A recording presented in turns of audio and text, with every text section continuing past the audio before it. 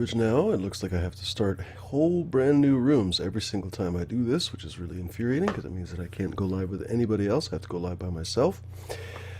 So it is. So we'll figure this out. I've been thinking about getting rid of Zoom anyway. It's probably about time to get rid of this fucking hot garbage. We'll see how long it takes me to start this show here and put some links in and all that kind of stuff. My computer's a little bit bogged down. I've been doing some stuff on it, so unfortunately I've got a bunch of stuff going on here. Okay, here we go. Probably hear some humming from the fan. What's up, Bud Kilowatt? Cheers, buddy. Welcome, welcome. Green light. We'll see if we can have a show here, ladies and gentlemen.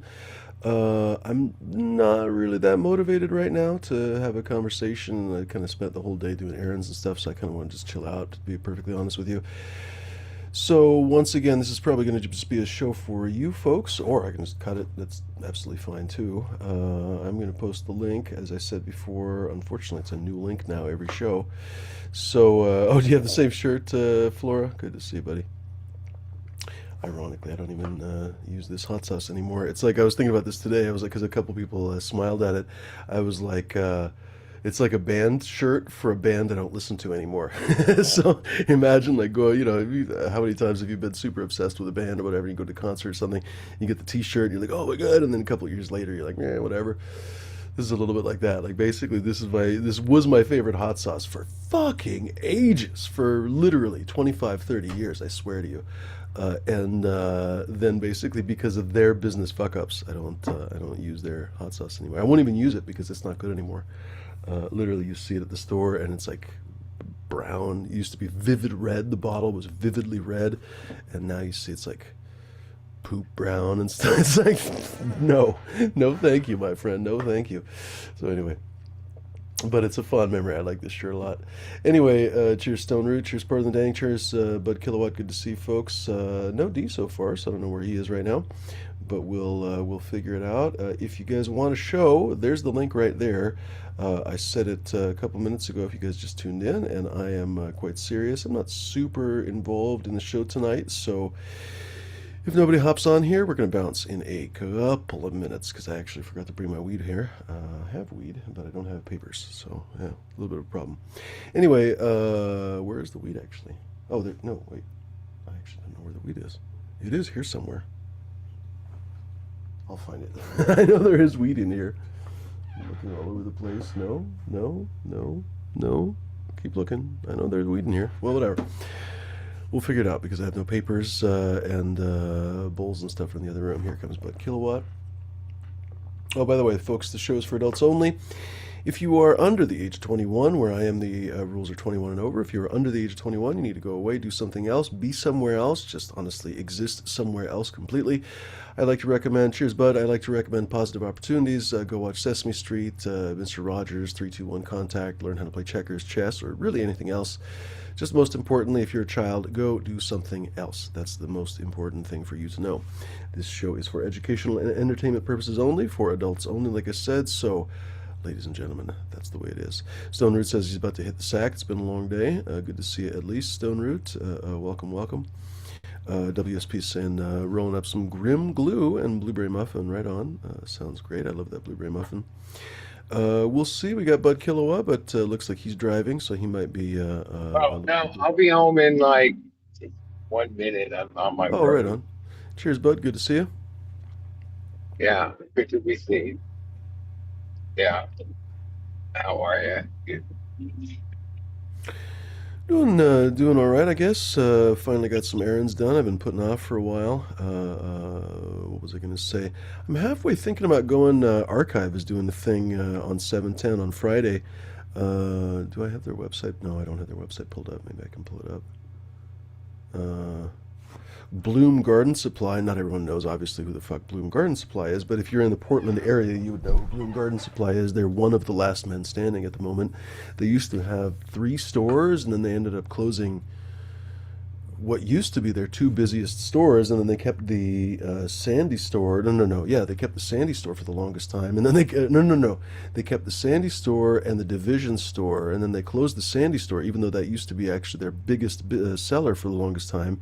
The Milwaukee store was the first one, but anyway, they kept their Division store, but real estate prices are probably crazy. They probably had to renew their lease, and they've moved in, I guess, into the same complex with Archive. So Archive has this little parking lot complex with a couple different buildings. I want to say maybe totally 3 buildings, because it's like one building on one side and no, maybe it's only 2 buildings. I don't remember. So my imagination is that they're probably on the other side. I don't know actually right now, but I was like, oh, that actually sounds fun. Maybe it's going to be an old school weed party, because Bloom Garden Supply used to have great vendor days. Really, probably the best in Portland, at least that I know of. Especially back in the day, a few years ago, Canna would come and everybody else, and they would, hand out all kinds of fun stuff. I got a cool Canna jacket that I have no reason to wear because who the fuck wants to see me in a Canna jacket? But the guy gave me, I can't think of the guy's name, but the main rep from Canna for years, I don't remember the guy's name. Dutch guy, obviously. I can't think of the guy's name. Anyway, he gave me a Canna jacket, whatever. In fact, also, I think it's one size too big or something, so it's like kind of a useless jacket for me, but anyway, that's the kind of stuff that used to happen at those things. It was fun. Anyway, so I'm thinking about it, halfway thinking about it. It's a little bit of a pain in the ass to get there, so especially since I saw today that the 205 freeway is going to be closed down, so it's going to be like a fucking nightmare to get there. Because they're in the middle of nowhere. Honestly, they're really not super close to anything. Archive picked a cheap place, not a fantastic place, honestly. Well, I don't know how cheap it is, but it was probably way cheaper than the middle of downtown Portland. But anyway, they definitely kind of march to their own drum, and they're way the fuck out of nowhere.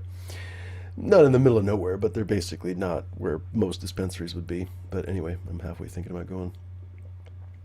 Nobody else seems to be joining up. I don't know. Bud seems to be interested in conversation. Bud is always interested in conversation, so he's here already. But folks, if nobody else really seems to hop on here, I don't know how far we're going to get this evening. I don't see D, so maybe he's off this evening. Did I save? I did save a couple stories, actually. Maybe we could read those in the meantime. Where did I save them? Of course, in Reddit. No, not in history.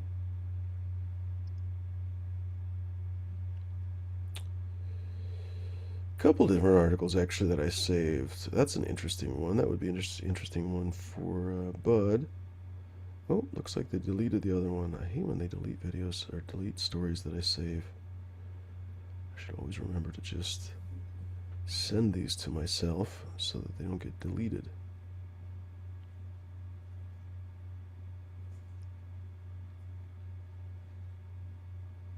Dang it. Yeah, it's alright. We'll read this one.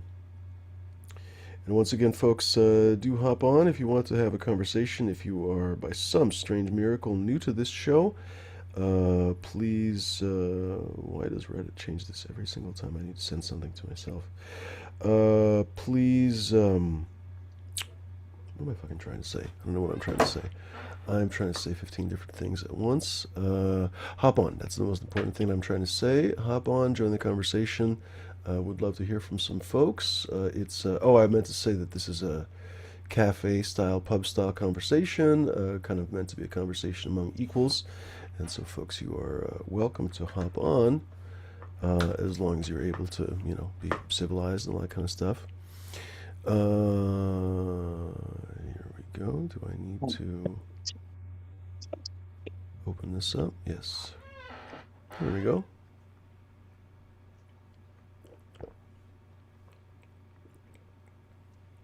From the San Francisco Chronicle. This will be a story near and dear to Bud's heart. From Richard P. Ormond, with one of their most anemic clone photos they could have picked. California promised a legal weed market. It built a mess instead. By the way, this is an opinion article, not a necessarily what's the word I'm looking for? Regular article. California voters legalized adult use cannabis in 2016 with the goals of bringing the industry out of the shadows, generating much needed tax revenue, and a desire to begin repairing the damage that decades of prohibition had inflicted on communities of color. Nearly a decade later, the illegal market still controls an estimated 60 to 80% of cannabis sales in California.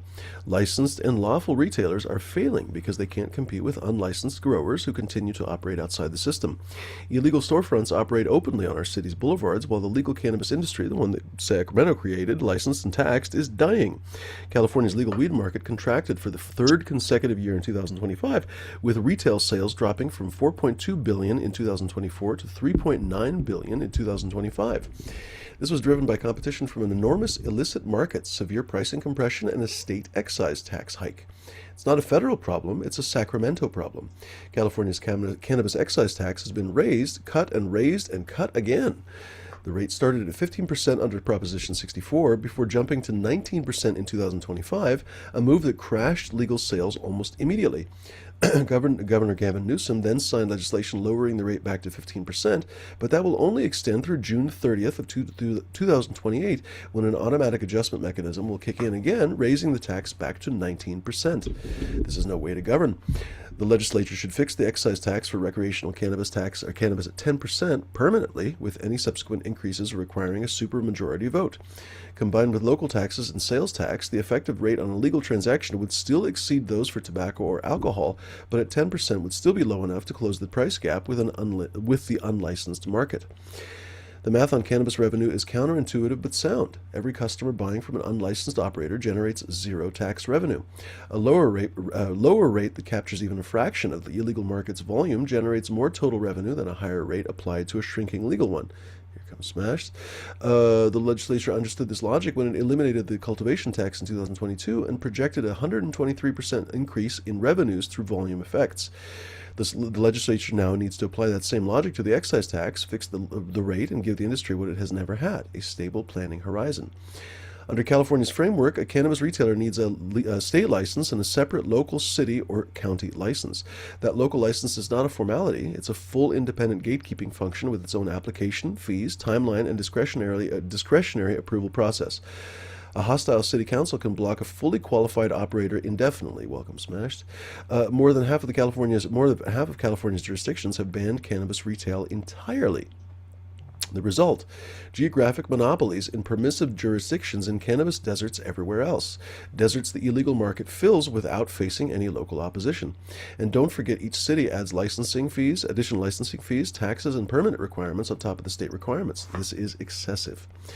New Jersey solved this problem. The State Cannabis Commission issued a business license. Municipalities may regulate locations through zoning, but cannot run a parallel licensing or taxing process. California should adopt the same model. The Department of Cannabis Control should become the sole licensing authority, while local governments can continue to hold onto the zoning power Sorry, I've been breathing crappily today. While local governments can continue to hold onto the zoning power over where a business operates, not whether it operates at all. This is not a novel idea. The Alcoholic Beverage Commission issues state liquor licenses without a local licensing counterpart. There's no principal reason cannabis should be different, and a decade of evidence confirms the cost of pretending otherwise. According to the Cato Institute, local municipal taxes severely crippled California's legal cannabis industry over the last decade, driving operators out of business and bolstering a thriving illicit market, although of course Bud will tell us that the market is definitely not thriving.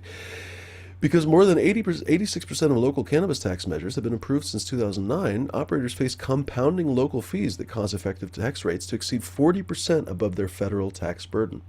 Since 2022, 6 years after the voters legalized weed, the United Cannabis Enforcement Task Force has seized over $1.2 billion in illicit cannabis products, and that represents just a fraction of an illegal market that accounts for an estimated 60% of statewide sales. The problem is not that enforcement has failed, it's that enforcement is not scaled to the problem.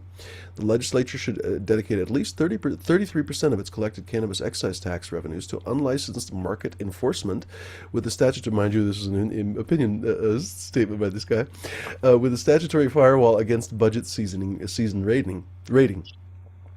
One third of the dollars the state collects should then be locked in for law enforcement and civil enforcement of already existing state taxes, existing state laws to curb illegal markets.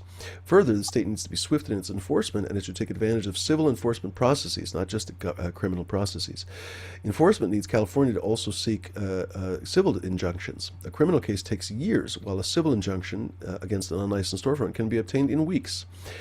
The California, okay, I know personally that the California civil thing is fucking backlogged 3-4 years, so that's not going to work. The California cannabis industry is not asking for a charity. It's asking Sacramento to honor the deal it made in 2016, a fair regulatory framework where licensed businesses can actually compete and generate revenue. That deal has been breached by California lawmakers. The tax structure has been punishing and unstable. The licensing regime has handed gatekeeping authority to hundreds of local governments that have used it inconsistently and often destructively.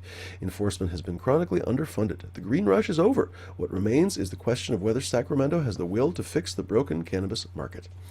Richard Yeah. B. Ormond is a partner at Buchalter LLP, a cannabis and hemp industry law firm. Give me a fucking break. So in other words, this is a cannabis law lawyer basically writing this opinion, but whatever. It was still an interesting article. Well, here's my Piece. thoughts. I thought of when you read it. One, okay, the black market's always been here. The difference now is that this legal market, I would say, is at least, if not over 50% of the black market. Okay, because that's what's keeping them in business. They, this stuff's going out the back door right into the black market. That's that. That's true. You've mentioned that. In fact, that's probably one of the Now, biggest reasons why the black market producers are not thriving, because the legal producers are black marketing out the back door and undercutting and everybody. Yeah. and I don't know about all these storefronts that aren't legit because I don't see those. Mhm. Now, I'm sure they might be tucked in there, might be in a couple hoods, a couple operators like that, but that's not It what's used to be happening. super rampant in Los Angeles to the point that it was something like the dispensaries knew how long it would take for the cops to come raid them, and it was literally like 120 days or something. So they could make a lot of money in 4 or 5 months basically before the cops even showed up. And so they would just do that, and then before the cops would show up, they would just close up shop and leave, and Yeah. go So go there like was a down the bunch of street that. somewhere. Yeah. But like as far as that's not no, that's not it. Hmm.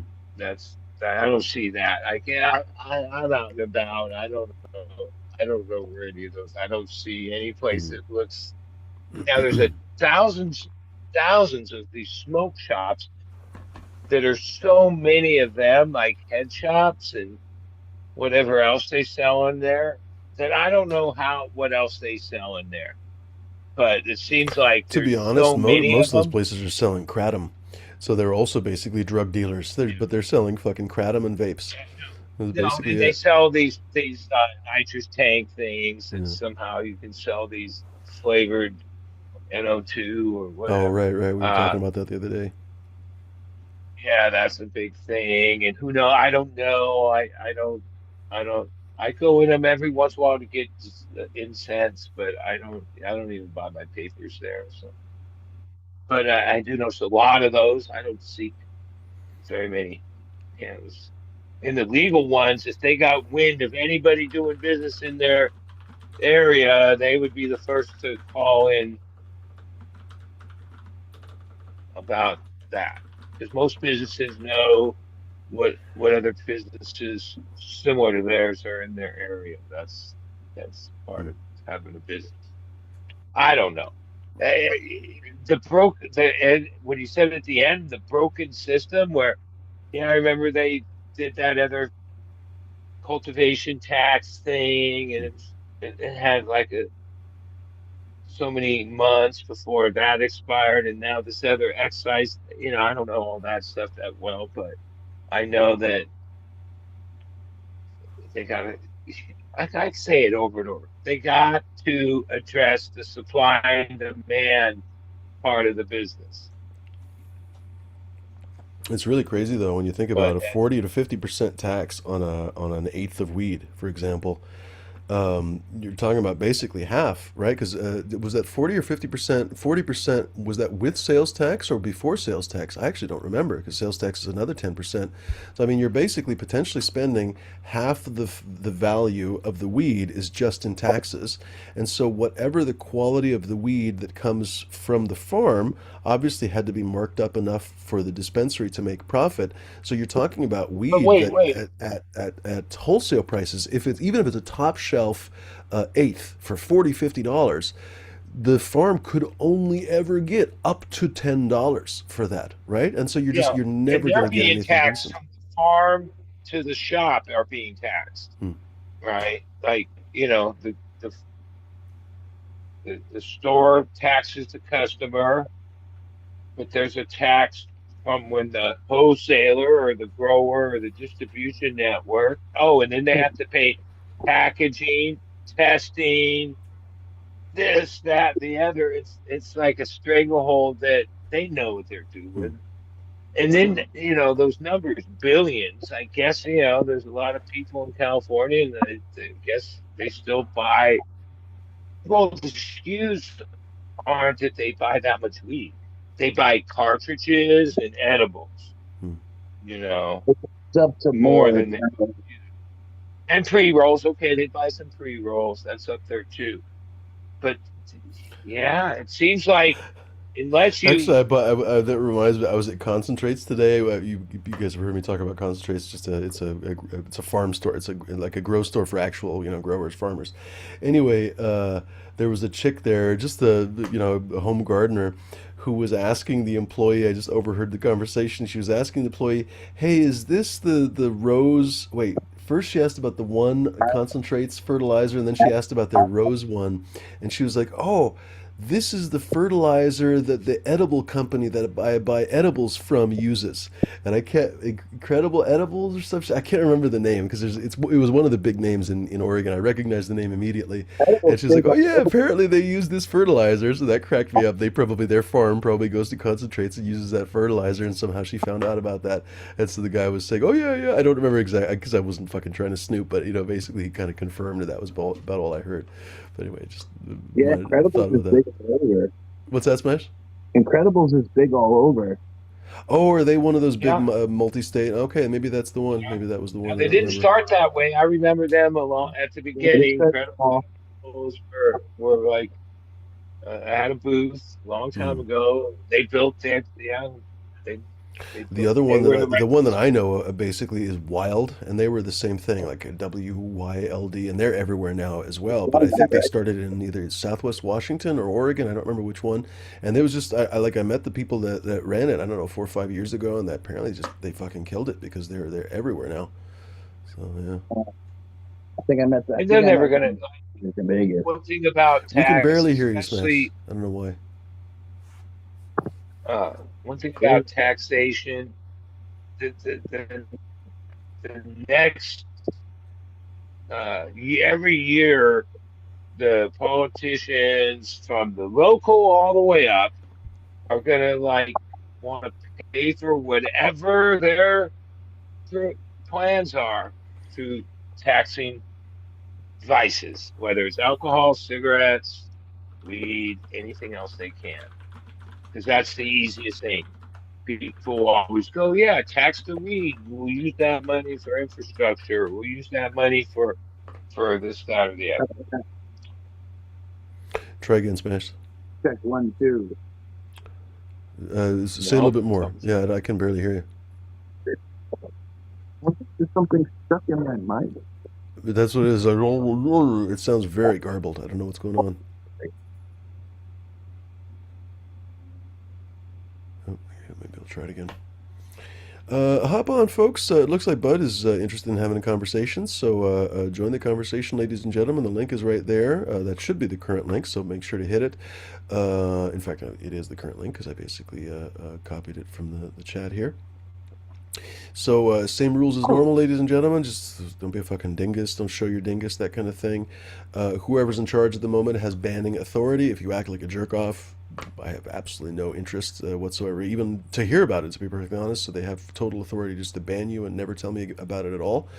So keep that in mind. If you feel like acting like a dramatic fucking drama queen, we have absolutely no interest in any of your interesting drama. I'm sure it's super interesting to you, but it's definitely not interesting to me.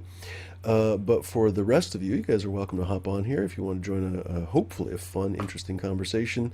We'll give it a little bit longer here. I don't know. Before I leave, maybe I'll hand it off to Bud because honestly, I'm starting to think that I want to go Yeah. do some Well, other I stuff hope right now. Jeff comes on and Silent. I don't know what he's up Yeah, I don't. to. Do we need to start later or what, guys? Because I'm not joking when I say I'm not into this 30 40 minutes where I wait for you guys to come on and then you eventually come on and go for 5 hours. So if you want me to start the show at 8 or something, that would be better for you guys to hop on. Or I don't know what it is. Do you guys need to be hyped up enough to hop on here or what it is? Because I'm ready to leave. I'm literally ready to leave right now. I'm just basically waiting for you guys to hop on. I'm completely ready to leave right now. In fact, I'm just gonna leave. I'm not gonna beg you guys anymore. But if you want to end the conversation in a few Yeah. minutes, feel free. All right. So I'm the host. Well, You're I'll the chat it host. up with D. See what he's. D's not here. I don't know. Nobody's here. Oh, So well. Oh wait, here comes Smash is back. oh, is he? He probably got his audio fixed. We'll check his audio.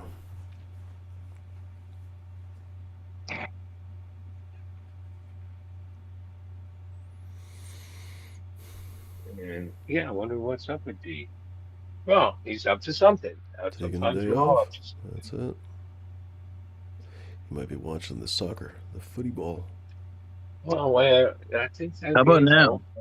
That sounds Yeah, good. now Okay. the Venezuela game was I really talked to good. D. He said he was waiting to see if you went live. Okay, I'm not trying to fuck with you, but your audio suddenly went bad again. What did you say? You were talking to D, but what? I was talking to D, but Okay. he said he was All right. waiting to see if you went live. Oh, well, maybe he's, I don't know, it's the waiting room or something. Maybe he fell asleep. Uh, what's been going on with you, Smash? I just got back from the studio a little while ago, made some food, just hanging out, trying to make music. Yeah, I'm at the studio at least twice. I'm trying to get in at least 4 times a month, but it's more like 2 right now. Is it like your friend's studio, or do you have to pay for the studio? I mean, they are the homies, so I get a really good discount. Gotcha. You know what I mean? Like, tonight I gave him some really good oil. Okay, that's cool.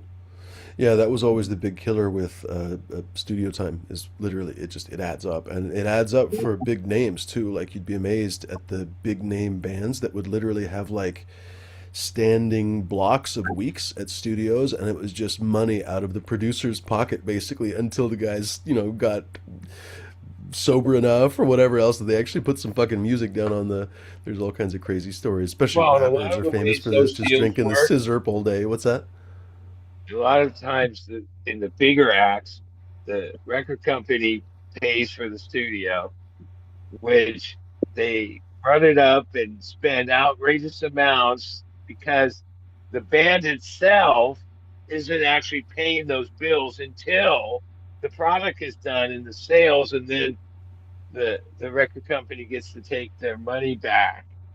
Where if you were budgeting that money yourself, you probably would show up on time, utilize the time well, and But if it's on the I front, think the studio they time go was still weeks in being front. paid for, but like you say, it was probably being accounted for in a different way. Like I said, because those studios are kind of Yeah, brutal, like what was the place right now, like sound system or whatever the fuck, where Beyonce and everybody were at? That place was famous. Like they could get any drug you wanted any time of night. They had all kinds of fucking crazy they shit. go all And, night. yeah, yeah, yeah, Whatever the artist wants, and yeah. a lot of that's been cleaned up. But Not really. 'cause, no, Believe it or not, it has been cleaned up because there was just a lot of scandals smashed. There was a lot of crazy scandals. yeah, There's only so yeah. many drug runs you can do at 3 o'clock in the morning before people pay attention, and shit like that. But and also, by the way, those places went out of business because they couldn't afford to. Actually, to put a period on that commentary. Actually, there were like 2 places. I can't remember the other name. There were a couple other studios like obviously there's hundreds of fucking studios in LA, but there were two studios like this that were like 24 hours. Obviously, random people couldn't go there, but Yeah. Beyonce could literally walk in at 2 o'clock in the morning and start recording. There was a recording person there, there were microphone people, there was audio guys, everything. Everything was full service there, and they had like chefs on staff and blah blah blah blah blah. But I mean, those places they were literally in the thousands of dollars per hour. You know what I mean? So it wasn't something that like I would go record at or something, you know. But if you were I've fucking heard Prince or somebody, you know. I've heard stories Well, of people like DMX. He'll be like, "Oh, I want to record a song," and with another big artist, and the record label sets up the studio, and DMX just doesn't show up until the next day, type shit. Like the yeah. artist is like in the hotel, like waiting for the That call. was a very common one too. When artists would beef with their record companies or their producers, sometimes they would do stuff like that. Basically, not show up to scheduled, recording times or whatever else, or not show up when the band is there or whatever else. Axl Rose was famous for not showing up when the rest of Guns N' Roses was waiting at the studio and shit. So yeah. Anyway. Yeah, and like Prince, at a certain point, he had his own studio, Hmm. so he just did it all at his own. It pays the card. And then he just yeah, he had he spent a lot of time in studios to create what he did, but he ran his own. Hmm. Yeah, Yeah. nowadays you're not gonna see Jay-Z. No, the place you're talking Kanye. about, it just flashed. It's called Sunset Sound, There we go. right? Oh, it's a tourist place. It has so much history. It has like different rooms and different people would be there. And in the hair metal or rock era, uh, there's books and books. People told the craziest stories went Hmm. on at that place. Did they go out of business or not? Sunset Sound. No, they're still there. I don't think they do a lot of I could business swear I wrote I read an article. No, they're still there. Yeah, I could Yeah. swear I read an article here on this show That's like a couple the of years ago or recording something. studio, but places that still are in business are the mastering and what do they call it when they, like, oh, the recording studio records it and then they sweeten it at other studios. Those ones, the big acts, use all those. But like home studio and the way technology has has come, yeah, and a lot of those studios weren't. I mean, they were small. They were just like these businesses that built a bunch of little chambers, and oh, they had the gear. They had all the well back when you had to have 24, 48 track recording and all that stuff. Yeah, now it's digital, and Uh, they don't really try to record things in the same fidelity they used to, because 90% or more of the music's listened to through MP3s and Hmm. Bluetooth, and look, fidelity isn't as important as it used to be. We're spending the money on fidelity, Right. and like what great like studio records I don't even know of any like who come out that often, right? Hmm. studio records, they're rare Well, now. like records is not such a thing anymore. I mean, sales. People listen to music through different means. Um, yeah, I'm having fun. I got a couple things coming up. I think I'm going to Maine for an event called the Bonfire coming up. I think I'm going to camp out there too. Fuck it, like we'll leave early in the morning. We'll hit up one of the beaches in Maine. Go to the event. It starts at like 4:30, 4:20, and then fuck. I figure split it with the homie, and we'll each camp. Don't have to drive home. This Well, is it's a cool. Yeah, 2 day it's event. Let me just finish this. Here at Sunset Sound, we have three distinctly different live echo chambers that have been become something of a lost art at recording studios due to space limitations and technology. Chamber number one was our first, and it was built when the studio opened in 1960. It's gained legendary status over the years as the chamber you hear on the original recordings of The Doors, Buffalo Springfield, Rolling Stones, Jackson Browne, Led Zeppelin, Doobie Brothers, Van Halen, and countless others. Clients have come to the studio for decades just to use this chamber on their projects. Chambers number 2 and 3 were completed with the addition of our Studio 3 in the late 70s. Chamber number 2 is somewhat similar to number 1 in shape, but slightly larger, and number 3 is by far our largest and longest decay time chamber. They were both envisioned by our previous manager, Bill Robinson, who migrated from the Capitol Recording Studios just down the street originally, and he loosely designed them on the Capitol chambers. This is fucking fun shit. Well, the Capitol Records, that's that weird round building. Yeah, you yeah, see it's just all- down the street. but Yeah. That has and always has had a really top of the line recording Yeah, studio. Capitol's been a name forever. Yeah, Way back into jazz and everything, yeah. yeah, and it's up on John the Coltrane top floor. released on Capitol, I think. Yeah. I mean, I think even big band shit was at the Capitol Records. Like they have a Yep, no, for sure. spot there. Yep. Yeah. Yeah, Pretty sure Love Supreme was A on lot of Capitol that. Records. Go ahead. Well, it's gone away. So it's not the same business it used to be. Nope, definitely not. And you're 100% right. Like, basically, the big bottleneck now in recording your own sound, I mean, famously, like Billie Eilish and her brother recorded, and this was 15 years ago now, 10, 15 years ago, they recorded hit songs, right, that made her entire career, the Blue Eyes, not the Blue Eye, Ocean Eyes, and a couple other ones. And then a whole LP, basically. They did it in her house. Now, granted, that's cheating a little bit because he was like an actual producer. He wasn't just some fucking guy. But they still did it in their house, and the bottleneck there isn't so much even the equipment, because you can honestly rent the equipment relatively inexpensively, but also you can buy equipment for thousands instead of tens of thousands or hundreds of thousands of dollars. It used to be just even 10 years ago, hundreds of thousands of dollars. But now it still costs thousands. Don't get me wrong, it's not fucking free, but it's still thousands instead of tens of thousands. So you don't even have to spend anywhere near $10,000 to get a couple decent microphones, depending on what you're recording. If you're recording a whole band, you need more microphones. But if you're recording one guitar player and piano, dude, the claws. Keeps shoving his claws into my foot. Anyway, my dog is like right under the table. He just keeps shoving his fucking claw into my foot. Anyway, so for example, microphones, you could buy 3-4 good microphones for less than $1,000. So guitar player, singer, etc. You can do all the board stuff basically virtually in a computer. You can buy all the plugins that emulate every single possible thing you can imagine. And most of the I mean, okay, there's thousands of different plugins, but there's excellent versions of basically everything mechanically you might want to have emulated in the past. You know, Hammond B3 organs, no problem. None of that is a problem.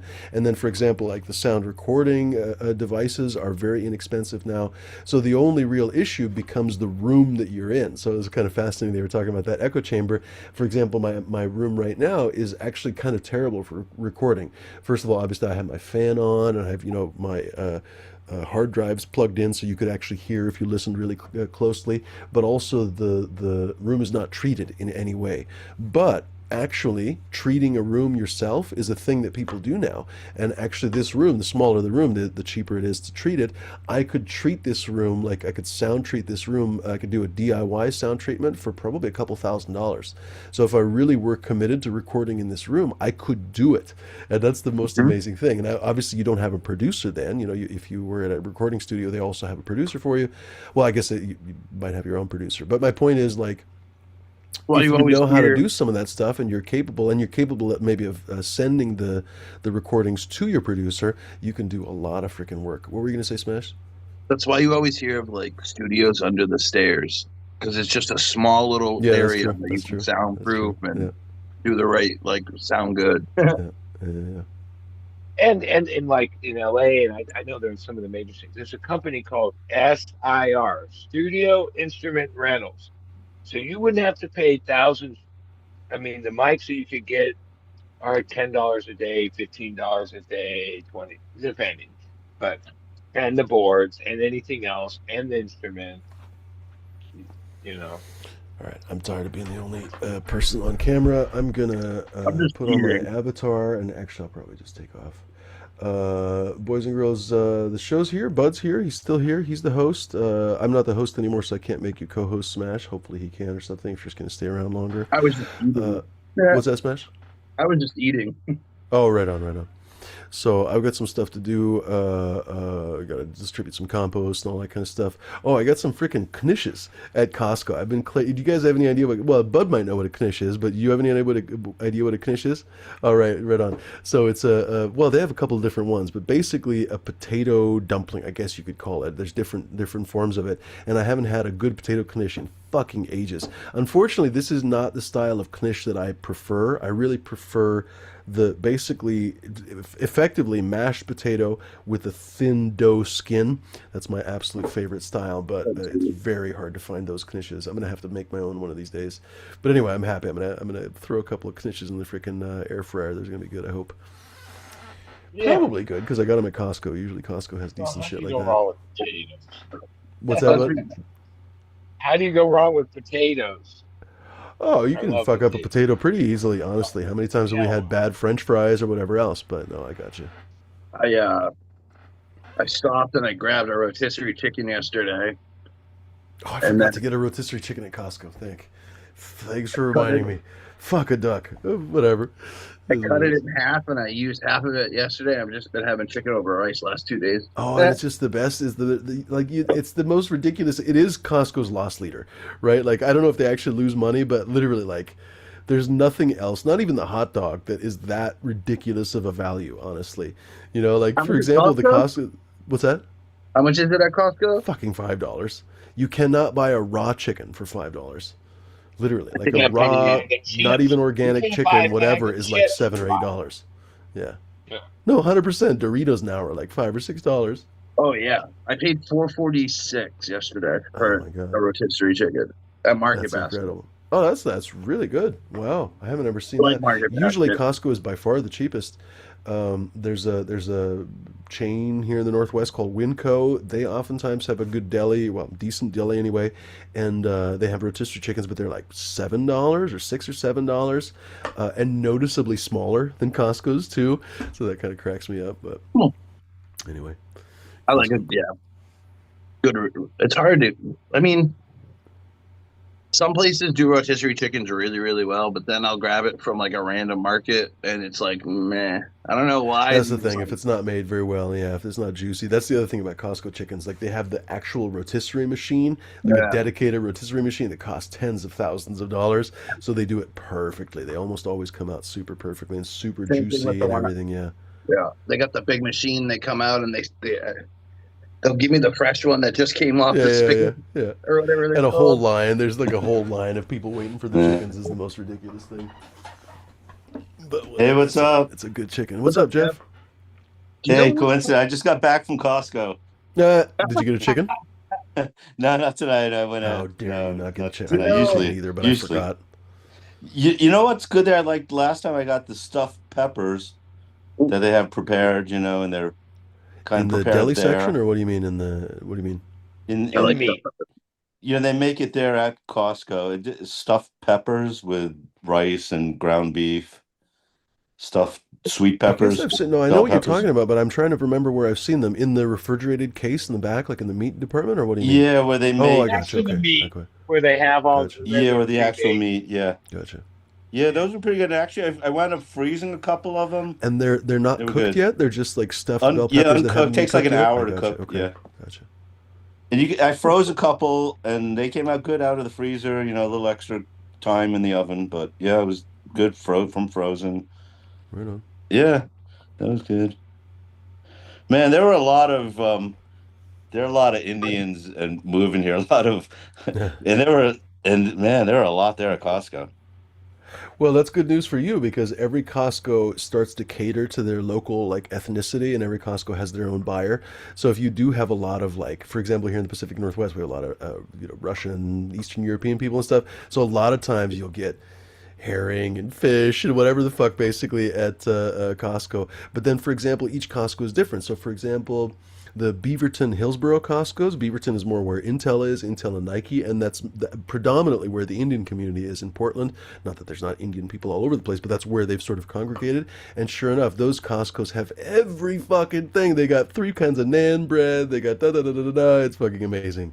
What was the one? Yeah, that'd Oh, be and cool. for example, in California, some of the Los Angeles Costco's, there's lots of Korean people, and so at one of the fuck, for the life of me, I can't remember which Costco this was, but it was a Costco that I never really go to, like in the middle of freaking nowhere on the way somewhere. But it was on the east side of LA. Anyway, obviously a lot of Korean Asian people there because they had like bulgogi wraps. So they have the chicken wraps, you know what I mean? But these were like bulgogi beef wraps. So Oh, it was the yeah. same thing, like a chicken wrap. It was so fucking good too. Like I would drive right back just for that. It was really tasty. Anyway, but it was just like a unique thing that only that Costco had. Yeah, it was good. The produce happened to be a little off lately. I don't know what's going on with produce. Yeah, Costco's. For example, they were out of bananas today. Look, that's one of the main things I go to Costco for. I was like, "What the fuck?" You had one job, Costco. But, yeah, I'm gonna I hardly ever buy vegetables there anymore, to be honest. Every once in a while. I got a BJ's close to me, not a Costco. I was gonna say your mom likes BJ's.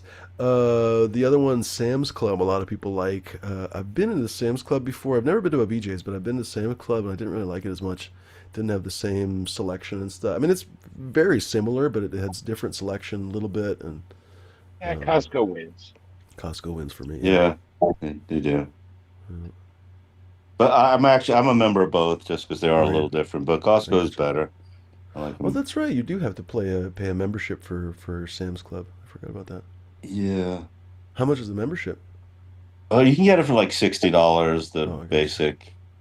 Oh, and they have the same as Is Costco. They have Sam like the Club basic and the like more advanced part one. of Walmart's empire or no? Yeah. Yeah. So That's kind of why I avoided them. Like Walmart is not the arbiter of quality for A me, little- you know. So a little secret, Groupon, you can usually get Sam's Club, BJ's, and Costco memberships for a discount. oh, that's good to know. Huh. Yeah, but well, I got my Costco at the end of the year. I just got it this year. I haven't been a member for a while. Oh, really? But in the end, there was some discount at the end of the year, and I got it. It's Christmas kind of thing. Check. But I think the last time they did it was 25% off. yeah, something like that. Oh, so Walmart, I just bought something at Walmart and I wanted to return it. And I just bought it through the mail and I want to return it at the store. But anyway, Walmart, they do returns like from your car. What do they call it? Yeah, car. Don't get out of your car returns now too. That was the cool. first time I ever heard of that. I mean, I've heard of like, you can order online and they'll bring it to your car. But I never heard of like you do a return and then I guess when you get there, you text them and they come out and they'll take it back and okay, thanks, bye. That's fun. Yeah. Oh, So shit. good service. It was That's good service at probably- Walmart. That's probably to keep people from taking items in the store and trying to return them. Jimmy, before you go, You know what have you checked out the Insta Luna Pro? The new 3 camera, the new it looks nice. I haven't looked at it too much. Who's talking? Everybody's talking at once. Somebody needs to take a break. Who's talking? It looks pretty dope. Bud's internet is bad, I think. Yeah, it looks real cool. Evidently, there was a whole story on Petapixel the other day that DJI and Insta are at war with each other over that camera, which it cracks me up. But it's a fairly significant camera. The DJI Osmo series has apparently sold really, really well, and Insta is obviously competing with that. And it's a weird relationship because Insta was for a little while using DJI's drone technology to basically kind of get around the DJI ban, basically, because you know how DJI basically is banned in the U.S. Anyway. But I guess that has fallen out. Hey, Bud. Oh no, it's okay. I don't know what he's doing. He's trying to eat, but it looks weirder now. Anyway, fuck was I trying to say? DJI Insta. I haven't spent too much time looking at that camera, to be honest, because it's not really a camera for me, but it's a lovely camera, like for blogging or vlogging and moving around. And actually, honestly, if I just didn't have other cameras, I'd be a lot more interested. But like seriously, anybody, like when you go anywhere these days, you see people filming themselves for whatever, for themselves, for social media, whatever. Perfect camera for that. And both the new Osmo and the Insta have auto tracking, basically. Second or even third generation of auto tracking, at least on the DJI one. So that one for sure is good. And so you can literally put it on a tabletop and just let it follow you, right? Like that's fucking amazing. A couple 3 years ago, you had to pay like couple $3,000 for cameras like that. What's that one? It's the DJI Pocket. Oh, gotcha. The Osmo first one or the Pocket. second one or which one? This one's the What do you have? first. Oh, it's one. like I see. It's like a chest mount. I got you. Yeah, I got it on a chest mount because I've been using it for my bike rides. Oh, right on. That's fun. But I found out they're not waterproof today. Oh, that's too bad. Yeah. I bet the new Insta is waterproof. Here, I'll show you that. But I got before it bounces. I got the one. I had a couple ones, and I really enjoyed them like a lot. So I traded one. I sold one of them, and I bought a two. So I have a Pocket 1 and 2 right now. And the 2 is great. You can zoom in. But with the Insta now, the new one, you can zoom in 12x. It's got two. Well, don't forget there's an Osmo 3, so I wouldn't be surprised if the Osmo 3 has the same capabilities, to be honest. And I know Insta, like from years ago, like they came in strong in the surfing world. So I bet it's waterproof. They don't overheat. That's like a big thing. Like I had a GoPro, and I've had an Insta 360 like action camera, and in the same situations, the GoPro would overheat in the summer in certain situations, and my Insta never really did. Yeah, unfortunately, I have to be honest. GoPro really shit the bed. Yeah. People When are the Insta fond of first their came new around, camera, but people are GoPro saying it's too was- little, too late. I mean, people called them GoPros, Yep. like whatever camera you had, because they were the predominant. They were the dominant, 100%. Leading Dominant, low, yeah. that's big. It's interesting that you can detach the controller. Obviously, in terms of a durability standpoint, that's not great because you can lose the controller and then you're going to have to buy a fucking new one. But at the same time, it's kind of fun because you can basically put the camera somewhere and still have your control and, monitor what the tripod. image is doing. Yeah, that's pretty sick. That's a sick That's camera. kind of cool, but you're right. I forgot how many years ago, but yeah, when this came out, they sponsored, It's cool that it gave can them be out portraits. to the surfers, and they had this mount for the That looks surfboard, good. and some of the coolest clips came out at Insta. Like they dove deep into pro surfing and surf clips. One of the biggest things for me is low light. It's like club atmospheres and stuff. Yeah. Well, for stuff like that, you're going to want a better sensor, bigger sensor. So, for example, like your oh wait, not your Nikon because it's a little bit older camera, but like a full frame, Nikon or whatever, that would be better. But I'm some looking of at these cameras, I think probably they've done enough AI optimization and stuff. They're not showing any night shots, so that should be an indication to you that this is not a strength of this camera. Which is not surprising. It's going to have a tiny sensor, etc., etc. This is not really meant for nighttime.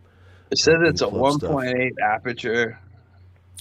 Sure, but that's, on these little cameras, it's kind of like your phone. It's not an actual 1. Yeah, technically it's 1.8, but it's not necessarily. I will say between the GoPro and my Insta 360 Ace Pro, the low light was very good. They had an active like HDR low light mode, and it looked great for That's what cool. it was.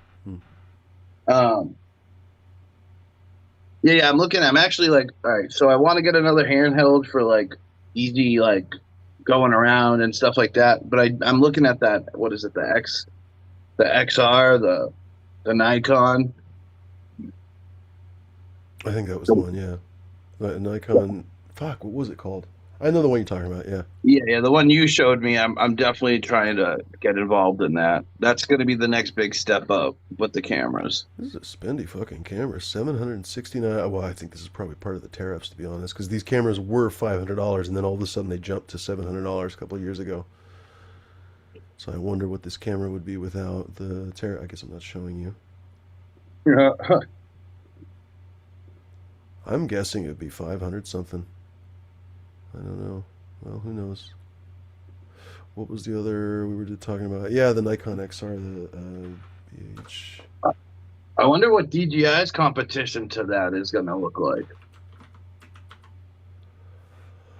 I don't know. I mean, DJI is like a big company. There, I don't know. They punch way above their eight. ZR. That's what it is, not the XR. ZR. It's this Okay. camera right here. DJI definitely has some cinema cameras. They have the one with all the weird gimbals and shit, but they're not like a camera company exactly. I mean, they are now because they own Hasselblad and everything else. It'd be really stupid to under appreciate them or whatever. But honestly, like for the foreseeable future, it's going to still continue to be Nikon, Canon, Sony, Panasonic. Panasonic is a sleeper that not a lot of people talk about, but actually they're really solid. What else? Maybe something, maybe Olympus, whatever, and eventually maybe DJI. Eventually. But Well, I wouldn't like. You're making a mistake if you're thinking, oh, the magic sauce is going to be over here in DJI. Like, no. Most of these cameras are exceptionally good now. This is actually like a thing that people talk about these days. Most cameras now are fucking amazing, and actually in complete inverse to the incredible way that everything has gone up in price now to the point that a bag of chips is $5, whatever else. Cameras are cheaper than they have ever been. And so even that $769 Insta whatever the fuck, the amount of shit that camera can do was a several $1,000 camera a few years ago. So these prices have just continued to fall down. So I guess whatever, maybe this may be a purist or whatever else, but I have to be honest with you. Nikon is so durable and so easy to sell also. So like you're talking about trading, selling, everything else, like everyone knows Nikon. Everyone wants a Nikon. Like everyone, even people who doesn't want a Nikon want a Nikon. So same thing with Canon and Sony, etc. So if you say to somebody, "Hey, I'm selling my Nikon ZR," they'll listen, as opposed to my DJI, blah blah blah blah blah. Unless they wanted that, like the gimbal or whatever, the Nikon is an easier thing to buy, sell, trade, all that kind of stuff. It's never going to let you down. Like my Canon stuff, I shit you not, none of my Canon cameras have ever let me down. Like, and I mean literally never. And this goes back to when I was a kid, like a little kid with film cameras. None of my Canon cameras have ever malfunctioned in a way that if I didn't, for example, sometimes I might have to shut off the camera and turn it back on, but that always fixed the problem. So like the fact that I've never had a failure and I've had dozens of cameras, that says a lot. And it doesn't have to be Canon. It could be Nikon, it could be Sony. In my case, I'm loyal to Canon, but you could have Nikon, Sony, whatever. And so I would spend the money on a reliable brand. I wouldn't spend it on fucking ting ting ting ting ting ting. And DJI is not a bullshit brand, of course, but it used to be. Like, so I don't know.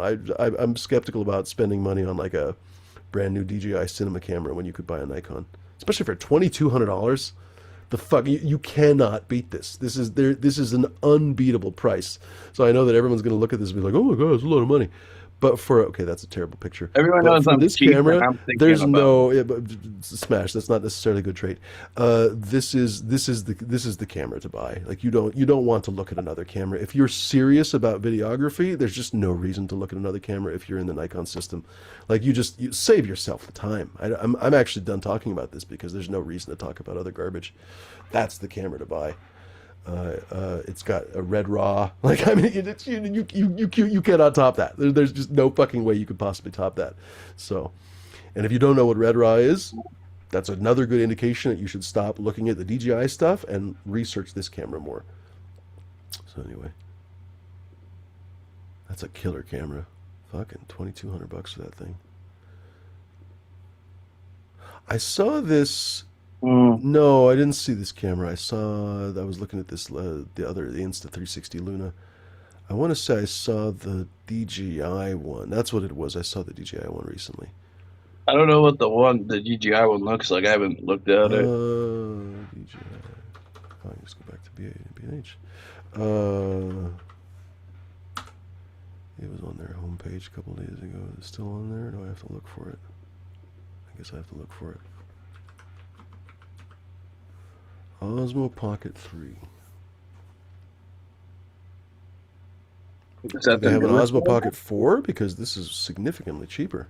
Yeah, I think they do. I think it's up Oh, to so four. yeah, so please don't on my show talk about the Osmo Pocket 1 and 2 or whatever anymore. Like it's several generations behind. I mean, yeah, I'm not trying to be an asshole, but like these cameras do improve with time. So they don't have the 4. It hasn't been released yet.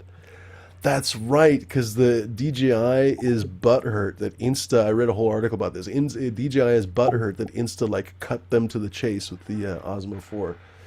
DJI Osmo Pocket 4.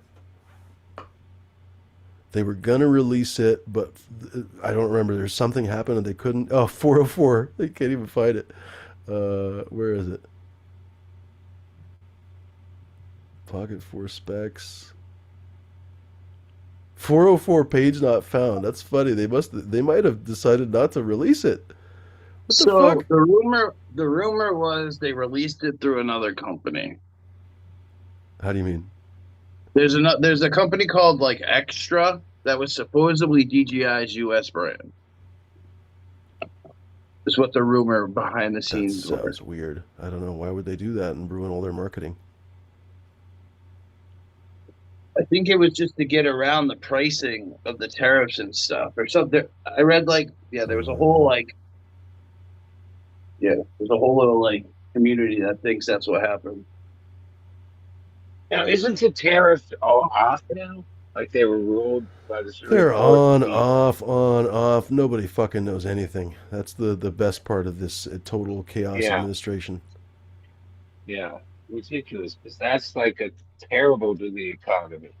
Like, just face it, tariffs are bad. Apparently, you can get the Pocket 4. This seems shady. I'm not going to tell you about this website. All right, never mind. Well, that used to be a legitimate website. But anyway, regardless. So apparently, the only new one you can buy is that Insta. That's the killer. That's funny.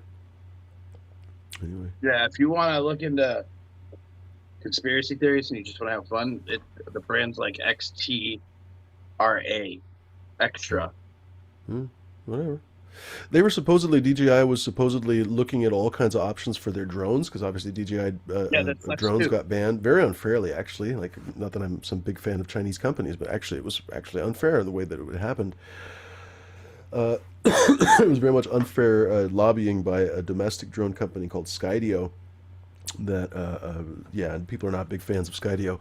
Anyway, DJI is the market leader, and they just got basically banned because Skydio couldn't compete effectively. Anyway, so DJI suddenly had to go all over and try to figure out what they're supposed to do, and so that's why they started licensing their technology to Insta and a few other ones. I can't think of the brand. There's a brand that they sell at Costco that supposedly those are DJI drones or something. I can't remember exactly what the story is, but anyway, a total I heard clusterfuck. about I can that imagine. too.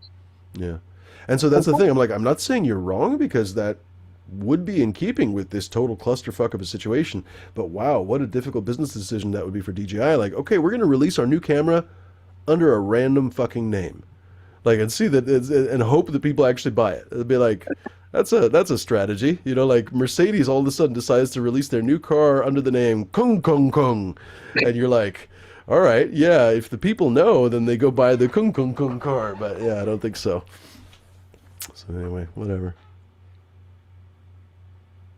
All right, I'm gonna hand it off to you guys. I'll leave the avatar going just in case all you guys shut off your cameras.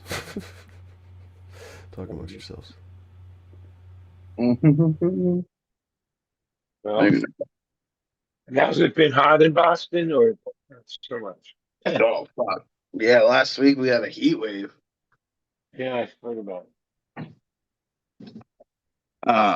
It was 90 plus for a week straight, pretty much 100 a couple days, and then this week's all rain. All like it rained all day today. I rode my motorcycle down to the studio because I was watching the weather, and I kept watching the radar, and all the clouds kept disappearing. and I was like, "Fuck it, I'll ride down there. It looks like it's gonna slow down or not rain." Then I get done, I recording, and I get home. I get outside, start like getting ready, and I'm like, "Fuck, it's raining."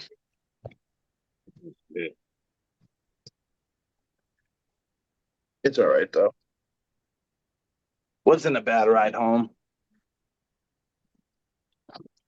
Now, wait, what happened to Jeff? Oh, I'm here. I've just been quiet, letting the Yeah. camera talk out. Yeah, it's expensive cameras. Yeah. Dude, my buddy just bought the Oakley Metas and he really likes them. But the new Metas with the screen and all that is like $799. They're expensive. Oh, the glasses we have with the screen, $7.99. Yeah, yeah. I wonder how they are though. They sound pretty cool in a lot of ways. I really enjoyed my Meta glasses. The Uh, ones without the screen, just for like listening to music, seem really good, or listening to anything. Maybe maybe it's not the greatest for music. It's not the best fidelity, but it wasn't um, that bad. Like it was cool because like I liked not having the headphones in. It was a different experience because you don't have yeah, headphones in. You can hear the music really well. All right, bedtime, Bubba. yeah. I don't know. I just bought one of these health rings, trying them out. Oh yeah. Ringcon, it's called. Yeah, like monitors your blood pressure, or not your blood pressure, your heart rate, your oxygen blood level, and like time between heartbeats and respiration, how fast you're breathing, and um, I mean, it's just kind of a cool little technology and then I'm just checking it out. I don't know. I don't know if Yeah. it checks for sleep apnea. It knows when I exercise. That's kind of cool. And it'll show my heart Yeah. rate during the exercise, and I could look And it up so later. you're happy with your numbers? Yeah. The sleep apnea, it says I have sleep apnea. So that was one of the things I was wondering about, like how I sleep. But that, it's kind of another cool little technology Yeah, thing. I've seen them around. There's all kinds, so many devices out these days. Yeah, they So, might, if they could measure blood pressure, that'd be like the next stage. But it's not accurate yet for doing that. Oh But wait, you said it can tell your oxygen level? yeah, it can do that though.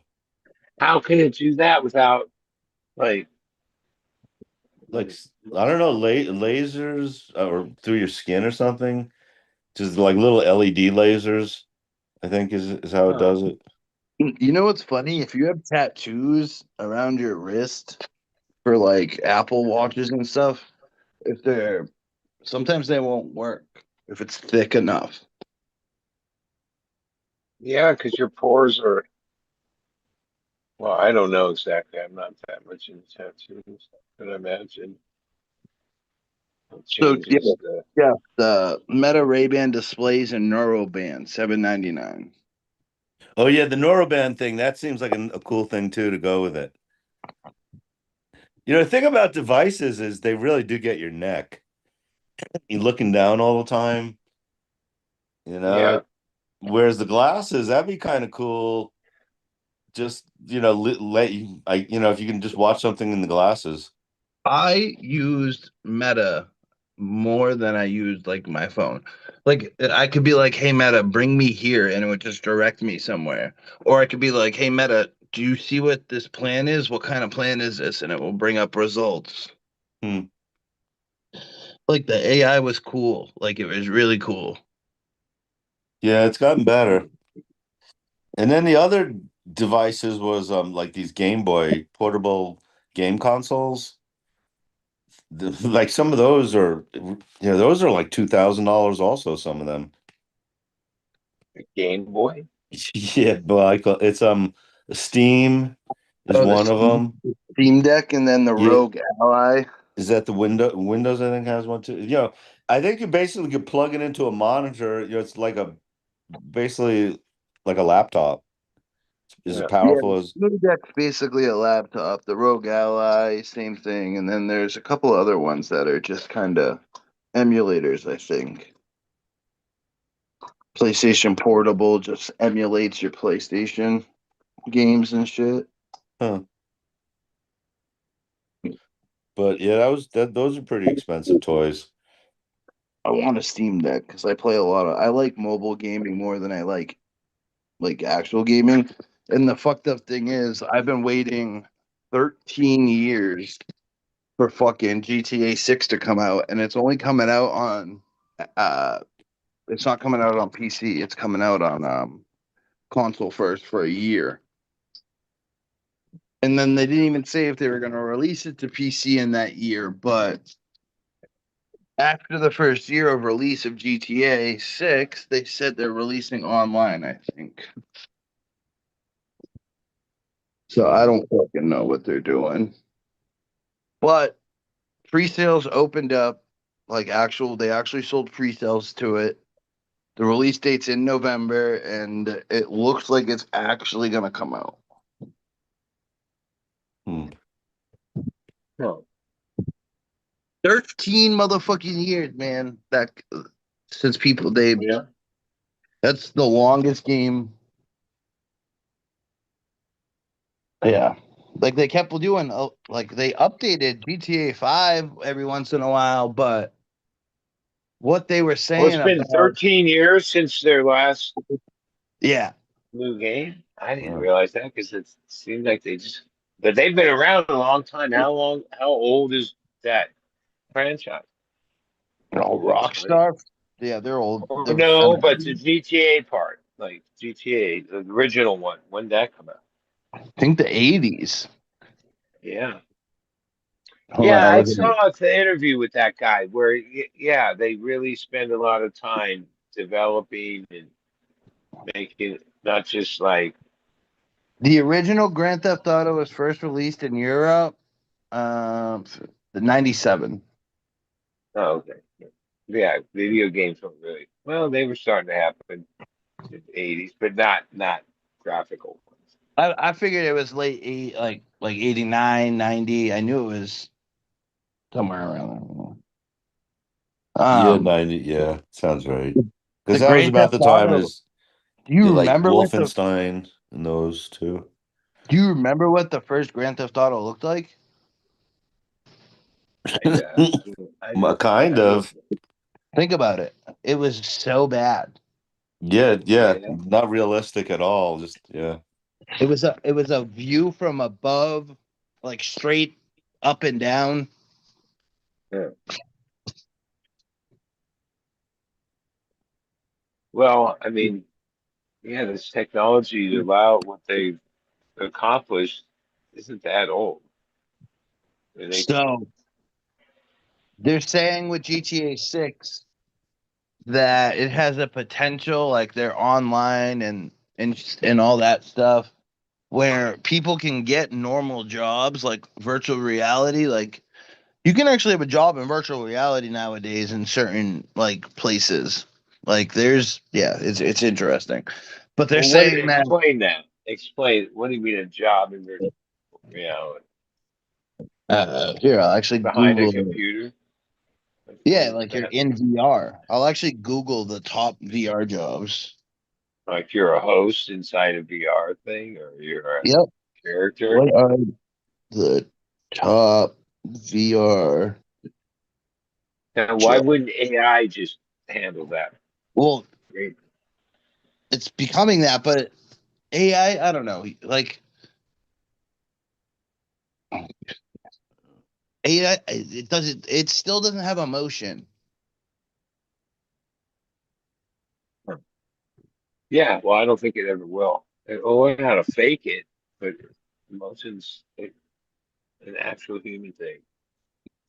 I don't know. Maybe the computer can capsulize it, but that's not real. That won't be real. I don't know. I don't know what to think of that. I think it's just a fancy like computer program. That's all it is. That takes data center. I don't need, is data centers part of AI? Yeah, yeah, Yeah, yeah. I mean, why? That's I where they mean, want to put a lot Pro- of the professional NVIDIA based, boards. professional based entirely inside VR. Virtual events, host and performer, in-world real estate and world builders, uh, metaverse community moderators, virtual tour guides and corporate remote workers, immersive flight and tactical sim instructors. Like, yeah, The people are living in VR. Some what? But they're saying yeah, GTA. It's going to be like that. Like you can have a server where people are making money being a janitor or a babysitter or uh yeah, it's supposed this is going to be what they are claiming it's going to be very technical, like the it's going to be groundbreaking what they're doing with the game. next level. Yeah. It sounds a little like Second Life. Player One type shit. You ever see that movie? Uh, Oh no. yeah, you would fucking love it. Player One, watch it. Okay. It's about like this guy made a whole virtual reality world. I think it might be in the future. Um, and people are playing to win the virtual reality world because everyone is in it. And the maker died, and the only way to actually own it is beating it. And the guy's partners that built the game with him or helped him or gave him money or something uh built a whole company to try to steal it from the community. It's such an interesting dynamic. You'll like it. Well, Yeah, wouldn't I'll they? check I it out. mean, okay, they would own it because they put up the money, right? They were partners. Yeah, the guy died, then the partners Yeah, get but it. Right? I get it. It's a movie. it's a movie. One, it's a movie. Two, it's like it's kind of like the little guy fight against the big corporation. It's cool, Yeah, but it's and all in VR. yeah. Well, Yeah, Ready. uh, I think. Hold on, is it Ready Player One or is it just Player One? It's Ready Player One. It came out in 2018. oh, Hmm. Oh, it's old actually. yeah. I mean, that's But like yeah, 8 years ago. Yeah, yeah, it's a even Steven pre AI. Spielberg.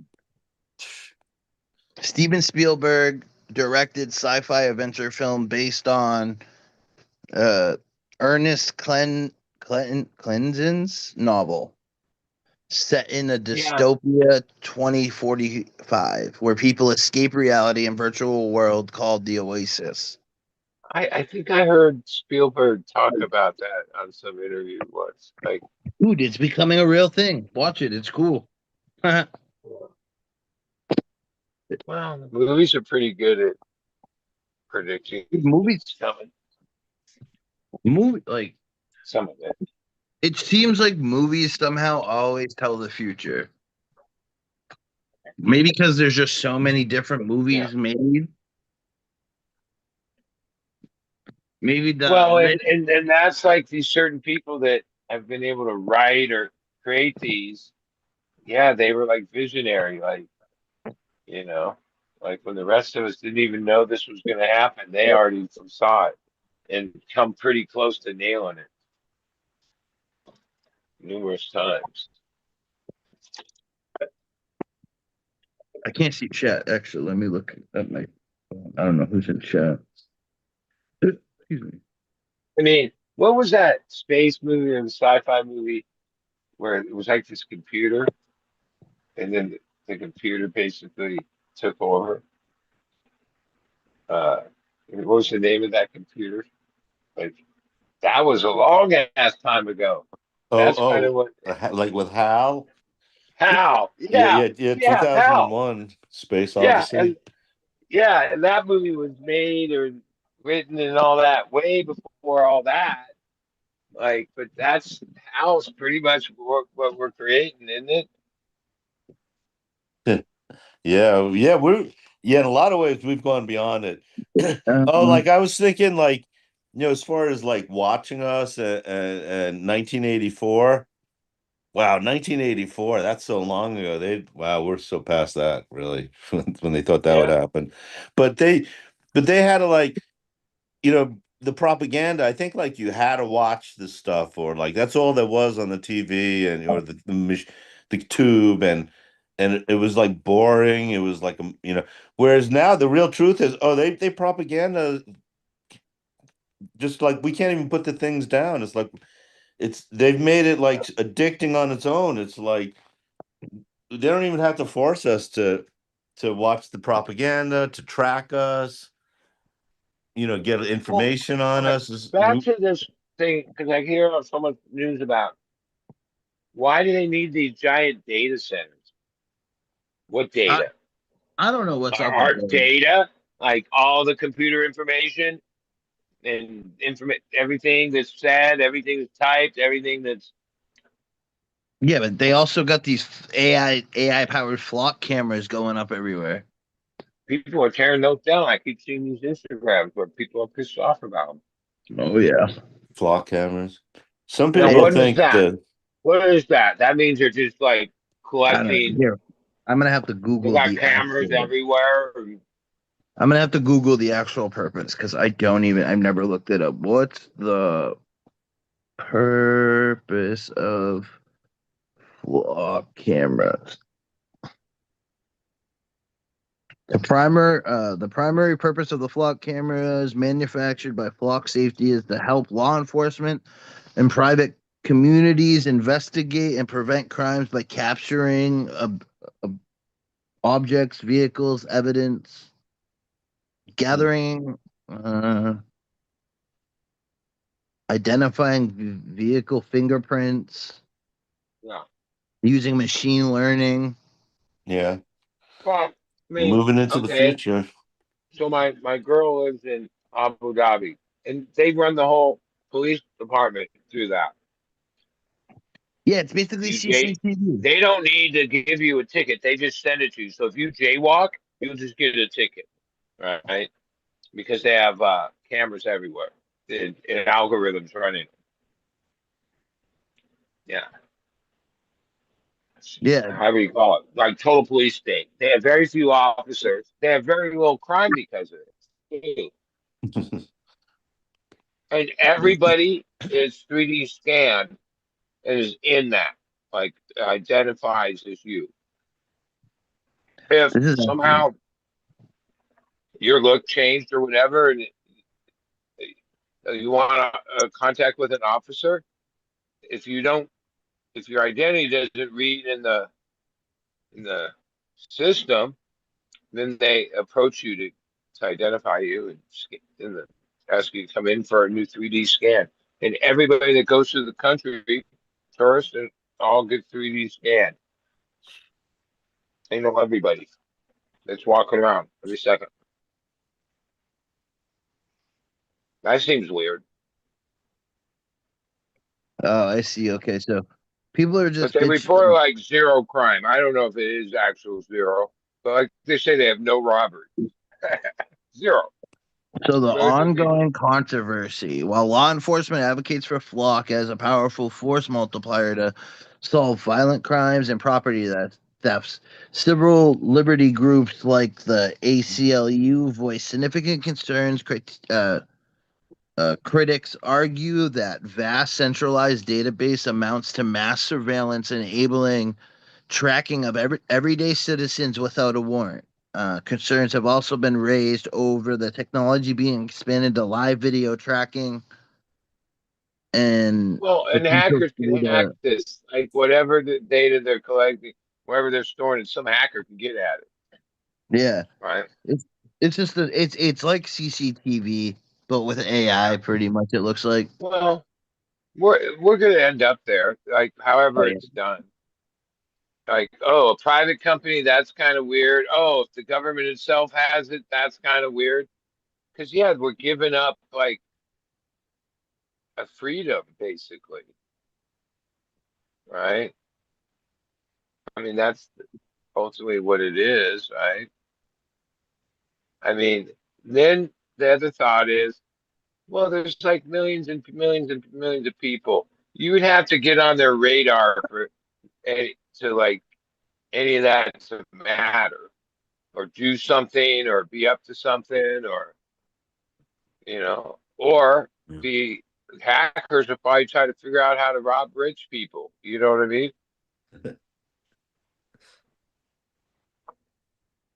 Catch them slipping. Have you guys heard about this Lego thing? Some guy's dad was dying, and they gave their like $500,000 or $250,000 Lego collection to a place called Bricks and Minifigs. I think I saw a little meme about that or something. Well, Yeah, not that it, long ago. it is huge, and the guy that like broke the story and made it big, they ended up like corruption in law enforcement. Like it's becoming the biggest story wrapped around the weirdest little thing. Well, Lego's loving it because it just keeps their name in the zeitgeist. I It's mean, interesting. one of It's our big interesting. attractions over in Carlsbad, and I've gone there with friends' kids and stuff. It's the lamest place there is. It's called Legoland, right? It's an amusement park. It has its own hotel, has like a little aquarium thing, and then you walk around, and it's not like the cool Lego shit I've seen on Instagram of people build craziest things and all. No, this isn't even like that. And it's outside. So, yeah, they've done what they can to keep it clean and stuff. But, like, it's what, like, they have this castle. They have these Lego things they built, little like, Western town or this train, whatever. They It's, have kid rides, like the not like the level 0 or 1 year old to like 4 year olds would probably yeah. enjoy. Oh, I hate that place. Legoland. It, Yeah, it's made for kids. That's a Danish thing. That's what yeah, that's one of the Danish things that I don't know if they have and famous for If Legos. that's a business model they have other cities, or the, the one in Carlsbad's the only Legoland in the world. Well, yeah. Someone asked me a question. I don't know if they got the answer. Um, WSP Freak. It is on the 18th. You should definitely come out if you're still watching. Who? Uh, WSP Freak. Ask me Yeah, when the that's Chris. bonfire. Yeah, that's a cool guy, dude. Take the opportunity to hang out with Chris and his sons if they're around. Yeah, come out. It's gonna be a fun time. The bonfire is always cool. It's an interesting time. Well, I think Billy Strings is coming to your town, dude. Whether you get a ticket, they're not even that expensive, or just go down to the lot for an hour. I'd advise it. You'd have a good time. See a different side of the music scene. I It's wouldn't a mind watch. happening scene. I wouldn't mind watching Billy. Uh, I'm not sure if Chris is going to the Boston show or he's in chat. He should join us. Hold on, let me check. Billy Strings. Yeah, If he's in if you guys Boston. want the show to keep going, bud, I'm gonna bet my phone's dying. It's at 27%. I'm gonna jump off when it's at 15. So All right. I got like 20 more minutes. Well, what'd you find out about Billy Strings in Boston? Am I right? Oh wait, he just said you should meet me at the Billy String shows in Boston. Hell yeah, dude. You like trust me. I flew out and spent a week with him and his boys in an Airbnb in Asheville when we went to five. I don't know, where it was fucking. I think it was five Billy String shows, one night off, some other show. That was. I've had some good times in my life. That was one of the best times. We all just chilled, ate good, smoked good, partied a little bit, good, and had the best time at the shows ever. When I flew out there, I had no idea Oh how wow, yeah, easy it he's was. all Right? over here. So his events are the July 21st. He's in Boston. July 22nd, Boston. July 24th, Portland, Maine. 25th, Portland, Maine, and then the 28th, Hartford, Connecticut. Yeah, yeah. I like to get out there, but if you're in Boston and it's close, yeah, make it make a priority of it. You have the best time. Meet good, cool people. Smoke some killer weed with all kinds of fucking hillbilly folk. So, yeah. Which one's the And I cheapest? mean, if you appreciate people that play good music and really masters of their their their domain, yeah, him and his whole band are like, oh, I know it's bluegrass, might not be hip hop and what you're into, but these guys can play. Like they're like your age, dude. They're just 30s, early What's 30s. I wonder what the cheapest show is around here. Hmm. Oh, tickets are sold out. Come back. Come back soon. Yeah, check. Chris will help you, and there might even be like the way to get a ticket at base, which I don't know what that is, under 100 for sure. Like who knows? I'm not sure what Boston charged, but he didn't charge a lot. Um, there's a website, and it mainly caters to the jam bands, but there's other acts in there too, called cashertrade.org or cash or trade. If you type in cash or trade, we'll pull it up. Um, Usually the best way to snipe tickets there is like if you're patient enough and know the day of the show, because one, the, the the computer program only allows the people to sell the ticket for face value. You can't up the price and cash or trade, but most people just it's just a you can offer them a thing, but a lot of times dozens of times gotten really good seats. A couple times not, didn't you have to pay for them? They were just like, oh, I can't make it. This happened. Just want to find somebody to take these tickets. Or other times they just want the face value. And they're good seats. Or sometimes whatever seats. If it's a sold out show, any seat's a good seat. And a Billy The show is pretty easy to move around if you're clever. the funny thing is, they just had the And the lock. parking lot's a scene.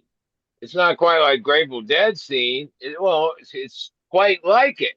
It's I just don't think. when you're I don't. like I don't. it's a hangout for like a couple of hours before and after the show in the lot. So it's in a weird spot in Boston. It's on a college. Yeah, well, hey, when first started traveling, going to on tour with Dad and different shit, we played a lot of colleges. Like we played in Syracuse because that's Rutgers, Cornell, uh, Duke University, North Carolina.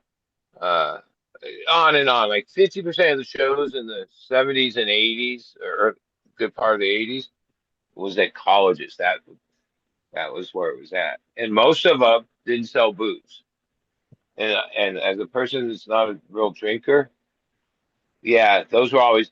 Oh, you would notice when we were on a tour where we went from college, a run in college, Champaign, Illinois, Des Moines, Iowa. So many were at colleges. Um, they didn't serve booze, and then the vibe in the show was like so much better. Then you get into like New York City or mainstream city shows where they served booze, and then there'd be the drunken behavior. The idiots come out, the amateurs. I'm definitely down to go hang out. He even offered to buy a ticket. I'll go 100%. I'm always Dude, you want down. to meet Chris? He's a solid. He's a grower, dude. I'm always down. He grows good. I enjoy good music no matter what genre. Well, then that's why I recommend you go and I mean, you got to yeah, remember, I've been to It's called Wormtown and Well, Strange Creek. yeah. Well, you heard me fucking rave about Billy Strings, but uh, yeah, there's a reason he My really favorite. My was favorite. at the top. And it's just like a hoedown. Like you just go anywhere in the place. The whole place is just having like the best time ever, from the front row to the last row. Like there's no stale. There's nothing stale there. Every and it's like infectious. It's like you think, if you think you can go there, just sit and watch it, or stand and watch it, and not get swept up into the whole uh what goes on. You can't. You could do that at a Dead Show. I saw people so high at Dead Show they didn't even move. They just were like locked in, right? Stand there with their arms crossed. No, I've never seen anybody do that at a Billy String show. Um, It's just too much fun. I guess it's too much fun. what's that video? It's like him just standing barefoot, and there's a guy. He's got a guitar, and there's a guy like he's sitting on the couch, and there's just a dude doing like standing barefoot next to him, and he's just singing a song about meth. Oh well, that's the Dustin and Baggy about meth. Yeah, A bunch of that's his what. songs, because like he grew up in I forget what part of Michigan, Lansing, a real rough part of town. His parents had sweet, and all their friends, musicians and stuff. As a kid, that's how he got so good, playing music with his stepdad and all of these guys. But they were all tweakers, because that's what that was a big thing in that when he was growing up. So even though Dustin the Baggy, it's obvious about meth, the words. When you've heard him explain what some of these other songs are written about, or about these people that were like his uncles and all these different people in his life that went in and out of prison and had a methamphetamine problem. Hey, Where bud, Simon's bluegrass trying to get in. al always, oh wait, here he is. Uh, Always sang about alcohol and alcoholism and all that, and the traditional bluegrass. Billy, like, basically, as a bluegrass player, was like, yeah, but that's not what I grew up around. I grew up around tweaking. So then he wrote in the same genre that they sing about moonshine and all that. That's in a lot of the traditional Americana bluegrass music. Billy, like, used his own instrument. He sings of those songs too, because they're the classics. They're the foundation. Doc Watson, and there's a bunch of stuff you can learn if you into it about this genre and the history of it, and the people that charted the course. And that's what, yeah, Billy's all about all that stuff. It's like an education in Americana, or American roots music, the bluegrass. I didn't think I was into him, but I'm into him now. Well, So it's hard not to the be. official venue opens up 90 minutes prior to start for parking. Yeah, that's what they say. Well, maybe because they don't want all that. Sometimes colleges aren't as fun as other places, Yeah, because sometimes. colleges have Yeah. have their decorum, and they're not going to let that fucking Well, slide for anybody. I'm almost positive they just had the locks. Yeah, didn't like a bunch of people just play there? Like, Yeah, they just had a whole big ass rap show, and we weren't thinking they were going to be able to smoke weed in there. And Marin Family Farms went, and they were burning it down. oh yeah. And sometimes they make statements like that, to, but then Deter people are going people. to show up at 8 in the morning and set up their vending. And Billy Springs has vendors and people that make a living on the thing. Those people don't give up Lot of because it nitrous. says 90 minutes before the show. How late? Considering how much you have to pay for parking, you should be able to get to hang out there for 4 or 5 hours before and a couple Well, yeah, hours especially afterward. if you have to pay for parking. Yeah, that's for sure. Yeah, A lot of places Well, charge like 50, $60, sometimes even yeah, more. crazy. When I first started going to concerts, I still have ticket stubs, late 70s, 80s. Tickets, I have ticket stubs that were $8.50 to see Grateful Dead. Yeah. $8.50. And 50 cents was like it printed right on the ticket. It was $8. The 50 cents was the For parking. parking. For the longest time, parking was included in the ticket price. Ah. Now they try to Like, sell you VIP parking for $1,000. yeah, no, it's ridiculous. Like I got the most I ever paid was at the Rolling Stones at SoFi, and I assume that's how much they have to charge for the football games at SoFi. Right. Uh, $80 to park. Hmm. I mean, which isn't terrible if you have like four friends in a car. It's like $20 each, Yeah, you know. yeah. Well, it's ridiculous these days what it costs to go Uh, to no, entertainment. I think like Dead and Company up like close to Fenway, it was like pretty close, like 70 or 75 or Yeah, something. no, they they all work together. Basically, it's cheaper where You got to use the apps. Yeah. not too, but like prices of event and parking is measurement with the wealth of that community. Well, You go to some places where money's a tighter, different economy, and there's real minimum wage and all this shit. And then things are cheaper. You some go to places like L.A., Boston.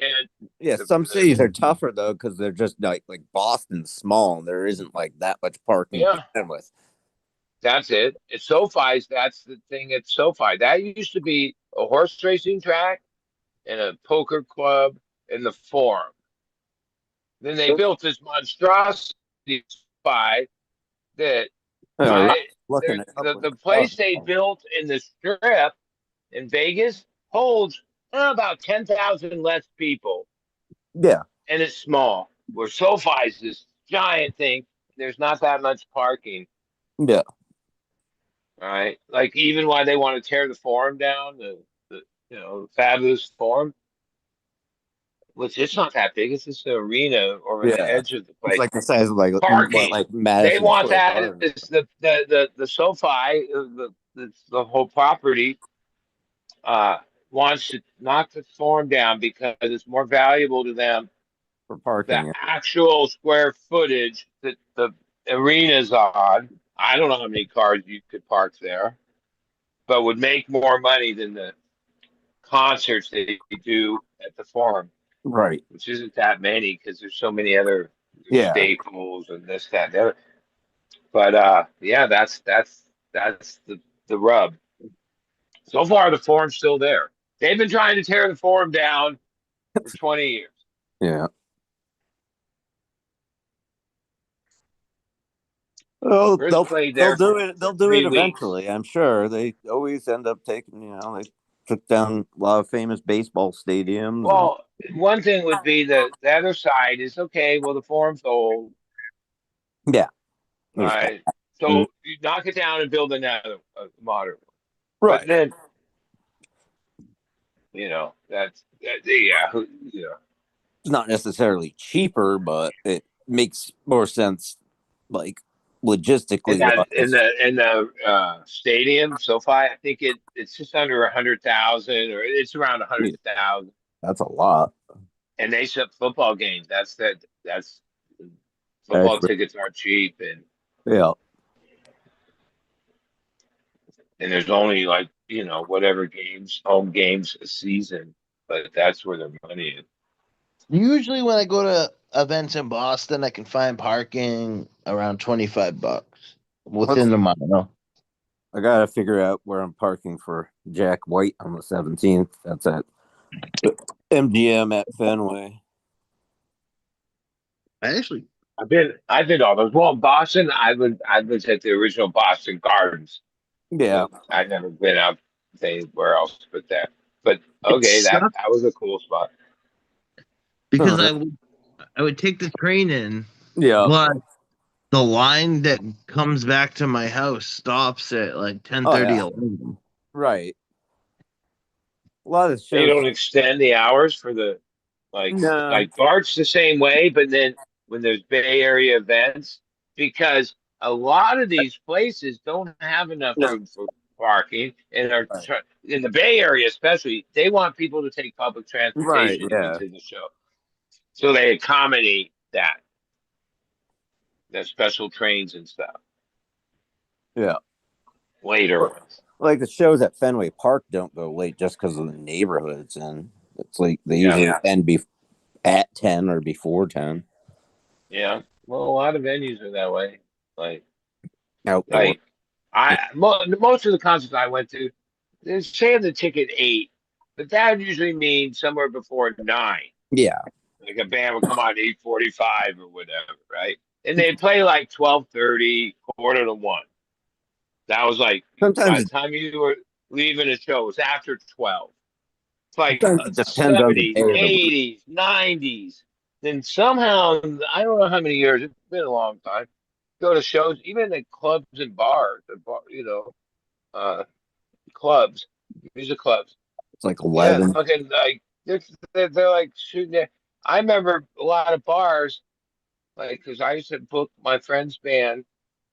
You, you had to play the last call, 5 to 2, Yeah. or a little after, Yeah. because Yeah. they had last call at 5 minutes to 2 because you can't serve booze after 2, Right. and they Yeah. were trying to serve you as much booze as they Oh, yeah. could That's how they until make a lot of two their o'clock. money. Yeah. Now, because this is what I understand, my friend is the manager of the Belly Up. They pay this super high liability insurance because out here the law has changed that if there's a DUI or Yeah. fatality, They get DUI, fined. Yeah. they can be sued because, oh, you served this person, Yeah. like, especially ones where they're like high level blood alcohol, Yeah. right? Where they go, oh, where was he at? Oh, he went to this event and he left with like a 3.5 alcohol level, right? Or they're liable. So now to have a better rate of insurance, they run this other model where they're really not trying to overserve people. They'll cut people off real quick, and they stop. They're not open till 2 in the morning. They're like yeah, 10:30, and the place is shut down by midnight, empty. And that's a repercussion of the liability law with alcohol. And that's probably across the whole country because if you could still operate if you want to serve till last call and all that, So you're going to pay a high insurance. You're going to pay a high Boston, insurance. a couple other cities in Massachusetts changed laws since the World Cup's in town. Instead of 2, last call 2, or bars got to close, it's 3 now. They extended it for an hour. Well, some cities are like New Orleans is that way, but some of those older cities have a different alcohol bar culture than out west here. Oh shit! All right, guys, my phone's about to die. I hope you guys have a All good right. rest of your week. Be safe.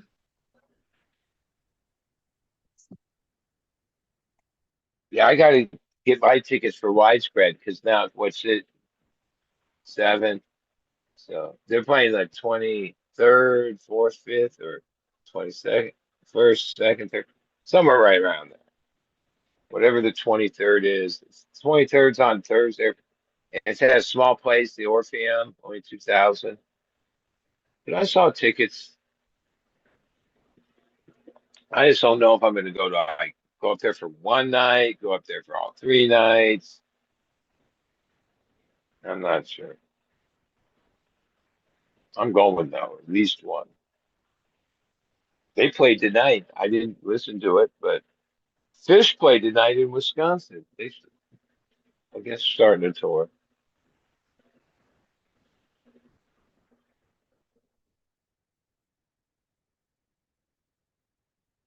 There's not that much music out here yet. We're later in the year. But it's almost later in the year. Billy's coming here like the end of, I mean, the end of August or beginning of September. And when I got those tickets, I forget when March or I remember when I got them, feeling like, damn, all right, cool, I got these tickets, but damn, that's a long way away, like over 6 months, almost 6 months. Now it's only a couple months less. August, September. Yep. Yeah. What happened? I don't hear anybody. I'm here. Oh. There's sitting So next what to have you my, been up to, Silent? You've well, been, fucked my knee up pretty good on the 4th of July. I saw the post. I couldn't tell what you fucked up, but all right, your knee. Yeah. We're doing what? Well, we went to the party at the hemp farm down the road, and then It was dark out. then it started to rain. Rain. Yeah, I was wearing like my Birkenstock sandals that are like, but they're like plastic Birkenstocks, so probably not good to be parked on a hill that's like it's basically like a hay field, and once that gets wet, and I don't know, I was going back to the car, obviously probably a little drunk, and I just fucking fell and Yeah. fucked it up. Yeah. That seems like the reason right there. Yeah. So But all right, today, the sandals didn't help, yeah, and yeah, your knee's probably prone to getting fucked up, right? Being yeah. versatile. I've had bad knees my whole life, tendonitis and them and shit. So, but I had my ex was out this way, taking one of the dogs to the vet, so I had her. She brought me Oh, here. the ex? You're still talking to her? Yeah, Holy shit. Has it gotten better? yeah. Oh, good. We go to shows and stuff, you know.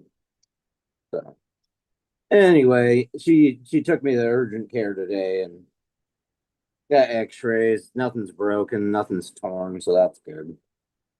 Just fucking swollen as fuck. Stay off of it. And Yeah, I can get around. I don't need like crutches or anything. They're like, "Oh, you need crutches." I'm like, "No, I've been going up and down the stairs since Saturday." Like well, after have you what? watched Billy? Did you watch Yeah, Billy's? I watched Even at the Willie Nelson, he's sitting down, and the whole band's sitting down. I didn't watch So that. I watched the Austin until Stewart. further notice, he's not standing. Where so they're playing tight and Yeah. they're playing instrumentally tight, but I realized, yeah, part of that whole show experience was him on stage and his dancing Yeah. and you know Oh, like he was standing. standing up with the Del McCurry. Yeah, but that was like one song, two songs. I guess Uh, he felt okay to do that there. yeah. I thought that was a sign he's going to be back to standing, but Well, like looks like for Austin, now, hey, he might be just it's a long tour. You don't want to, right? Yeah. and I'm sure it'll be a gradual thing where he'll all of a sudden sit when he feels like it. But the rest of the band also sitting is odd. But if he's sitting, it would be odd if they were standing. You know what I mean? Yeah. But the music's still there. Yeah. I don't know if we'll get like 30-minute meet me in the creeks and I, hide seats and I listened to the Austin City Limits show, and that was pretty good. well, that's a TV thing. He did quite. I really enjoyed that because he was able to expound, tell stories because it's a TV thing. Yeah, and it also like put it up on YouTube for free. That was pretty nice. Yeah, and it's only supposed to be 1 hour. That's like Austin City Limits is usually just song Right. or two. And then when it started, the guy's like, "Yeah, Billy's going to play 1 hour, and he's going to take 15-minute break. He's going to play a second hour," and he did exactly that. Yeah. So it was like a full show. Where Willie's, he only did 1 hour set, but it's Willie's thing. Yeah. And that There were usually, a lot of acts on Willie's thing. yeah, well, like usually with that like Outlaw Fest or whatever it was, like it's usually How often? shorter sets anyhow. Yeah, I mean, out of all the shows coming up, the one by me, I want to go to that. What is it called? Icona in Michigan. It's the Yeah, festival. I really want to go the Freak Festival. Yeah. Hmm. He posted the lineups and the set times and all that Oh yeah. because he's got Cleveland doing a set, a bunch of good Oh stuff. yeah, yeah. I did see that. Even on the other stage, the metal shit or whatever. Yeah, there's I fucking don't know. metal bands playing and shit. Yeah. Oh, but plus Sierra Hull's playing too. So Yeah, I think that's going to be the highlight of the summer. I guess after having his baby and having to leave renewal and refund everybody because he refunded everybody, that was one of the best events every year was renewal in Colorado, the festival. that was But the big one he used to do. well, well, I don't know if it's looking like he used to do because you figure ever since that happened where he had his baby was being born and he left. Um, yeah, there hasn't been another renewal.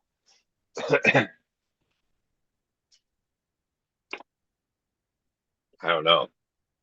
Maybe just take this year off and then do it.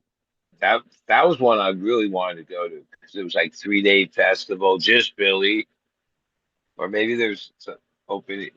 Like they had some other musicians in the afternoon. That's in Colorado.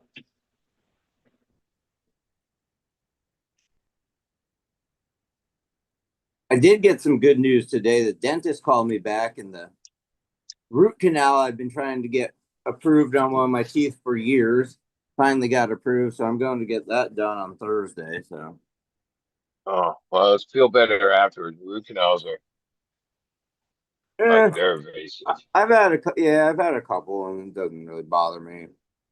I've I've got had them in bridges and crowns. I've had all that shit. it just sucks because I've been trying to have it like approved by the state, Medicaid Yeah. for years. Yeah, that on certain they'll pull a tooth.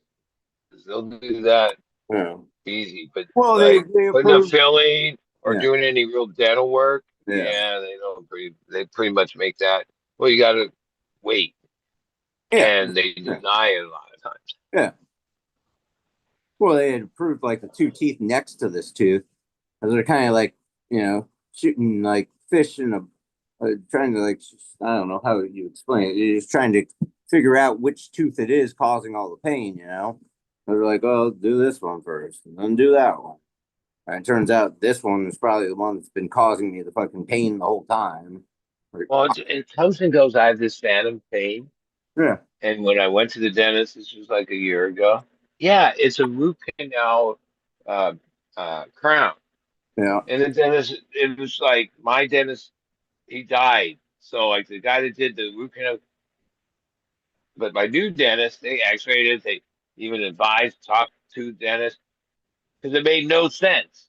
Because if you've had a root canal, that basically means they clip your root, the nerve, so you Yeah. shouldn't have any pain. Yeah. But But then they every miss. once in a while, They I don't don't do know it. what triggers it. It's not ice or cold, hot or Yeah. cold, or Yeah. something triggers it. And for like 3 or 4 days, I'm like, fuck, man, pull that fucking thing out. Yeah. But but then it'll heal itself. It'll like a couple Mm-hmm. days, and then I'll go weeks, months, Yeah, nothing. the It way feels it all is. right.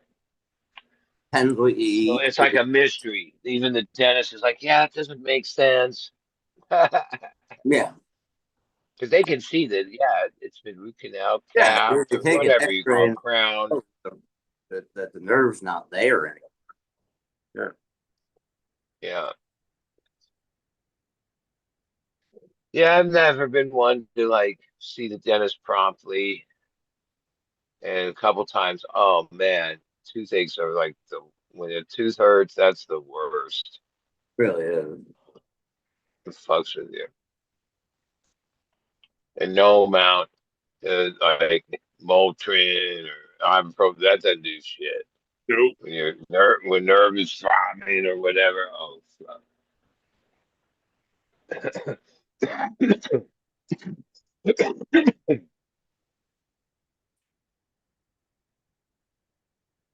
Well, Thursday's 2 days. Yeah, it's been bothering you and overdue. Oh yeah, you'll be glad to sit in that chair, even if it's gonna hurt a little bit. Yeah. I don't know. A lot of times I've had stuff done where I'm like, damn, we're done. I didn't even feel it. And then other times when Yeah. not so much. Yeah. A lot of times they can do stuff without having to even like numb it up, but like, One thing when a dentist is like ever done a filling or any like yeah, real dental work, I'm like, yeah, they got the one little thing that's like a mirror. They got your mouth open. They got the good light, yeah, but like, there's no fucking up, dude. You know what I mean? Like, it's very precise. Like, yeah, it's just, like your tooth isn't that big to begin with. They're just trying to drill right here or do whatever. I'm always amazed how much skill the dentist has yeah, to have like mastered that. yeah. You have to care. This guy's pretty good. And Yeah, well, there's good dentists and ones you might not want to see. well, don't have many. Also, that's the other problem. You don't have many options with the state No, insurance. no, when like my place, True Care, like yeah, I have a dentist, and then if it's like he's gonna reschedule, he only comes in the last Wednesday of the month because oh he's at all these other places, Oh yeah, they do. right? Some of them do a lot of good work. Like some, they go Yeah. down like Mexico and stuff Well, and all sorts of stuff. yeah, I've never gone down to what we call Molar City. It's right outside Tijuana, where it's like this little section where oh they're real fancy. Like you can pull it up on the internet, Molar City, and like prices are like 20, like 75% less for the same stuff that is here. Because dentists, it's not like, oh, I go to the cheaper dentist. No, there's no cheaper dentist. Yeah, They all like charge the same. Like, which I get it. I think dentists do better than doctors these days, except some specialty doctors. Like having a practice, because yeah, there's less insurance involved, and you know what insurance covers is minimal. You know what I oh mean? yeah. Even if you have actual dental insurance, it doesn't cover everything.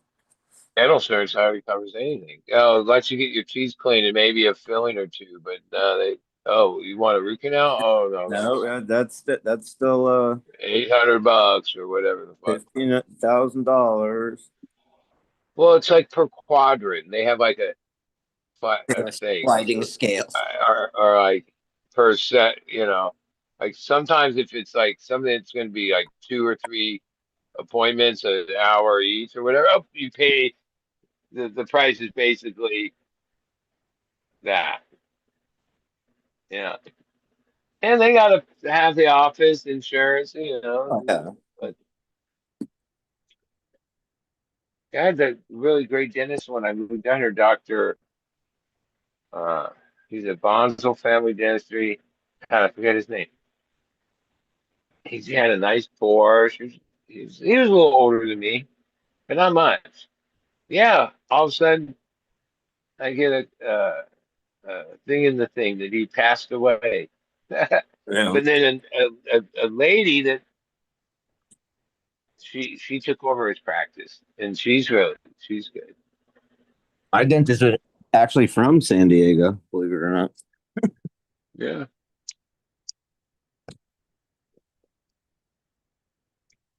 But I eat candy. Don't take no. I have I hard cannot. feelings and all. That's fun. My Sabrina, my wife, yeah, she's 43 and didn't have a single cavity, nada. It's also your genes too. Like it Yeah, depends, Some people have better yeah, bones than other people. yeah. But she didn't eat junk food, candy, none of that shit. No, Uh, hmm. never her whole life. She's a vegetarian. uh, She was super healthy.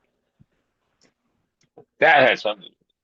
yeah, for sure. But even because they had to identify her. Yeah, the medical examiner turned her the dental record, but then like how they identify you is through your dental work.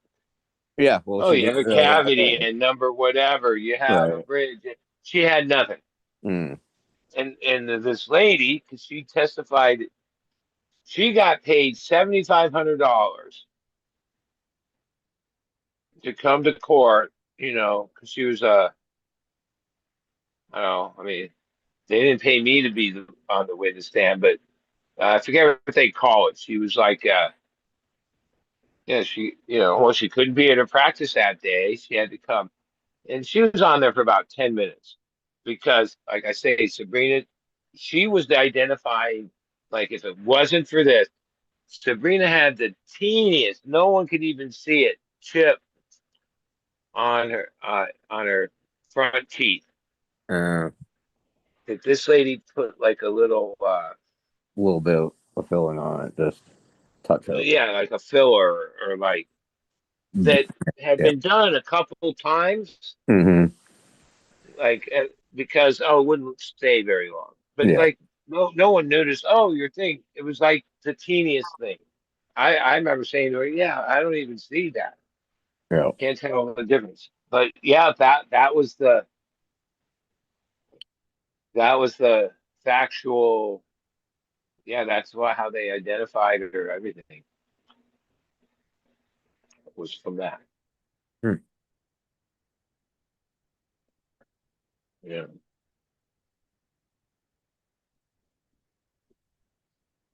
Well, it's So fun. that lady's like, yeah, she's still my dentist.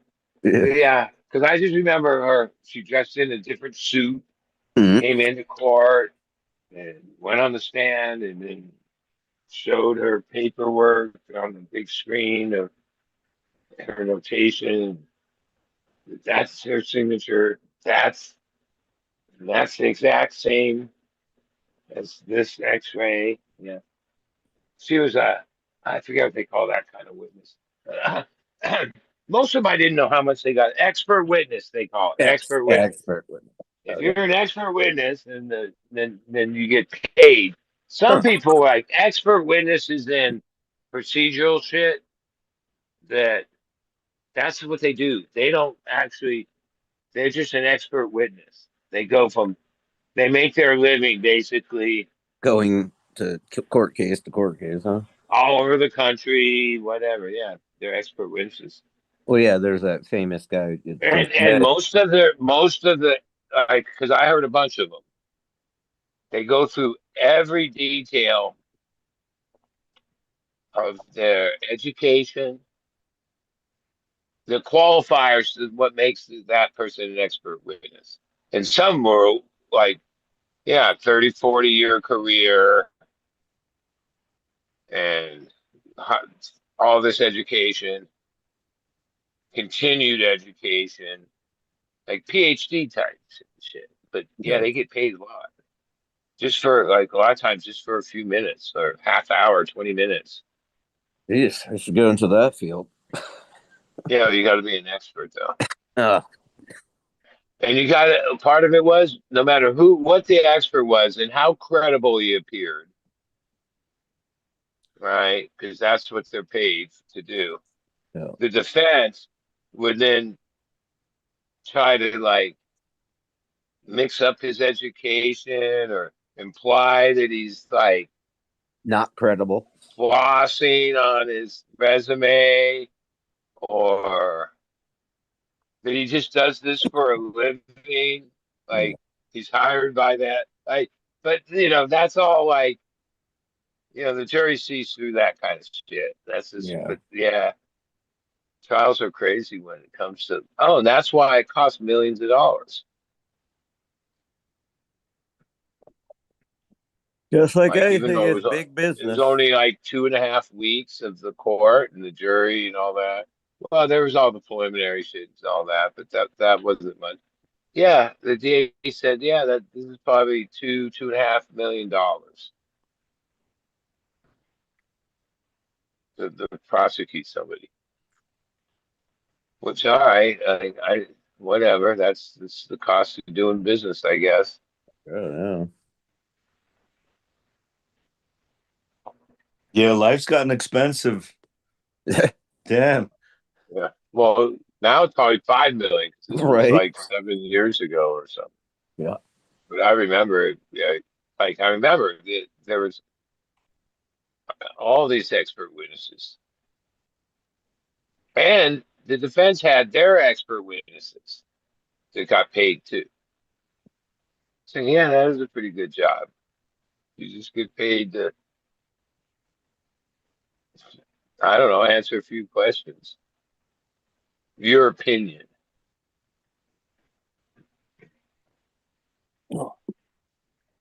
I think the guy that makes the most money, I forget his name, but he's the, what do you call it? The mortuary guy, the uh, medical examiner. He's testified in like every big case. They've overturned certain cases over Wexler, Dr. Wexler, maybe. Yeah, I saw this something on some TV show years ago that like, and he's been expert on both sides. But like when it comes to like a medical examiner's opinion of autopsy results and stuff like that, this is the guy has the most credibility.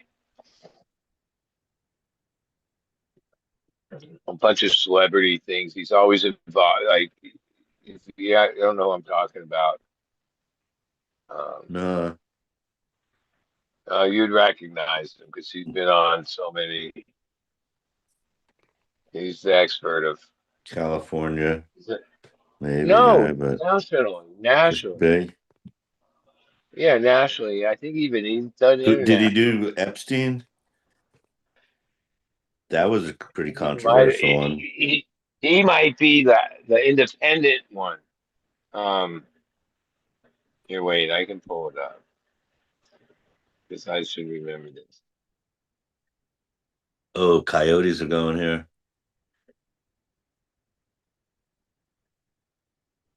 I don't know. Can you hear them? Wow. No, I don't hear him. Yeah, how do I turn off the? Some way I could turn it off.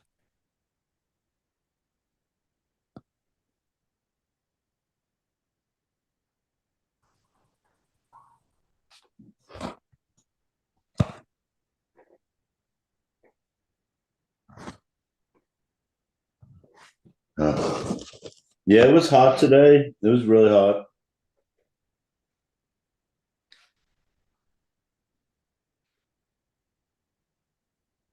It was really hot. Can you hear me? Yeah, Okay. I was playing around with the mic. Yeah, and birds like they didn't really come out today. Been raining here since Saturday.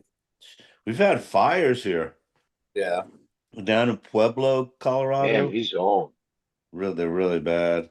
Actually, I think somebody was saying Denver was the worst air pollution of big cities today. Yeah, his name is well, there's one named Dr. Henry Lee. He's this Asian Yeah, guy. He he was studies from that. Connecticut. He just died. Yeah. And then there's this other guy, Wexler, or uh, and there's like a handful of these guys um, that have been very influential in the law.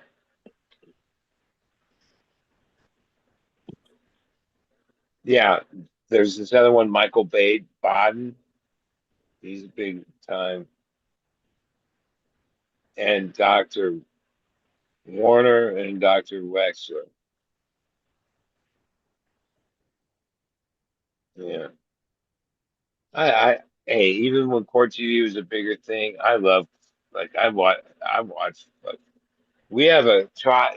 I don't know if the jury came in, but they've been out like 3 days. It's this Asian couple where there's all this evidence. They were San Diegan. She went missing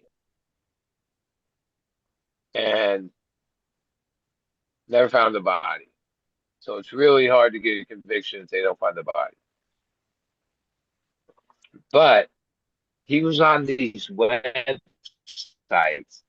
where he paid people to cast spells on her What? for her to die.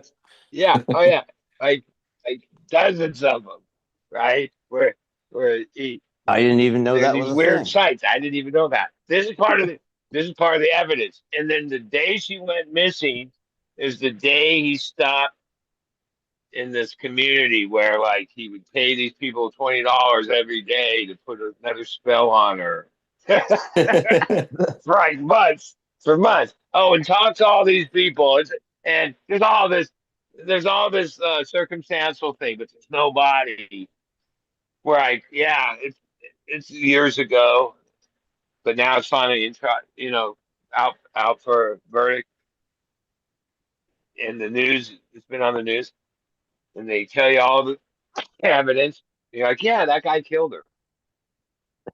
I mean, it's obvious. Like no one else killed her, right? Amaya is her name, and she had two kids, two boys. Yeah, she didn't leave her boys behind. No, that's it, right? There's not, but yeah, we'll see what the courts do because it's very rare that you can get a conviction without an actual body. I Yeah. understand that part, but there's a few that have happened where the evidence was strong enough that they got a conviction. That a lot of the other ones, no, because like in a trial like that, if they find him not guilty, that's it. They can't try him again. Double jeopardy. So see what happens.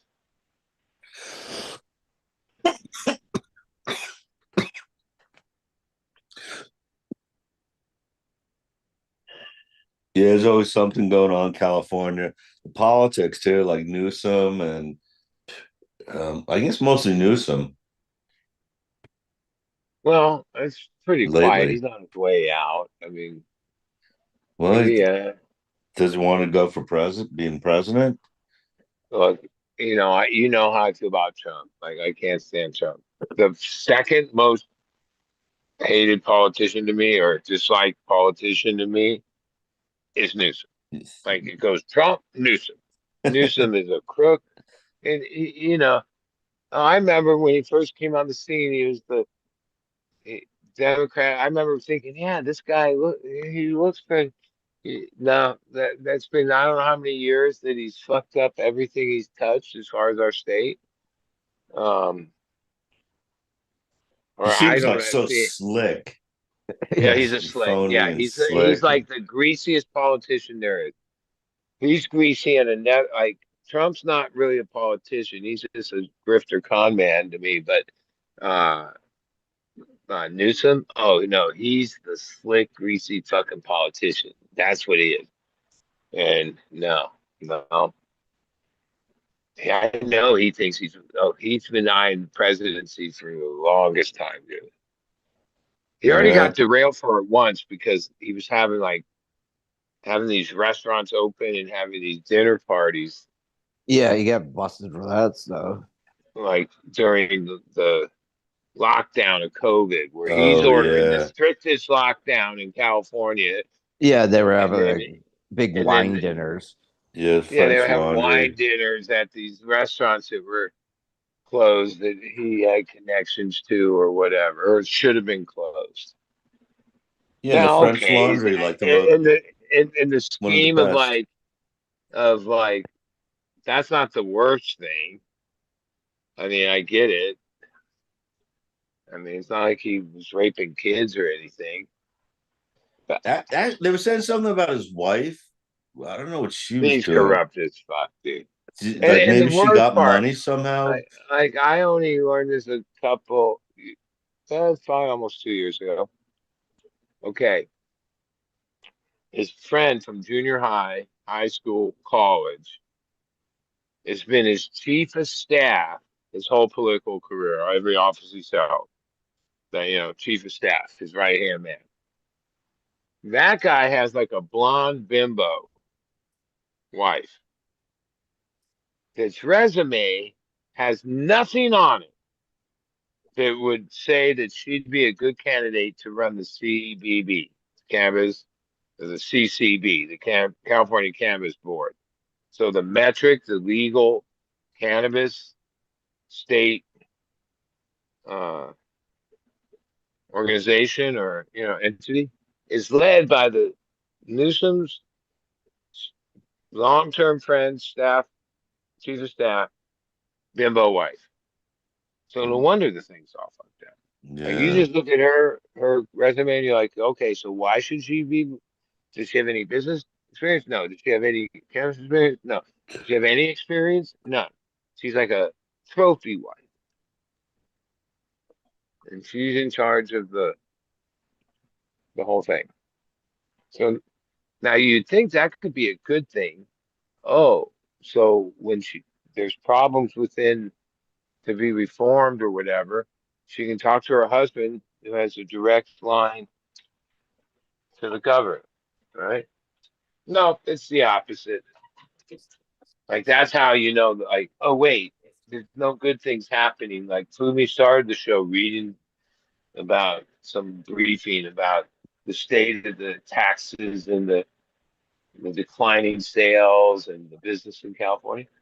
Yeah, it's all because of Newsom. He, yeah, whether he had connection to the lady that's running the CCB or not, he's the governor. So Hmm. it's a billion. It's a colossal fuck up of what potential it has in harnessing the great states, cannabis, and people into a good thing, good for everybody involved. No, it's not. It's the opposite. That's out of all the things that happened, that one's makes me saddest. Yeah. Yeah, I could see that. Yeah, he could have gotten some. There were, especially California, there were already so many activists, people doing things like in the medical community that, and So and much. and a lot of them know business, and they're, they know, some politics and business. There were people that got things done. They might have been better. Well, I mean, I don't know in Colorado, have they made the thing better over these years, or is it a colossal fuck up? I never hear. I know Michigan added some of the huge taxes, and it's not going good there. California, it's never been going good here, right? Like it never lived up to the potential. Uh, it's a crackpot system, or the way they run, and they've never like addressed any of the things. It's kind of Like, because I could stalled out. imagine, I hear it's yeah, stalled like I out, could maybe. imagine, like, okay, this is new, so we started here, so many years ago, and now it's 8, 9 years later, 10 almost, and we haven't like fixed any of those things. We just made more things worse. Never fixed. Like Yeah, like like me, places to me smoke. personally think you have to throw the whole old system out altogether. Principally, the whole the whole way it's designed, and we uh, uh, come out with a fresh idea. Yeah, take from the mistakes that you learned and move forward and make it better. Or at least fix a couple glaring fuck ups with it. You know?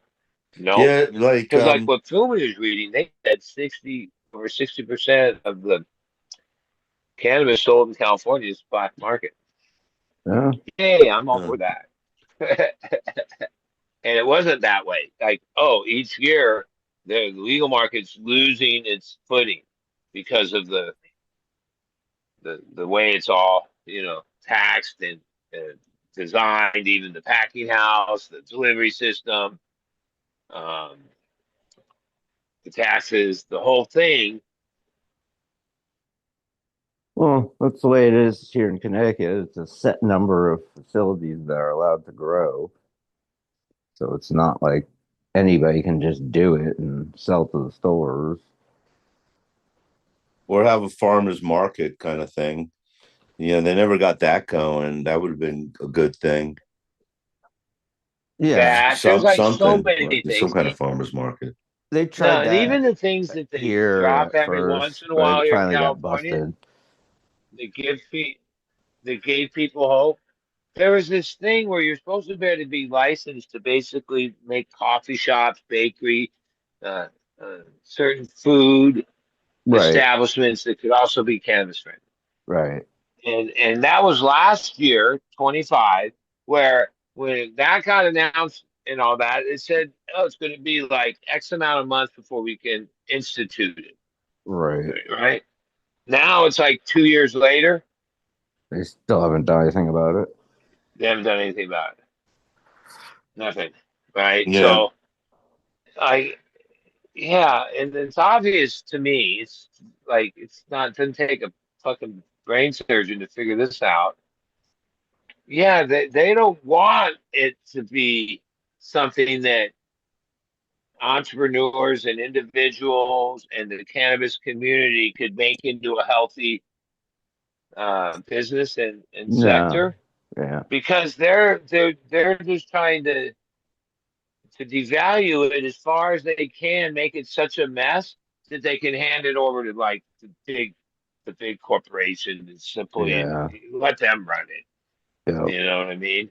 Get taxes. Yeah, they'll pay us taxes. They'll give us the money up front on the estimated taxes, and they'll do whatever because they're going to end up being like the last guy standing Yeah, type. it seems like, and there's not as much push. There was a lot of push to get it, somewhat legal. Oh, but now there's not as much push either. No, I mean like the average person that doesn't even smoke weed in states that voted thinks they voted to make weed legal. Yeah, they're fine with the way things are, Well, yeah, but pretty they much. actually, if you talk to them, will tell you, well, weed's legal, isn't it? Well, it isn't. It isn't. Right? Is yeah. it? Right? On a state level, No. but Like, on the like it would federal be level, it's legal if not. I could grow weed and sell my weed. Just like if I grew Yeah, tomatoes, I could sell my tomatoes. Mm, Okay? right. Right? Like then it would be legal. Like yeah. what's legal? Oh, it's only legal under this like crazy set of laws that more things are illegal than are legal. Right.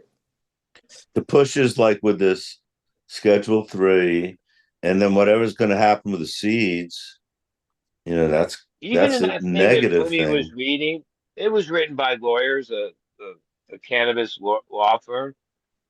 But like what they are suggesting is because right now it's only what's the kind of it's only a civil or a code violation, right? If you get caught growing black market weed, right? It's not a Right. Yeah. criminal thing, right? He's California. Yeah. saying that the taxes need to be reallocated and money be given.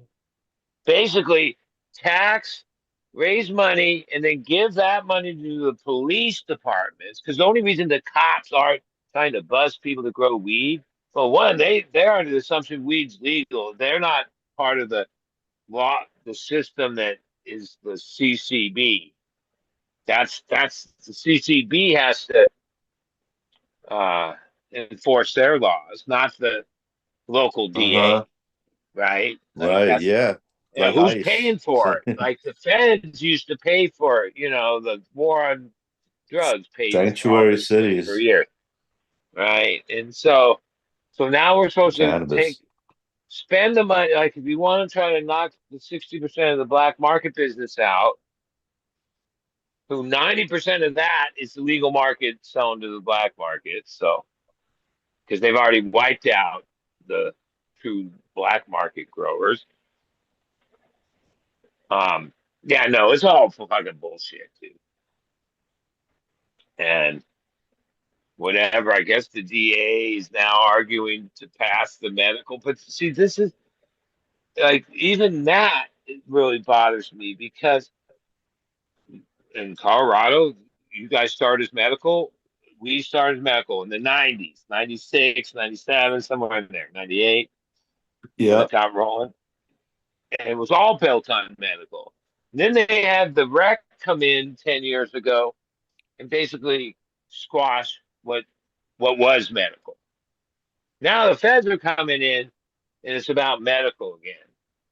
Like after they already destroyed the grassroots or the foundation that was Yeah. medical. Now they're back to like because they're not arguing about It's pretty crazy. recreational weed up there in Washington. They're Schedule 3 and all this stuff is about a medical cannabis. Okay, I thought people just smoke weed to get high today. The medical is like there's no stores that I know of, no dispensary. There's no discount if you're a medical card. There's no doctors who give out medical cards. That whole thing got crushed by the rec weed law. And now, 10 years after that, they're like coming with federal medical. Like they should have, federal medical should have happened right alongside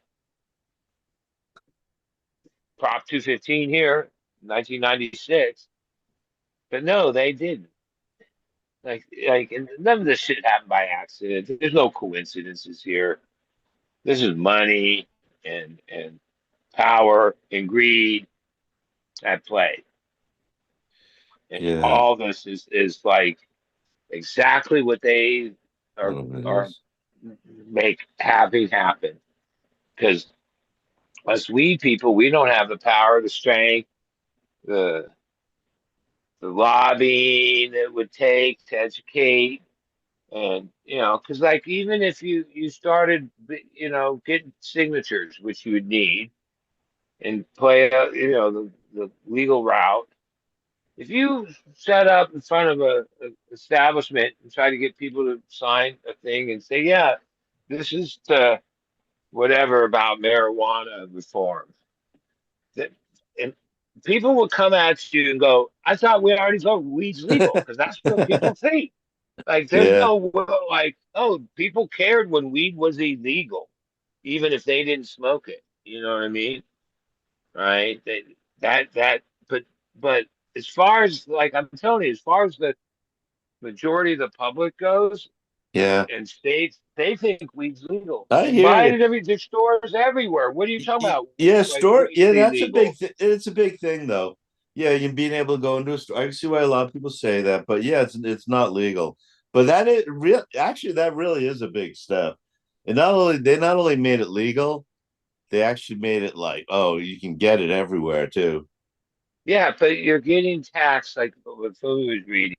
Like this ridiculous amount. Like they just Yeah, added more to it. it Okay. is. It is. Right. And taking away. no wonder there's only mids for sale in that market, because that's all they're like, the producers getting like a tenth of the price, or less. Like, like he says, oh, if an eight sells for 50, then the person producing it might be expecting like $5 out of that. Right. Yeah. It's like And the rest is going to the Uncle Sam and state. they and all this Store. craziness. Yeah. Yeah. Middleman. And then now you have, oh, in the last couple of weeks there's been, I think, two. They're publicly traded on the New York Stock Exchange, cannabis stocks. Oh yeah, well yeah, someone was talking about some of those. Yeah. And Okay, some well then states, you know how some states have those, like, oh, you can't even go through the whole from grow to sale. You gotta, like, oh, you're either a distributor, an end retailer, a grower. yeah, that's California. There's Is that only a California?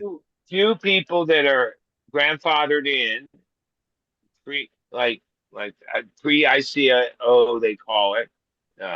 Turk Mansion has one. Jungle Boys has one. There might be a few others. But yeah, if you're a store, then that's all you are. You can't grow your own and sell at your store. Yeah, so you're a middleman basically, and Yeah, all these and, other. and in the end, like what the story never really comes out, but the really valuable licenses is packaging. Because it has to be a separate entity that packages it all, Right. right? Yeah. Yeah, that's And great. and That's then there's crazy. another entity that license that strictly delivers it, Yes. not to the end customer, to the But to the distribution, to the stores. yeah. Those guys are making money, period. It's exactly what you Right? don't want, like all these hands touching it and Yeah. handling Yeah, it, and and so, like, who owns those licenses? Oh, we know all the characters that own the stores and the grows. We don't, you never see or hear or know who are the people that hold that couple distribution licenses throughout the whole state. There's these companies that, oh, when whatever store orders weed, they have like a secure van. It's not quite an armored car, but it's similar, air conditioned, whatever, and they deliver it. uh-huh. Right. Now, whoever got that license, how'd you get that license? Because even when this started, I'm sure people tried to get that license. But and I'm also sure that there's corruption Police, where, yeah, you'll find that the you know. people that hold those licenses are friends of the governor. You know what I mean? Yeah. Because the company that's set up to do all this packaging, not make the Mylars and the designs and all that. We see some of those.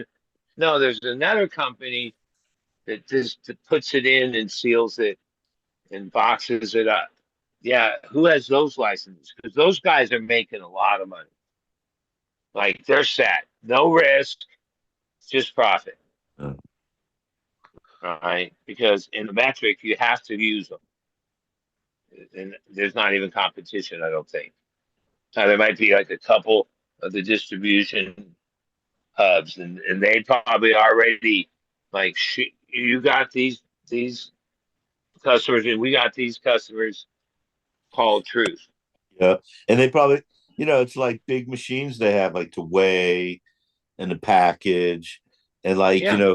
For dabs or extract, to get a gram and work with extracts and put it in a little glass container thing. Yeah. They No, gotta I mean, buy some machine for that. yeah, but I mean, those are Somebody all was just talking about that, and yeah, because that's kind of hard. You got to keep the temperature right, but you want it to flow, so it can't be real cold, like some dabbable extract.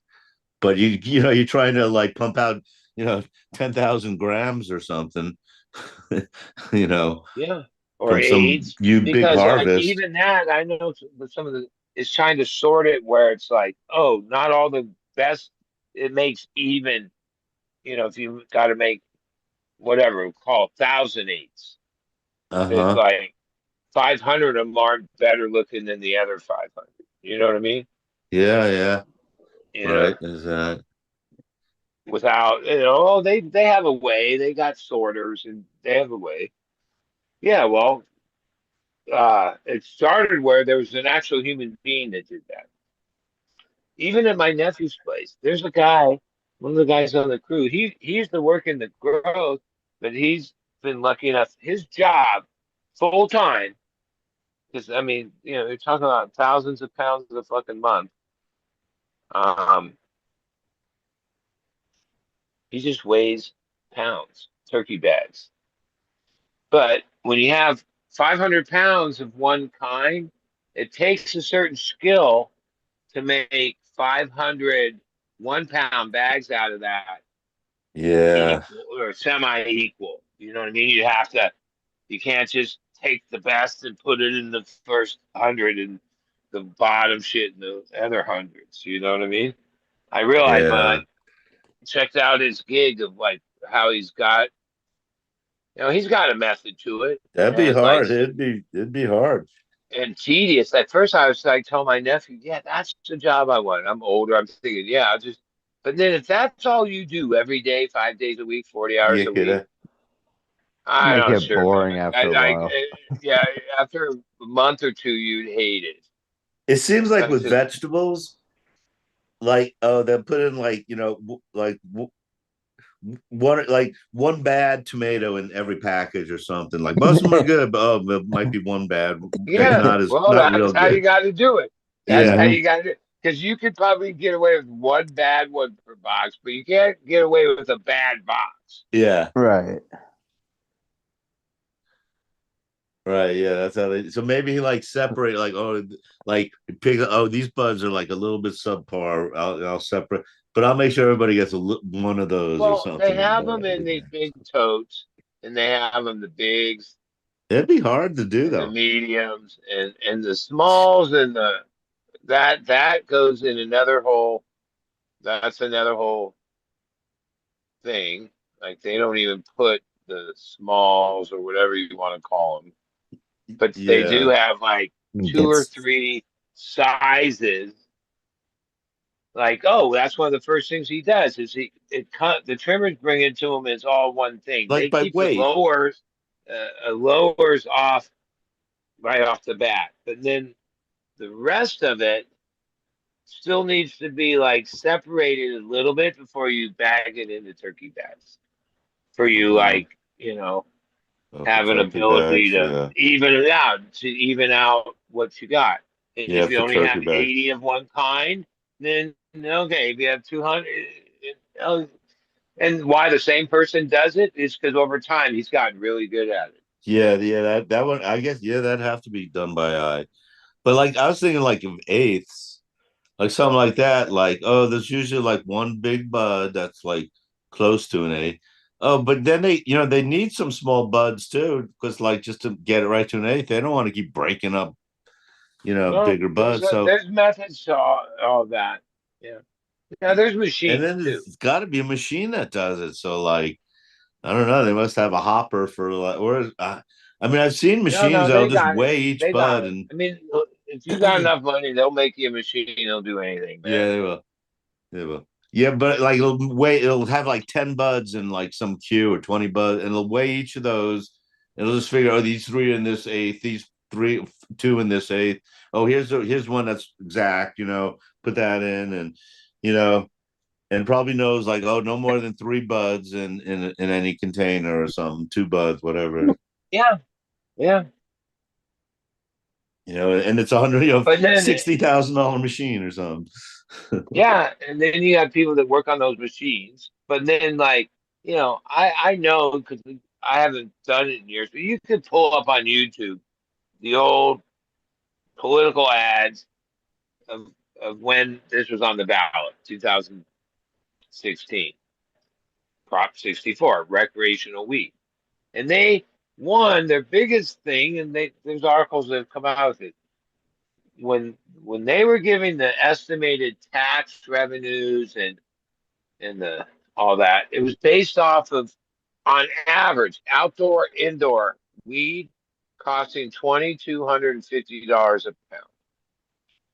That's where they came up with the number. Hmm. As soon as they implemented that, yeah, I think average now weed price $600-700 a pound. Yeah. Right, right. Which, okay, so that's why their tax revenue is way lower than what they estimated. They said it was going to create tens of thousands, if not more, high-paying, skilled jobs. No, the data doesn't show. It shows the opposite. It's the highest turnover rate, lowest. Fast food workers in California make over 20 an hour. On average, a cannabis job pays 13 to 17. Right, so you Yeah, work at that is Walmart crap. and say hello to people walking in and make more money than you could in cannabis. Oh man. And there's less and less of these jobs. You got Like, those middlemen though, right? anyway.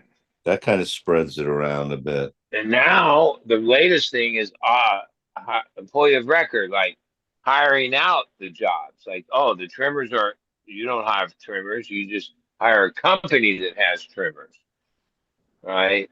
And then that guy charges whatever, and then he pays his trimmers Yeah, even less. 15, 20, whatever. Yeah, as low as No, they even can. less. These Really? guys, Oh man. these are like people from the sweatshop industry. They're mainly middle-aged, older Latino women. Most of them probably are illegal. Even the way they dress and all that, with hairnets and all that.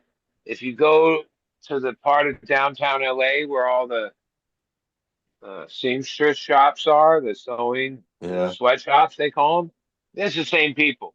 It's the same people. Wearing the Like if same you saw hairnets those as us. people, no, they're just the people. Like, and none of those people, they're not into. They don't. You can tell that maybe they might smoke weed themselves. That maybe not. They're not there because they no. They're there because they do this labor. You know. And defoliating's the same thing. Like, oh, they had the trim crews years ago. Now that same guy created different company, same model, defoliation crew. Right? They already had crews that come in after harvest and like sweep, clean, scrub. Like so they're because that's how unless you make laws to prevent that, that's the most economical way of having labor. Then the company isn't liable for their workman's comp, unemployment, labor laws, none of that because you've hired it Yeah. out. Do they get that, or or they could just be on Like that California? person CalMed. isn't getting a check from you. You're not paying the trimmer. This other guy that you pay hires her, and that guy uses those like medium-sized passenger, not passenger van, like passenger bus, not the big 50-person bus, but he has, dude. If you need 30 people, they're like 3 buses will pull up, and they come out with their coolers. You have to supply like per trimmer X amount of refrigerator space because they bring their own meals. I wonder if there's any And then YouTube videos about that. I'd like to see that.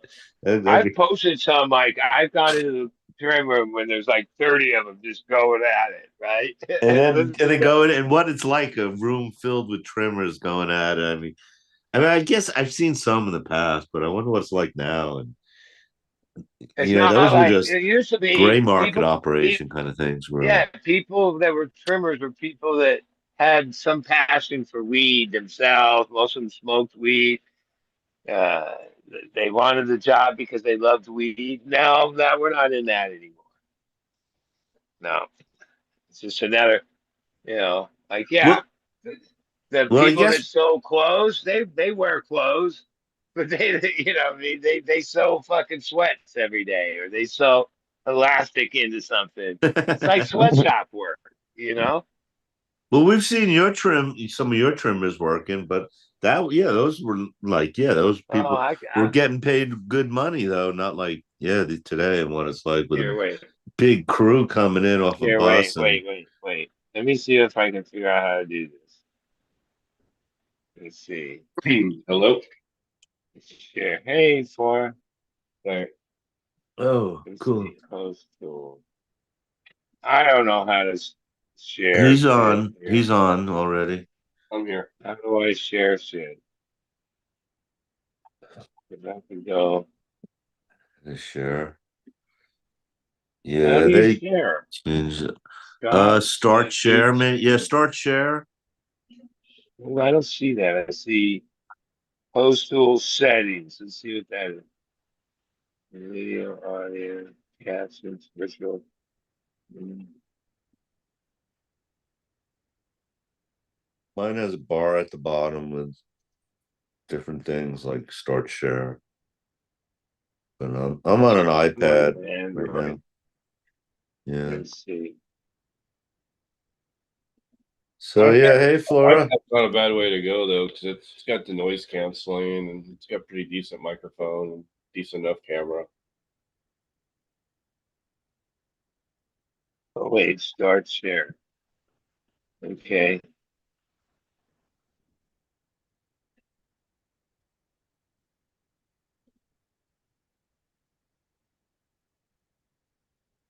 All right, where's one?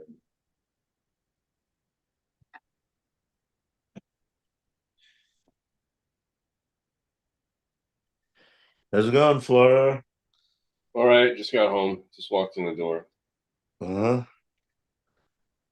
Yeah, I was actually talking about somebody. Oh, this guy that like can identify weed. Oh, it's not just gas. He like, oh, it's like jet fuel or gas. Oh, but not regular gas. It's premium gas.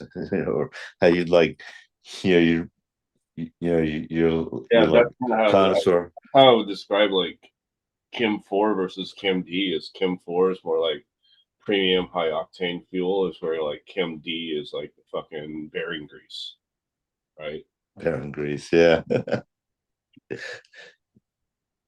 Yeah, this was somebody who doesn't smoke that much. I was like, oh, this is like gas, and I was like talking about. Anyway, we got into like how some people can identify the different nuances of the gas. So it's not just gas, yeah. But No, yeah, nowadays there are so many. there's definitely a difference, like when you were a kid and like, I mean, even now, I guess, but like when we remember when like you'd fill up like a 1 gallon container for the lawnmower, like you go to the gas station, fill it up. It's like the fuel, and it was like a hot day. It's like the fuel was just so vibrant. Like you just, I don't know, you just like smell it so much more. You can almost taste it. Yeah, I think they were talking about somebody huffing gasoline at one time when they were Well, I young. don't want to do that, but No, I wouldn't want to do, but actually, I bet that's not as bad as it sounds or as I thought it was. After really, I mean, it's somewhat natural. Is it doing? Is it like people like basically they faint or pass out, right? Yeah, I guess you get dizzy from it and kind of pass it. And there's definitely bad things in it in small amounts, but I don't know. All amounts. But then there must be some things that aren't too bad either, because like the terpenes, some of the terpenes and aromatics are the same in cannabis. It must be the same that we're smelling. Actually, maybe. And it comes from like peat bogs, is like crude oil, supposed from peat bog, organic things. But anyway, it's not like I guess it's not like glue anyway, whatever. But yeah, I guess it was permanent marker we were talking about too, how like, yeah, that, and even that's another smell, markers, which I never liked to see.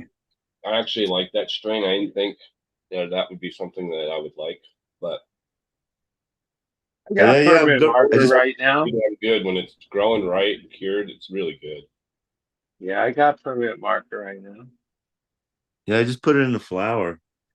I have it too. Oh wow, cool. Yeah, it's just no one's really been talking about it much lately.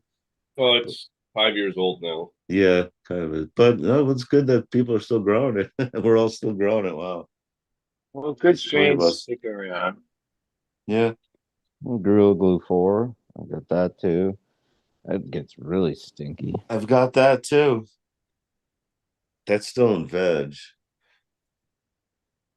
But yeah, I picked up some clones. Some newbies. And Starfighter.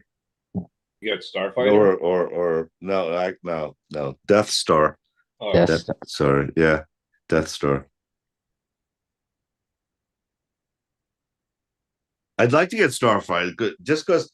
Yeah, that must be great. no, I mean, Starfighter is amazing, but I haven't seen it in about 10 years. I mean, Exotic Genetics. I remember. Yeah, that yeah, was their male. That was one of his very first strains, like 12 years ago, 13 Oh. years ago. And everything in that catalog back then was great. Oh yeah. Now I don't know about now. I think they're doing a lot of feminized. Last time I looked.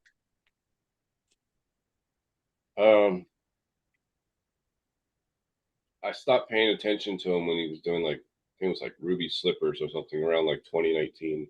Yeah. Oh. Yeah. No, yeah. I was back in the. There was Kimbo Kush back then. I was I getting love that. Kimbo Kush. Kimbo Kush is awesome. Yeah, yeah, and the cookies, they're uh whatever the cookie one was. I used to like his Triple OG also. Uh-huh. Yeah, I think that was the next year or next line he had, the next season, whatever he called them. Yeah. Yeah, he was doing a lot on that. The cookies and cream was that one that. Yeah, his Yeah. mystery cookies. Yeah, that was a big one for him. Yeah. Yeah, I got that too. That was good. Yeah, I'd see him at shows. He'd wear like two different shoes, completely different shoes, have nothing to do with each other. Like, what the fuck is this weird ass guy? Huh. Male and female, breeding the two shoes together. Kind of. Yeah, who knows? I think he is doing so. I've heard him. Somebody was talking about him recently, but so I guess they are still doing something, or he is anyway. I forget his name. What is it? Brandon? Exotic Mike. Exotic Mike. Yeah. Okay. Thanks. Yeah, Exotic Mike.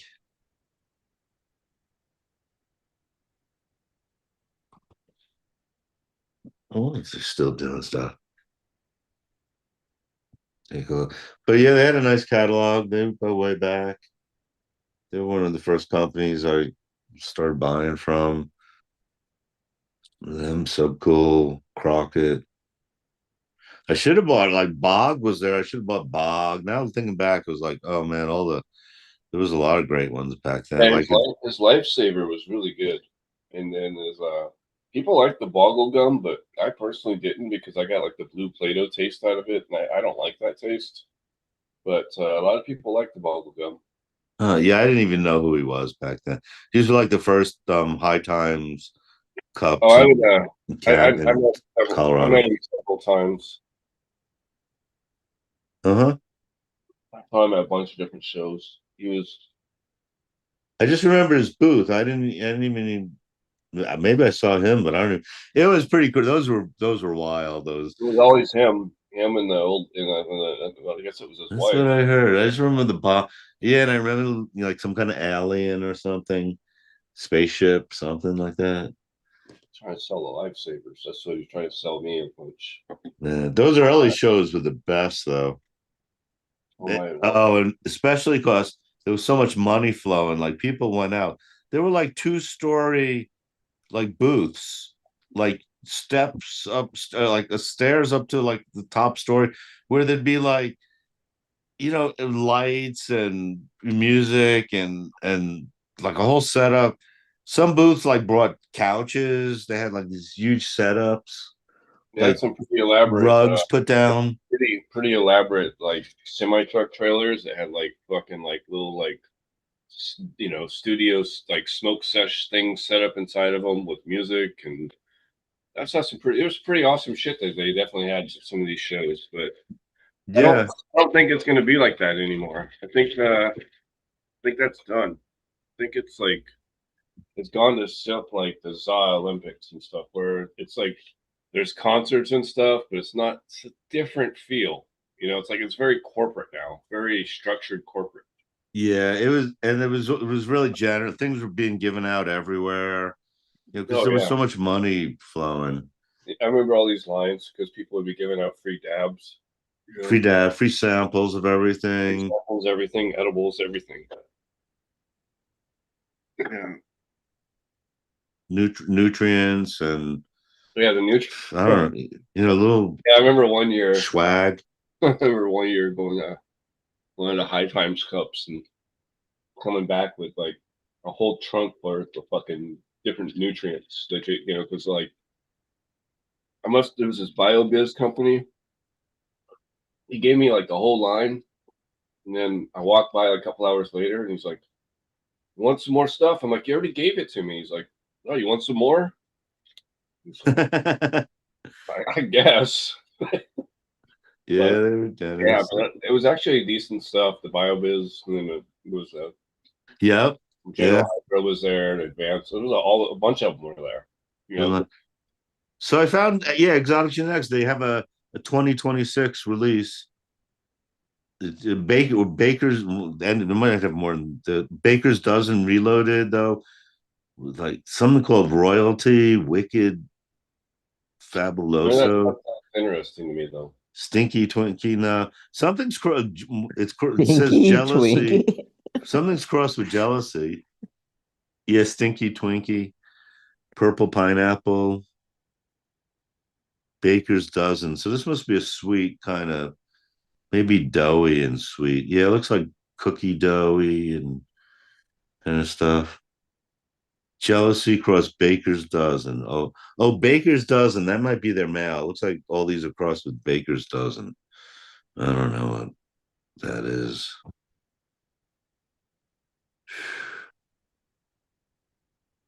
I'm gonna He's hop got off, that going. guys. I'm falling asleep over here. Falling asleep. What's Yeah. wrong with you? I can't figure out how to show this thing, but I Fair. found it. It's like Where did it move to? 1 in the morning here. So 10 8 weeks up here. yeah. Yeah, East Coast. Yeah. Yeah. Well, hey, thanks for Yeah. Night, guys. hopping on. Right. Yeah, have a good one. Yeah, we're over on the West Coast. Yeah. Yeah, it's a lot easier to stay up later. So then he's got this other line crossed with Baker's Dozen too. Oh no, I guess I lost interest in that guy. Lazarus, Crumb Dumpster. Yeah, I don't know. He's got some. It looks good. It's like I just don't have a lot of want to like explore other people's stuff in this time and space. It's like I made so much stuff of my own that I like when I get back to it, I want to start exploring my own stuff a little bit more. Uh-huh. Yeah. But yeah, I almost did. I almost bought some seeds. I might still buy them from Shiloh Massive. He's selling. He's got the watermelon Zum Zum, which is what was the mom to the watermelon Skittles that he made. That they made. Uh-huh. And I really like that watermelon terp. It's really good, but kind of like I don't want to buy it because I also have I have Z3 and I have a bunch of other stuff that's like from him that it's like the parent as one. I guess Zum Zum is a donai to what did he say it was donai to fucking let's see here. Oh, say Skittles crossed with the donai is what makes watermelon Zum Zum. But I have the Skittles, Adonai crossed to Hindu Kush, Skittles, Adonai crossed to OG Kush. So it's I don't know. Do I want to buy it? Do I want to spend $100 to buy a pack of seeds? It'll probably just sit and I'll never grow.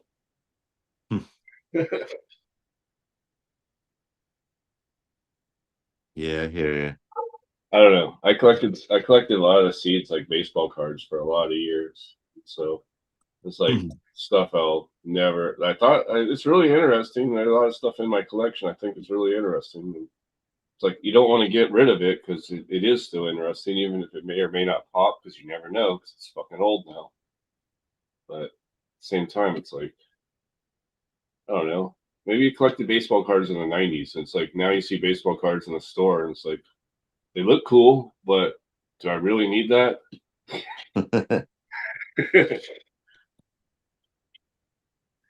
Yeah, I wish I bought more seeds though back then. I And Brad and my, I mean, well, I I was just I grown just when wish they that I knew. would have bought like doubles of certain things because there were certain things that were just like so good, but then like you know you didn't like. Well, for me, I didn't. I used to not clone very well, and I used to have trouble cloning a long time ago, and then also I used to think like, oh, I just want to grow some new stuff anyway. So you pop the whole fucking pack of seeds, and then it's really awesome, but you know even if you buy another pack, you don't know if you're going to get those pheno like the one that you fell in love with, right? So it's like, Yeah, yeah. So sometimes it sucks. You bite yourself in the ass with that. yeah. I might pack, pop a pack, but then you get bored of it after a while, then you stop and move on. But then, yeah, it would be good to have a second pack. And That's the yeah, thing. it's Like like, I would have this stuff for long periods of time that I really liked, and then you have plant count, right? And also you have like you only got so much light, and you only got so much space to fucking actually grow these things, and you can't. You have to separate them, right? You can't have you got to have your veg plants and your bloom plants. You got to have two spaces, and space is valuable, and so you got to like really pick your thing, and then like hope that it's the right decision.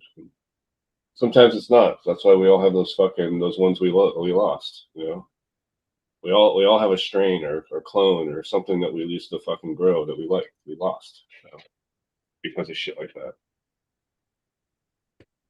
yeah, And then there was the whole stingy mindset of I don't want to give this to such and such because it'll be everywhere or it'll get hoarded out or it'll be competition or it'll be this or that, right? It was that whole thing. So fucking a lot of genetics got lost that way too. yeah. People were assholes. I mean, I ran into that. I'm sure Buddy had a cut sometime in his grow period that someone gave him. They were like, "Don't give this to nobody. I'm gonna share it with you. Don't give it to nobody." Because I think we've all run into that. I have definitely been in that. Have been gifted cuts like that, and then that's a detriment to the fucking. That's a detriment to cannabis right there. So it goes on today. I had to agree on Friday not to give anybody the toad venom when I got a teen of it. Just, well, it was worded a little differently. Like, oh, you're just flowering it out. You're not taking cuts of it. But I'm going to take cuts of it. Because by the time, a few more months, it won't be whatever you call Yeah, it. so rare, and it's gonna go around cheap for It's cheap already, I mean, it's less just than it like, is. But it's It's well, what's the around. It's price just on it? Last I heard they're though, charging $1,000 a green dragon for it. yeah. yeah, And pounds are going for 26, where, like, oh, this OG that's just as good. GG4 almost as good. Z Pi almost as good, or better. It's like 1100, 9 to 1100, 26 if you want the toad. yeah, that's just And, hype and though. oh, it's like as fast as you grow it, it's sold. Yeah, it's hype, but no, it's really good. But I mean, there's a lot of things that are really good.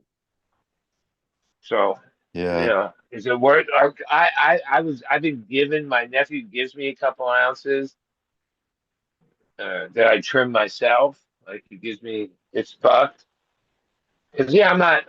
I'd have to change my whole thing to my custodies. They wouldn't be like, yeah, I'll pay the extra. I want that. They don't care as long as it's really good. That's all they care. And there's plenty of things that are really good for almost a third the price. So it's all Hype hype. works though. They're gonna always do that. They're gonna always be hyping There'll stuff, always be and something that comes along. I mean, when permanent marker first came out, it was a hype thing, and then that wore off, and now it's still around. but like if you're just smoking for yourself, you're not like, in a group kind of thing, and sharing and like, I got the toad venom.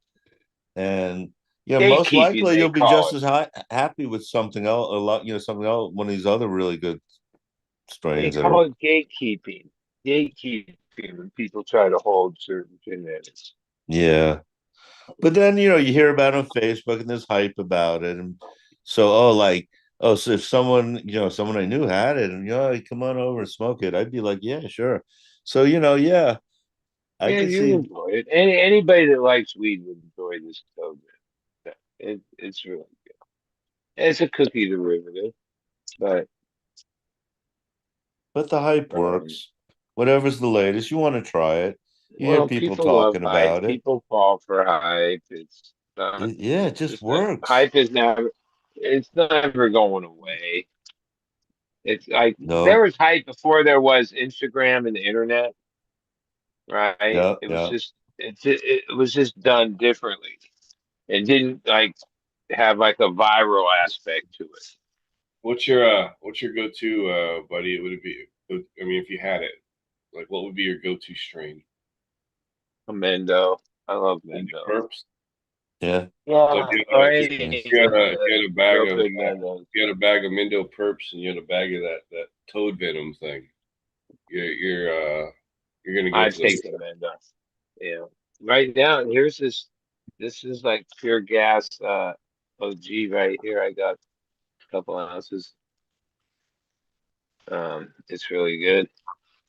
Yeah. And I've been giving some OG over the last few years, and I'm like, yeah, I don't know, that ain't even really. This is the real OG. It's straight gas. Well, some of it is the inputs, Now right? that would Like, probably if you kind of no, like there's a strain. literally, like It's I've seen. flaky. They're not gonna grow it in production because you're not gonna be able to get 5 light and 4 light. Well, no, I'm not even saying that. They I'm only saying got like like two and a I'm half. saying like I've seen just like some simple inputs, like for instance, like there's this brand called Emerald Harvest. It's a fertilizer brand. It comes in like these green bottles, Mhm. and they have one product. Yeah, They I've have heard one of them. product This that's is a like their fake. it's like their sugar product or whatever. Their Golden Goddess, Emerald Goddess, something like that. If you use that shit on your OG, it turns them fruity, fucks them up. Oh, well, I don't like. Yeah, I'm just saying, Well, like some yeah. of these, depending on what brand of fertilizer and what they're using, like it can fucking OG up. Yeah, they can change it. Yeah, OG is the most finicky plant I ever grew. I But mean, I yeah, grew it for like 20 has been. years, Always and was. it was so hard. And I had repeatable results on everything else, and dialed in recipes and inputs and shit. Yeah, that OG, man. There was no like I knew some things. Like littlest thing could happen first week of veg. That would affect it all the way at the end. Even though the plant recovered and was thriving when you turned it back. Oh, it had that little drought on day 9. Oh, yeah. It was finicky like that. Like, oh, but when it came in perfect, oh man, it was holy grail. But it was really hard to repeat that. It was always fire though. Like, but now there was levels to the fire. For other strains, I call them no brainers. Like you can't fuck them up. Like a lot of the Even hazes, if I thought were no-brainers. Like a blue dream. even if it had like an issue or something, it would just rebound right from it. It wouldn't have a end result effect. Certain strains that I call finicky ones, yeah, they had a tendency to like be hard to repeat results. even though you had repeatable conditions, that didn't always matter. There was other things at play. It was finicky, but it was, yeah, and yeah. As much as I would like the Mendo, no, if I had to choose anything, it'd be like the real, like the OGs, the OG, because I don't think there's a bunch of OGs. The OGs have been crossed to a lot of other things, but like the true OG was a clone only thing,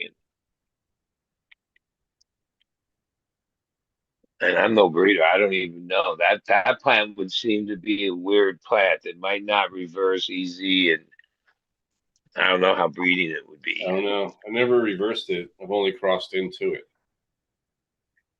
Yeah, a lot of those crosses are, there's some good ones out there, but I never had one that I thought, oh, that's better than the original, which is, I think I'm not a breeder, but that would be part of like your purpose in breeding is, so take this and this, two great things, and make something that's even better. Well, if it didn't better it, then you should probably stop right there. You know what I mean? But a lot of things were only clone only, so that's that created people just crossing it into what they found was closest to it, or whatever their purpose was.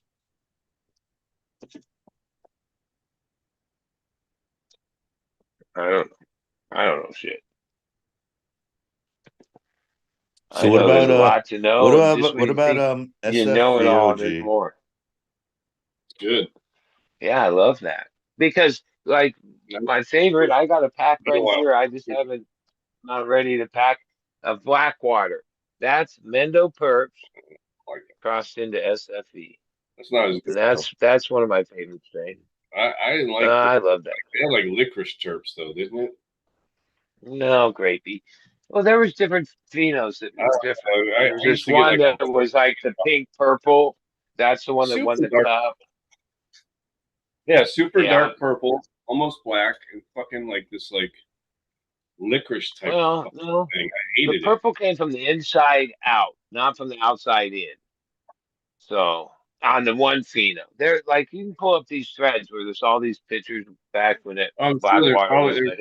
good house, but whatever the hell was going around Southern California at the time, Yeah. Well, like I've I seen like some specifically like Blackwater on the Riverside shelf, and County area, like yeah. 2015. I didn't like that cut. When I found this pheno that I won the cup with, it was I already had known about it from these threads on THC Farmer, or I forget the other site's names, where people had threads in the Cali Connection section showing pictures of different strains of his, and you could see what you were looking for a bit in pheno honey. You couldn't smell it. Sometimes at the events you would meet these people and show and tell, but at first, oh, like there was this one pheno that some people cracked a bunch of packs, never found it. And the first pack I cracked, it was 10 seeds, the number 3 plant. That was Was it. black was that a regular seed or a feminized seed? Regular. Yeah, regular. And even like whatever. I mean, this swerve keeps a lot of things close. Okay, that got, especially after I won the cup, that got super popular. He told me just a few years ago that he sold 200 over 250,000 Blackwater packs since I won the cup with it. Most of them feminized. But even way back in 2014, 15, when after I won the cup, he'd sold out of the first batch of seeds. The batch of seeds he made with the Mendo Perp and the SFV. He still had the same plants. They were clones of the plants a couple years later, but he had the male and the female that he made the Blackwater with. and made round two. Now he didn't sell it as round two. He just sold it as Blackwater. You were never going to find. No, I already know because a lot of people I know crack those seeds. I even done a few of those packs. No, they were good in a different way.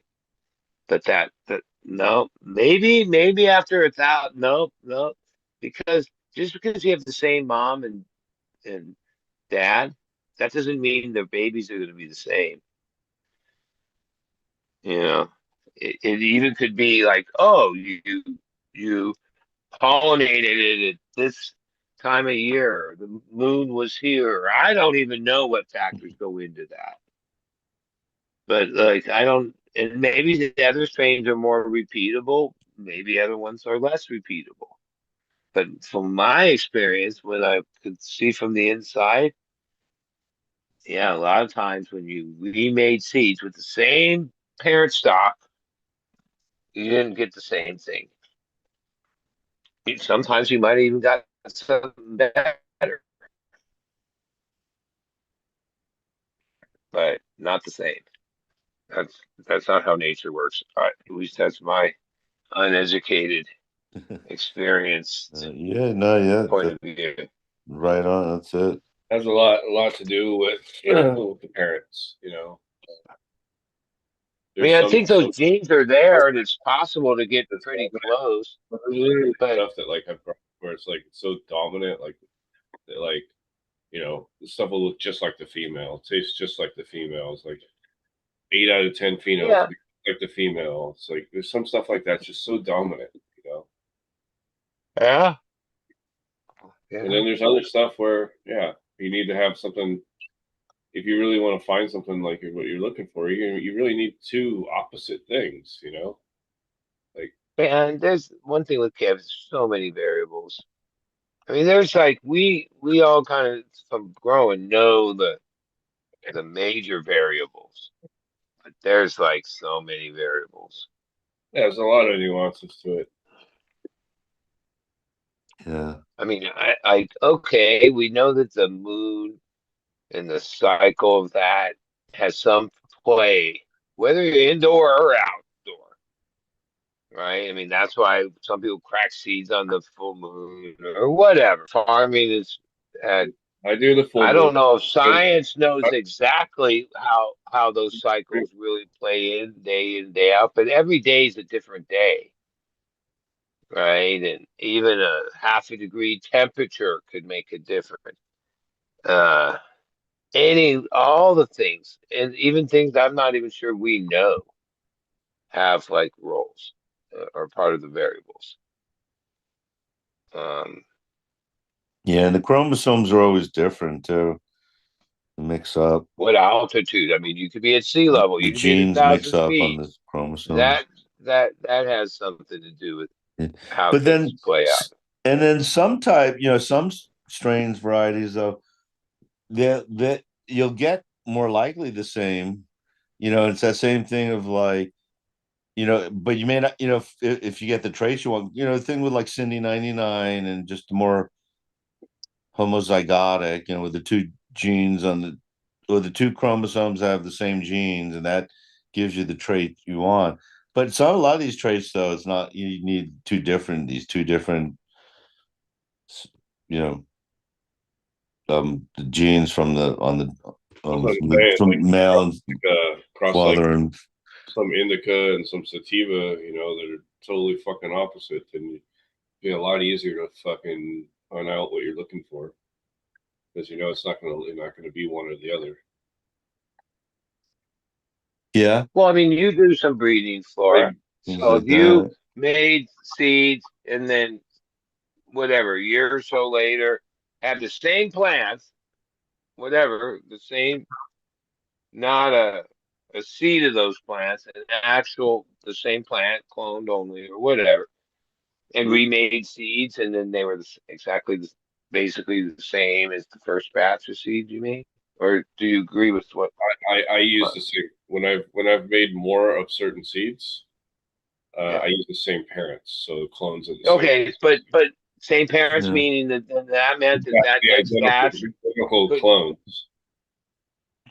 Yeah, well, No, Yeah, but then you if I'm know, making F2s or if I'm making a back cross, that's a different case scenario, right?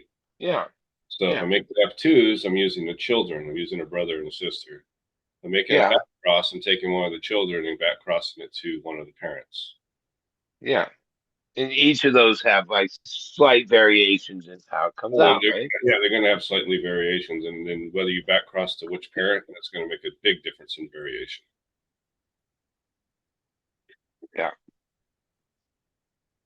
I mean, just like, yeah, same parents try to have another kid, and the kid Oh comes yeah, out you like, totally I differently. mean, you could have Michael Jordan's parents could have had, say in theory they had 200 kids. They only have one Michael Jordan out of those 200 kids. There might Yeah, be one or two other ones that have some athletic abilities, but they're not going to be Michael Jordan. And then all the yeah, rest are going to be inferior.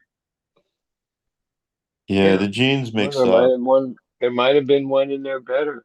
There could have been, there might have been, but it's a genetic lottery, right? It's just like, And then there's Yeah. like all the life experience and from the playground, and the same with the plant, all the Yeah. variables. The That's variable. the genetic recombination Yeah. where the genes shuffle around between the two Well, I think with the right amount of two money and all chromosomes. that, genetics technology, oh, they could, you know, GMO it or whatever and make it exact. You know what I mean? I think. I don't know. I mean, that would take knowing exactly what you were trying to, the exact, what exact is. But, if you had the right testing equipment, you would know exactly what genetics, Yeah, they've got some shit like that now. chromosome You know, connection you want. where you're just analyzing the genetic makeup, and then maybe using that, and of different, um male and female, and finding out like which ones might breed together well to get, like, oh, what traits do you want? Oh, maybe try that's these why two. that's why we used to use phylos, but then they Yeah. turned into a something else. No, but they do that like with tomatoes, I've heard about, and that's why I like, there's a lot of different weird tomatoes that have come out too, like, recently. I don't know how recent, Yeah, but cherry, like cherry, just tomato cherry tomatoes. Oh, now they're all different are colors. Oh, extra like sweet. how much of the tomatoes are homegrown are from seed, or how much of them are from like starts? Well, homegrown. Oh yeah, I don't. Well, this is just Oh, commercial. I mean, yeah, it's yeah. hard to say with the home growth. Well, even commercially, like they don't start with seeds. Commercially, they're not. Or none of them are from seed because Yeah, they're all particular strains, right? Like that yeah, Heinz, particular tomatoes that they use, and yeah, yeah, those are all yeah, like you go to Bonnie Plants and you buy that shit. It's all you know, exactly. Yeah. copy. What do you call that? Like trademark, copyright. They're Yeah. Yeah, they Yeah. don't call it cloning; they call it micro. Excuse me, Propagate. propagation. Yeah. Yeah, which is Yeah. basically cloning. I raced go-karts with the son of this guy that had like God, hundreds of thousands of dollars worth of, no, millions of dollars worth of greenhouses, kind of close to my house. He gave me a tour, and he sold millions of fucking micro-propagated, basically nursery plants. And then Bonnie was their customer, Color or whatever. All these uh, the nurseries that grew them out. And yeah, it was the exact same thing we were doing. But he explained to me that's what you're doing is called micropropagation. That's not cloning. Right. Like when we cut a clone and dip it in the clone X or whatever, that's that's propagating. Technically cloning something else. Um, and they would be super tiny. Like a tray that holds 50 rooted clones would hold like 500 or 1,000 or 2,500. These little teeny, just slivers of micropropagated ivies, whatever they were. He had like hundreds of different things going, and he had those super glass house, greenhouse, climate controlled, huge thing. It was all just yeah. He was a millionaire. And like, that's why his kid raised. His he was had a Prevost, everything. Yeah, he took over that business from his dad. Um, yeah, micro propagating basically nursery plants. Even there's a place like that, the most high tech greenhouses, right on the way to the casino I always go to, Paul on the 76. And they're just now starting to show life. Like I don't even think people work there during the off season. Now there's other places, Bonnie's up the street, different nursery greenhouses that are working different stuff year round, mainly houseplants around here, whatever you call that. There's one place, the most high tech, the sweetest place, sits dormant like probably 8, 10 months, 8, 9 months a year. I think well, probably about at least 8 months, just empty. They only do one crop a year, and it's like I don't know how many fucking hundreds and hundreds and hundreds of thousands of them.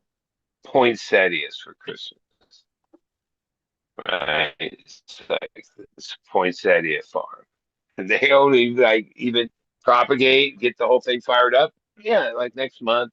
And they sell them like, Christmas, the poinsettias, the red leaves.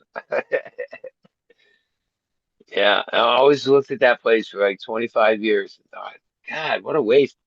They could grow other shit during the rest of the season and other crops and ferns and whatever. There's all kinds of shit. But then I realized, oh, they got a profitable thing.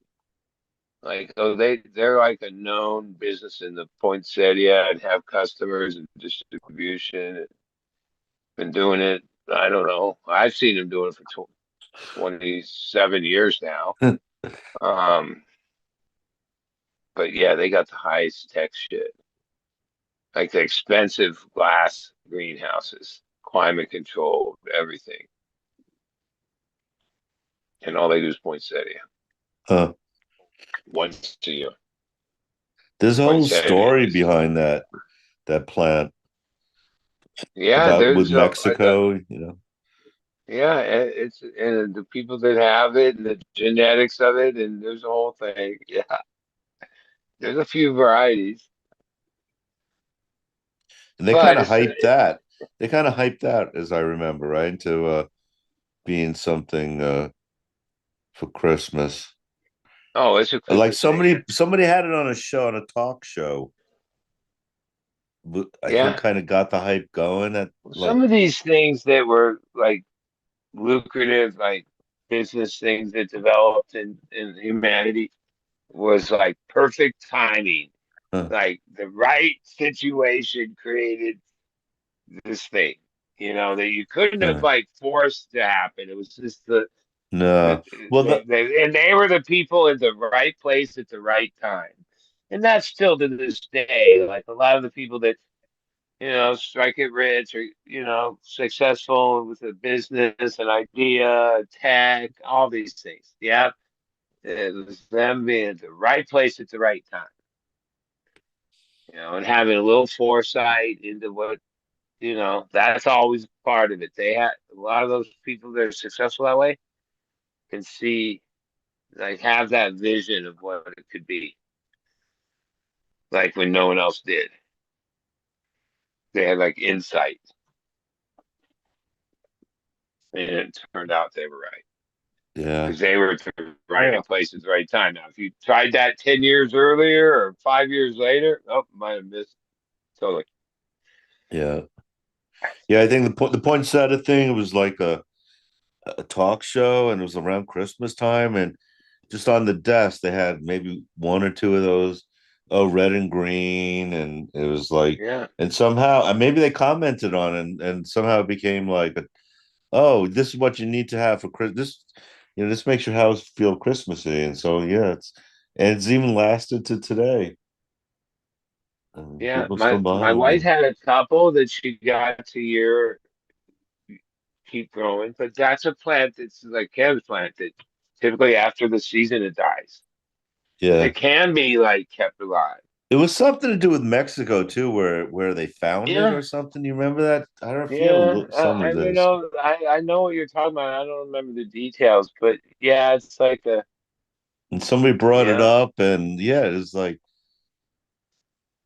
there aren't as many of those things. Like, oh, there used to be like Pet Rock and Chia Pet, and Well, that guy, that was when I was a kid. One of the first times I had money and bought Christmas gifts for people at the mall was the year that the Pet Rock was like the most popular thing ever. They as fast they sold as fast as what they a stocked silly. it, right? And it was like Uh, one of those cat cardboard boxes, but smaller, yeah. like little, and Mexican fold it Pokemon. up, and it had like a little bit of shaving, like paper shavings like from like Like a Easter, pet, like for like a pet and might need.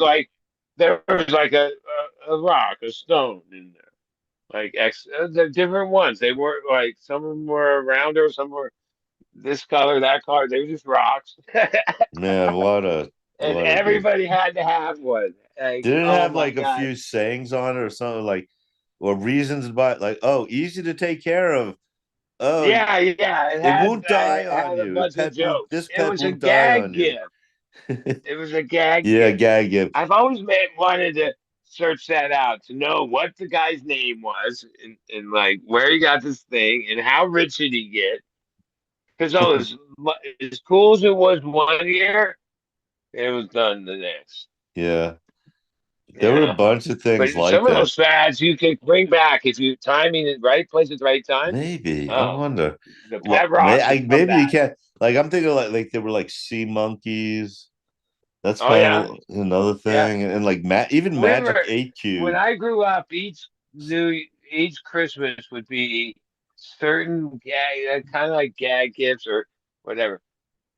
They would they would Stupid hit. It'd be thing. like a Yeah. fad, and you couldn't produce enough of them. They were selling out like crazy. And then the next year it was something else, and the next year it was Yeah. something else. Man, I'm just thinking of a lot of them now. Like even like the dogs playing poker is kind of one of those things, or Yeah, the fish yeah, that would wag its tail like a fish mounted fish on the wall, but it was yeah, like battery, you yeah, wind it up or something, and yeah, yeah. No, there's a name for that fish. It's called it would just move a its fish. bass. I think. Yeah, it wiggles a little. I think now we're into Yeah, devices more, but yeah, back then people were more gullible for all those kind of just well, we yeah. need some kind of entertainment thing, you know. Well, I mean, even back then, okay, for those things to make it, they had to have some distribution, right? Now, today, for you to make it, you you have Yeah. to somehow be able to get into that distribution, which is the hard part. Like get into Yeah, I every guess it's Walmart, still every there. this store, every that store, every this store. And Hmm. that means you have to have the product and believe that you're going to sell 100 million of them this year and go for it. Yeah. You know, where I back in the older days, you could probably do that on a shoestring budget, and if it and hit it right, hit it big time. I don't Yeah, know. it's I probably a wonder lot if harder today. maybe AI will enable people to like start up these businesses again. And then you can just have China probably produce them a lot cheaper than whatever, or however they were Well, made back. Maybe they eventually, were made in you know, there's Japan this back thing then or that they something. say like in fashion and history repeats itself like every 30 years, or these trends Yeah. that I bet they happen over and still over. sell sea monkeys and A- those AI should be able to, through its, you know, processing and all that, help predict when, like, oh, yeah, 2 years from now, it would be the time to do this again. Yeah. Maybe give it a Because little. like even Here's a like list of gag even the gifts. movie industry, they have, what do they call them now? They're franchises, and they just keep making like fucking same thing over and over again. Same kind of thing. Hey, Like, here's a list of movies, franchise movie. Which one will be the hit in the next couple in 2026, 2027, yeah, I mean, 2028? there's probably already people onto that. I mean, that's what all that processing is going to be able to It do is might hone be. down some of these patterns, right? It should recognize patterns. But then Yeah. again, humans, there's a there's still a factor of like, yeah, right place at the right time, and like a whole bunch of things have to go right for something like that to happen. But that Well, guy, so, the Fat Rock guy, yeah, I hope they didn't blow all that money and turn it into even more money. Because there used to be these guys, there, that at any given time in our economy, there were these entrepreneur guys that somehow, like through just a yeah. gimmick or something, It like, was even Ronco. Remember Ronco? And yeah, like they had some good products though. They weren't the same kind of like gag gifts, but and it was also because late night TV, people yeah, be gullible and yeah. There hey, was, and pocket those methods fisherman. that have only like, Instagram and shit. This shit that happens every day, but then everybody jumps on it I can only imagine if there was quick. like QVC for Delta 8 products. That'd be fucking crazy. Yeah, Imagine how many people would be ordering edibles, old grandmas at night and shit. yeah. That was kind of a fad. Whoever thought of doing that kind of show? Well, but they advertise like I listened to this political thing called the Bulwark, and Soul might be, yeah, it's all the TCA and all that. It's gonna be shipped to all the states, gummies, this, that. Even they say in the little ad, uh, but that's on a political, like that's like a commercial on a, you know, I don't know how many viewers it's got. It's a show, and I see it in other spots. Like so, but TV that's show? not the. It has to be that fake, what I call fake weed. Like, oh, they can advertise, but real weed can't advertise yet. I Like hear, on, but I do hear real weed advertisements on the radio all the time here for yeah. dispensaries. Well, I mean, hey, it's a product. It's And sales. California, The they got state gets billboards. more money from more Billboards sales. all over the place. Like they let alcohol, they let tobacco, they let anything else advertise their shit. Why, you know, like they have weird rules with cannabis advertisement. Now around me, there's a lot of billboards. The ones on the side of the freeway, the and because there's a lot of vets in this area because we're military. San Diego's military. Um, yeah, all the signs, not all, but no, almost all, have some like big discount if you're a vet. They're kind of like, yeah, like, what if you're not a vet? You don't get 35% off? Yeah, Uh, one of my one of my friends only goes to certain dispensaries because they give him a deal because he's the vet. yeah, well, that's a good gesture. Yeah, I mean, ultimately, even this Schedule 3 and the psychedelic uh, uh, law changes that have been taking place and the cannabis, it's being led by the vets.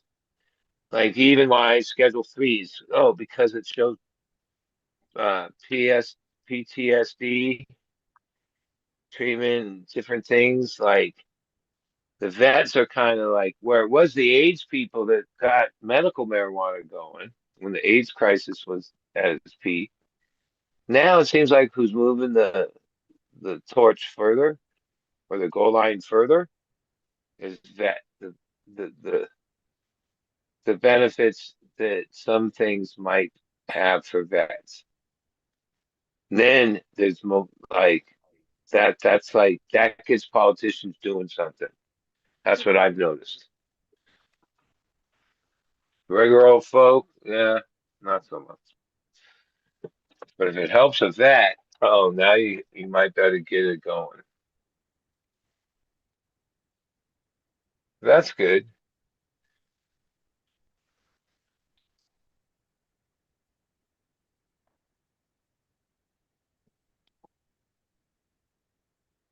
Um,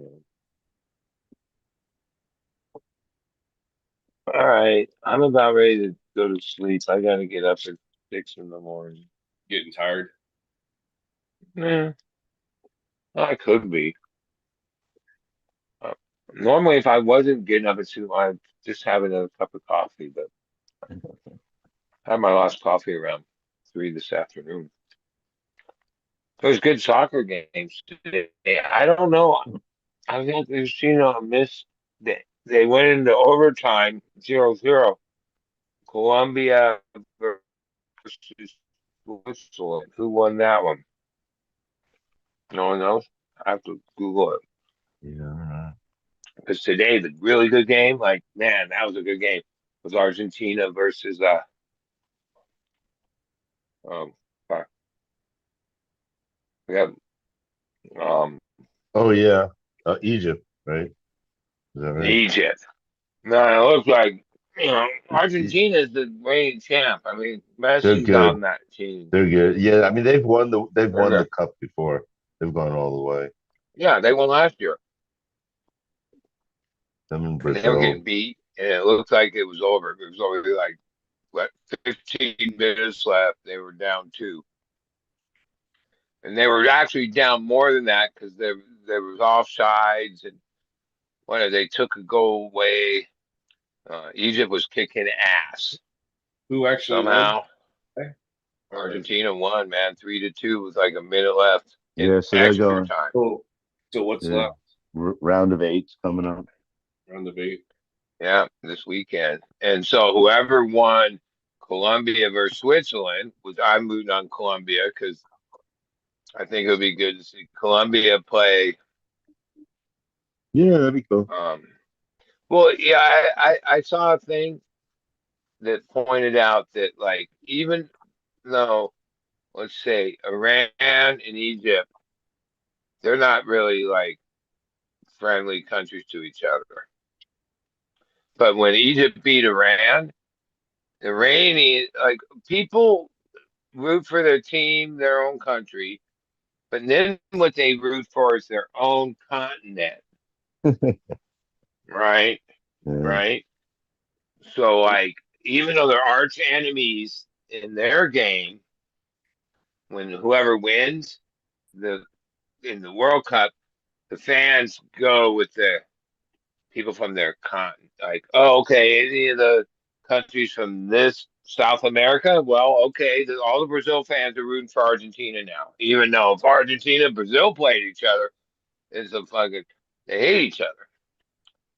They're not gonna like jump continents. Some people might, but most people don't. So then when after I saw it, I said, yeah, because like I was rooting on Mexico, they lost. I was rooting on Brazil, they lost. I was rooting, of course, on USA, we lost. I'm like, yeah, I gotta pick somebody. So I'm like, yeah, I'm picking people on the America continent, South, Central, North, and all that's left is South American countries. So I'm rooting on all them. Fuck France, fuck England, fuck Egypt. Yeah, I don't know. But Egypt's not But in it anymore.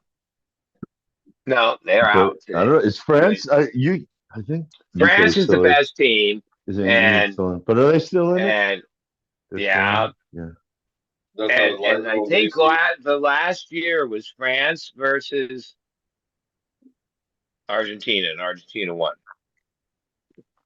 So I guess I wouldn't be adverse to them having it in round two, but I don't know. I that's Argentina. I was sort of rooting on them in today's game, but not before that. But I root for games like today, where it's soccer down to the last fucking second. Because I noticed in that game, even a 1 goal lead especially 2-goal lead.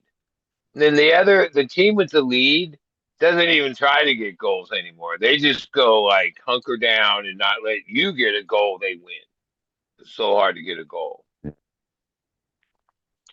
And so like when both teams are just like playing to get goals like the whole time. Because sometimes, 3-0 lead, and then it's like, yeah, this is not even a soccer game anymore.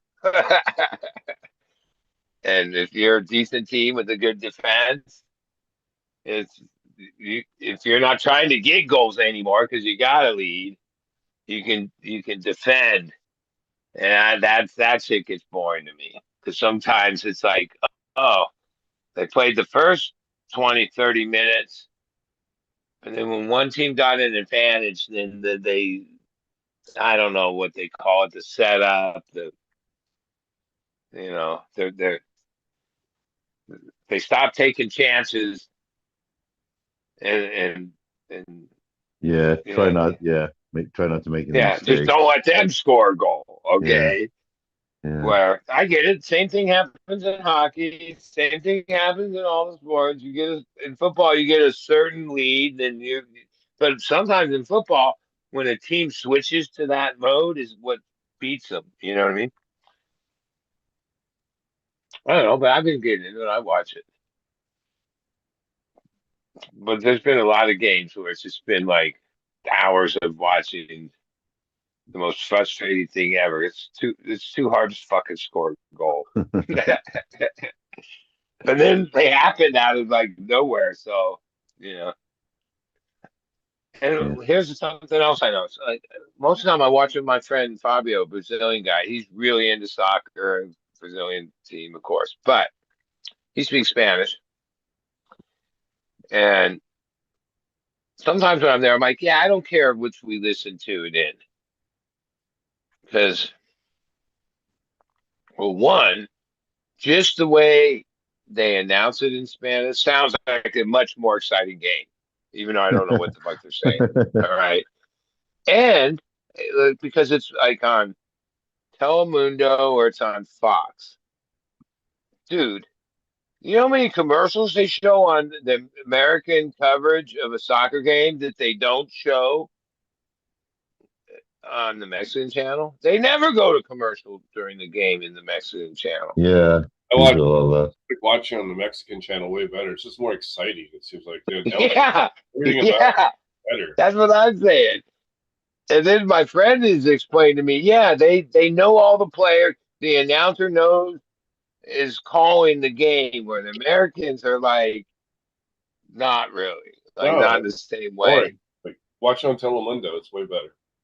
And then that's maybe why it's never got popular here,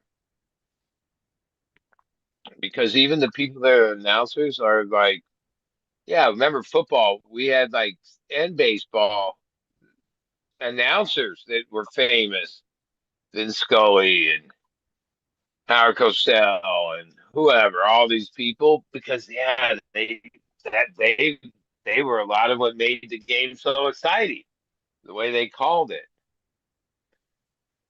And then the American soccer coverage, yeah, not so much.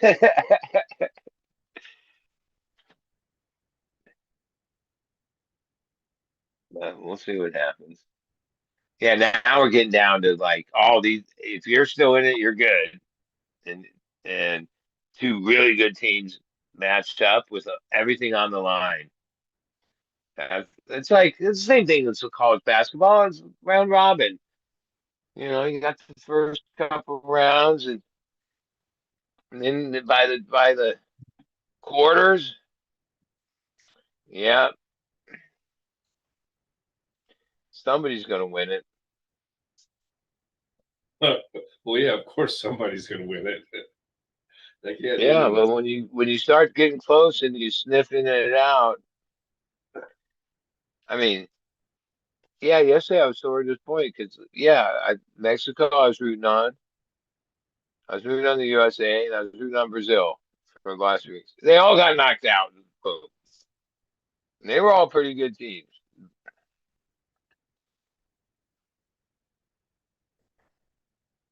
I mean, to be honest, like I think Trump fucked up the mojo for our team by He did so complaining many about the red flag and red. getting the guy reinstated. Uh, because even though that guy's our best player, Yeah, but sometimes in amp up the sports, other team by though. benching that guy, Joe Blow got his shot and fucking came and rose up. You know what I mean? Like you don't want to mess with something like that. Like that was bad, and he had no business getting involved. Okay, now the coach and the team and the organization, they can appeal and do whatever they fucking want.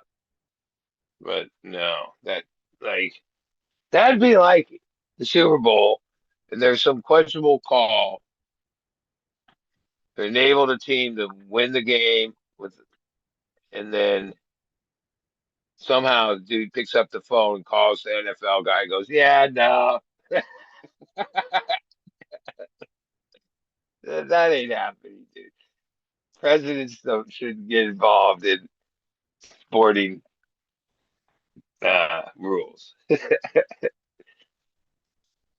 No one should. Like, can you imagine if other I'm sure that shit.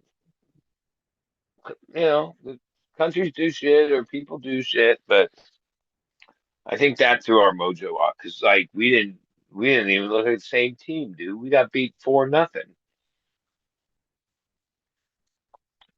by like inferior team. Well, who knows?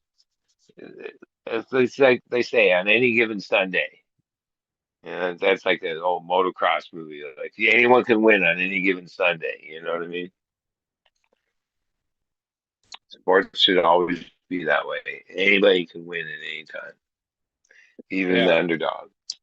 I mean it's been kind of fun though because I usually wouldn't tune into soccer, so I'm glad America did make it as No, far as it did. no, that was good, especially the men's team. Like that story's like, yeah, the women's team has been kick ass for a long time. Not so much the men over the years. Because I know one of the big, I forget her name. She's blonde. She played on that Olympic women's team, and she's the one that put her political things. She's really vocal around here, but it went national. Was that the women's soccer profits way more than the men's U.S. soccer for like different over a cycle of time, but they got paid way less. I think they're like when that happened, then they get equal pay now because the women's get higher ratings, higher everything. The organizations profit more, whatever. But they were paying the women next to nothing compared to what they were paying the men. A lot of sports have changed that way. Surfing, equal pay now, men and women. Should be that way. Especially if one would be if it was like, oh, the ticket prices were less and there was less interest and there was less sponsor money or but if it's making equal or more money there, then they should get their share of that. That always seems right to me. But that's like a new thing. Like for a lot of years, no, women's sports, some of them were um as profitable or as much coverage as men's, but they didn't get near the same money.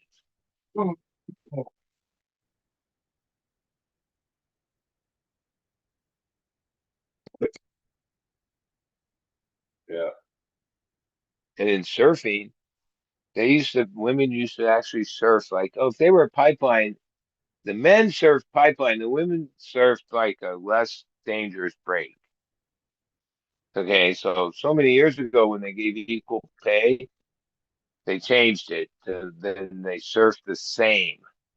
And what happened in surfing was a lot of the old vets, only a couple were able to adapt, right? But a lot of the old guard yeah, when they started surfing the men's wave, they basically shoulder ride. They didn't have the experience. And then interviews came out from some of these women saying that even as a kid growing up, as a girl, even though they were a surfer, they knew they couldn't catch waves. They wouldn't be accepted in the lineup like at the big wave places. So they didn't have any experience on those waves.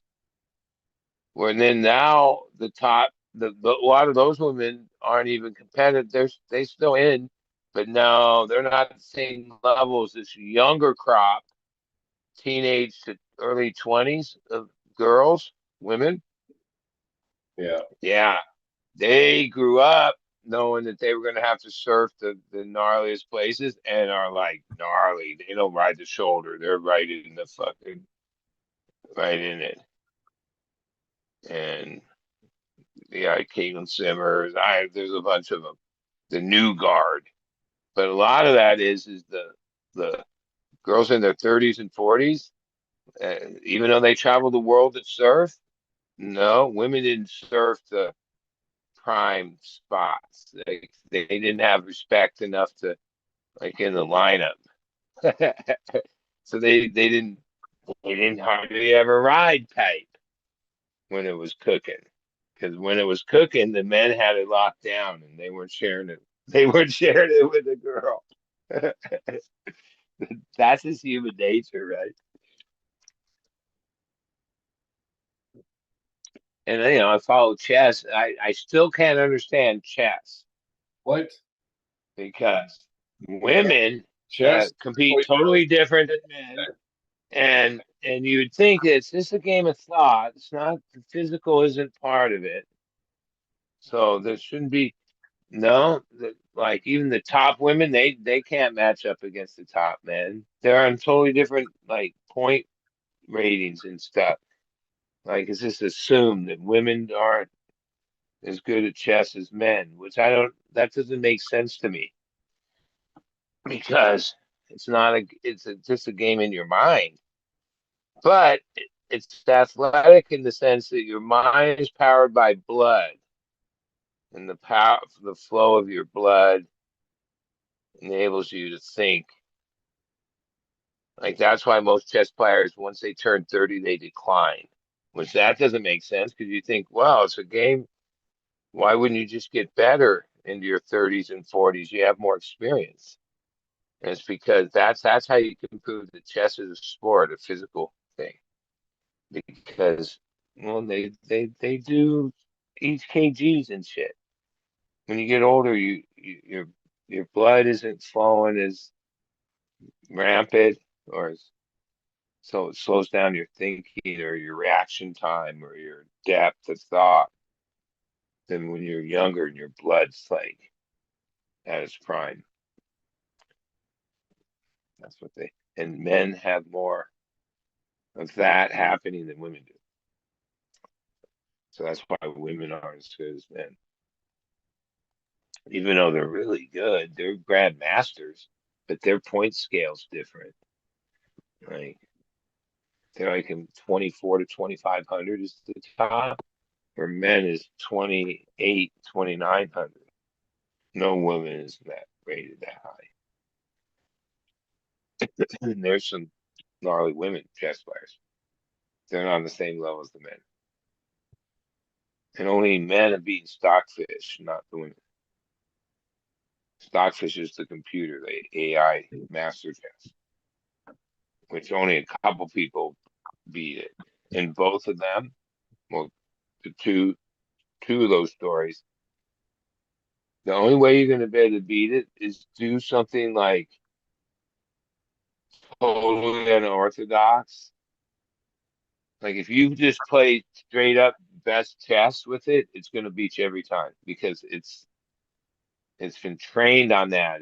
It's like it's Mhm. it's AI. It's called Stockfish.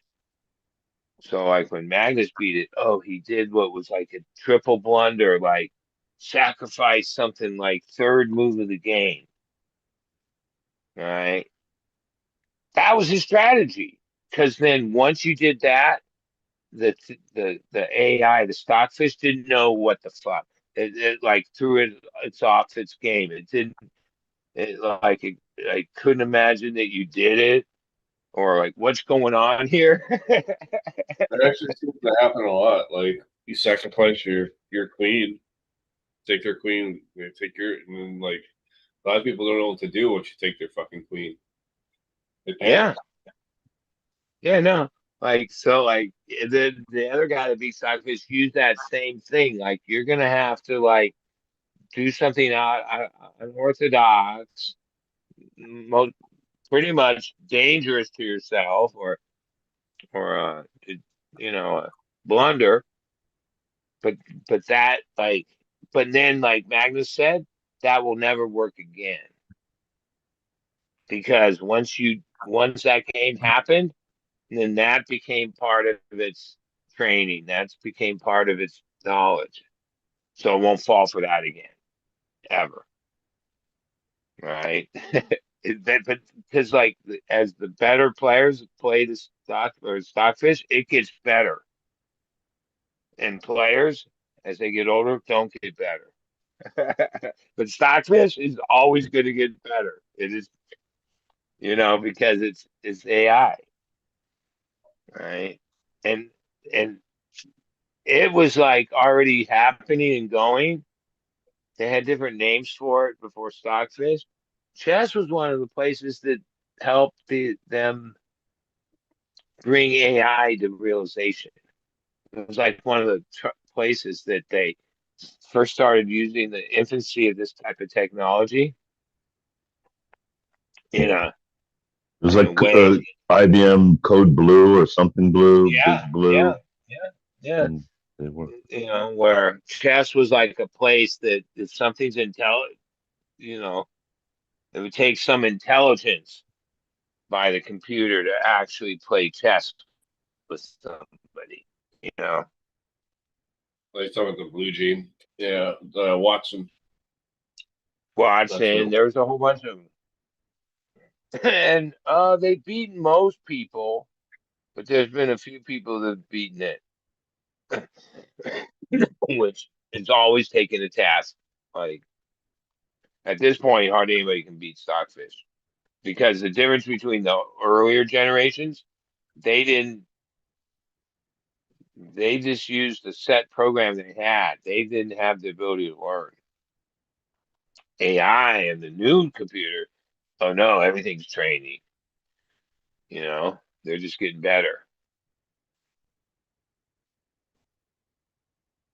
I mean, we're just at the infancy of that. Like the true reality of where this is going. Yeah, like I don't know how fast they'll get there, probably in 10 years. We'll look back at this time and realize, yeah, that wasn't even it yet. It hadn't even learned. It was like an infant. Barely even knew how to goo goo gaga, let alone talk.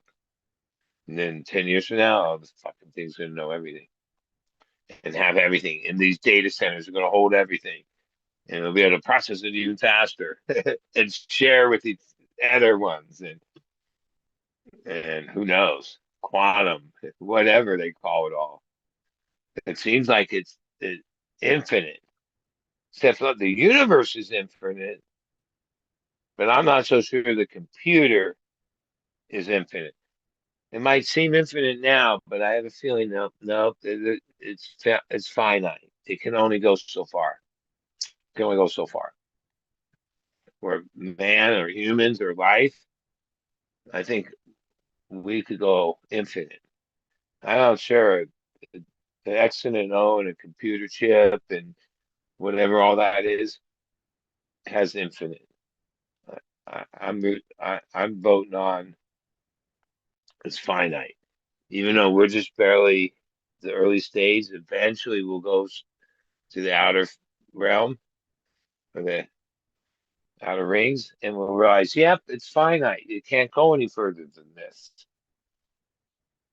because it's not real. It's just a computer. You think we're simulated? No. You think we're real? You don't think? Yeah. I mean, Life seems pretty real, right?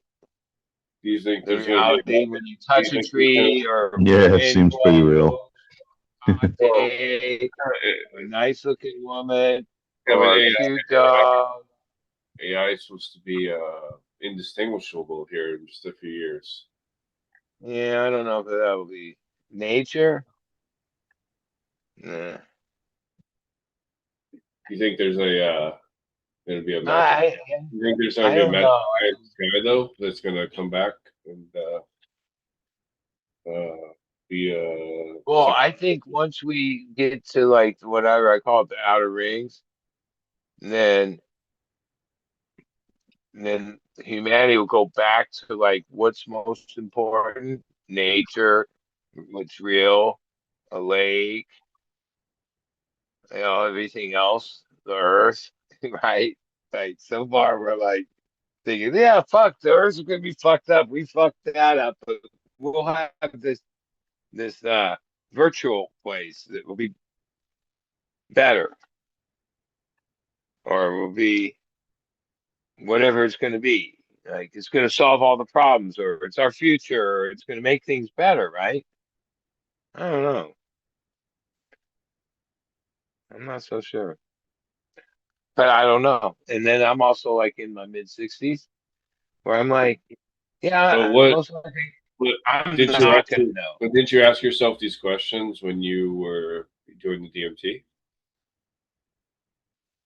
Yeah, or no. I psychedelics? say more toward like nature shapes, weird, like the answer to it all.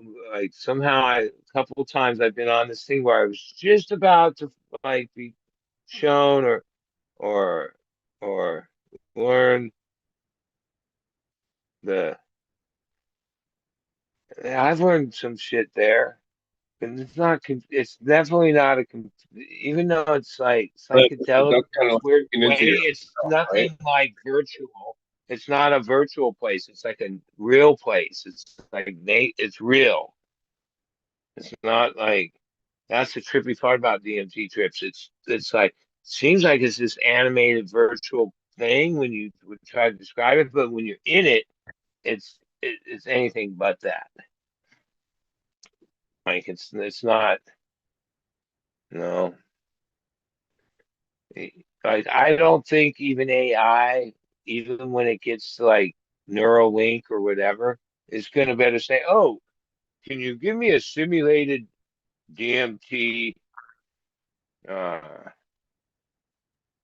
uh, experience?"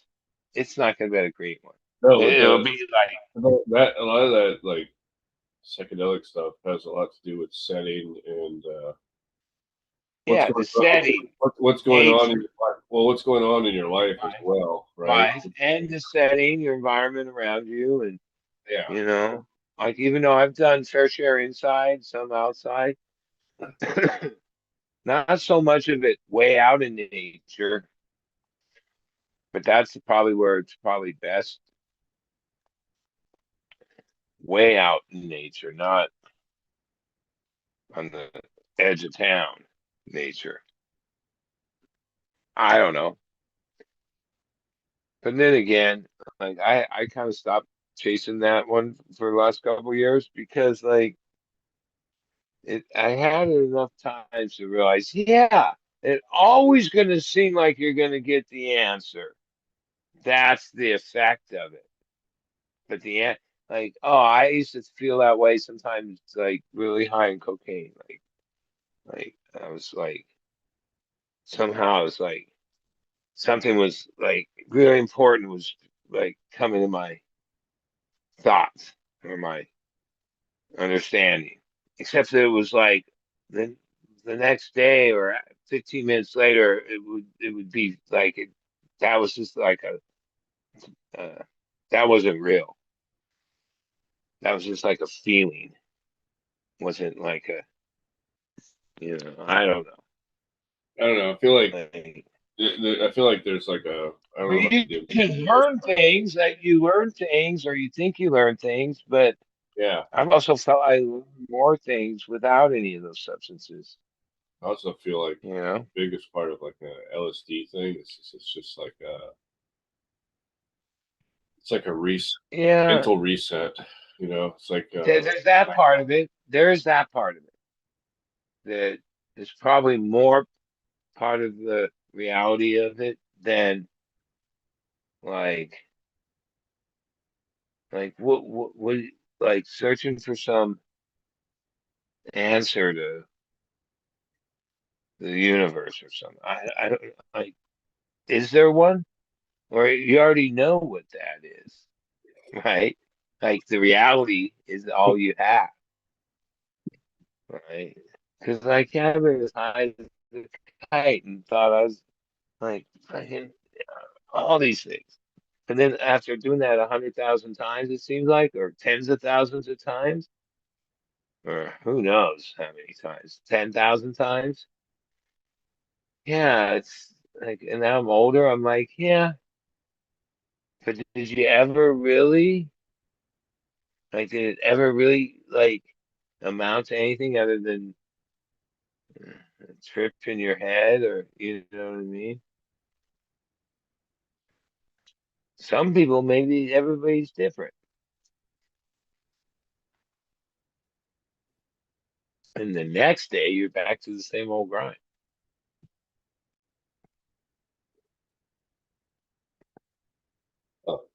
oh, mouse deer.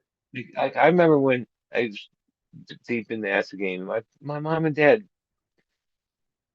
and their partner Dell and Carmen. I don't know the exact how. It might have been that Carmen worked at the post office, somebody, but when Sandoz was like, okay, the first time my parents took acid was in the earliest 60s, where they sent away this like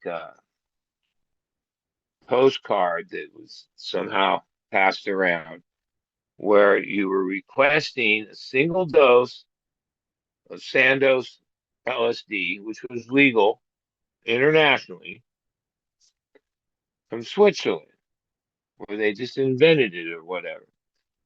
And they sent it. My mom, my dad, and some other friends, they took it. Oh, a couple of years later, somehow my parents and their partner got a hold of this box that was being shipped from Switzerland, Sandoz Laboratories, to like a mental hospital research facility in Mexico. And they hijacked it or whatever. Somehow got this.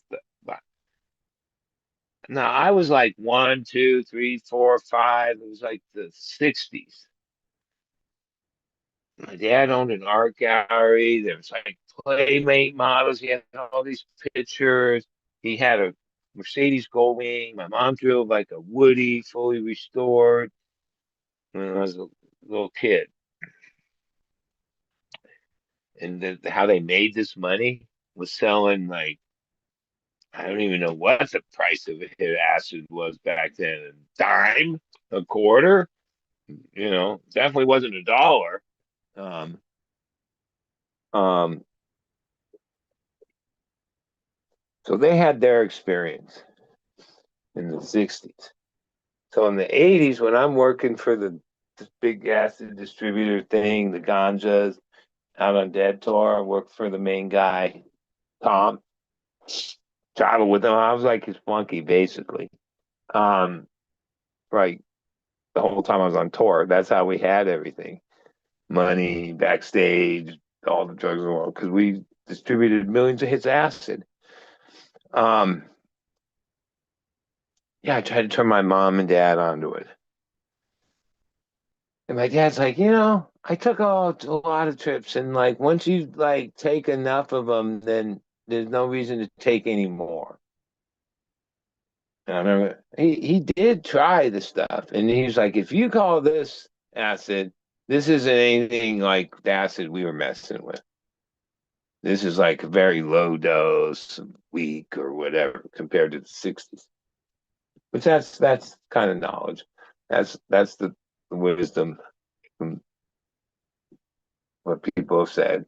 But I always remembered that. Like I still, it's been in the last 7 years since Sabrina got murdered.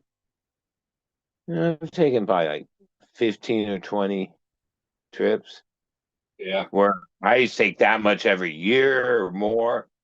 And most of those have been at shows and like half a hit or small amount, but enough to be, high.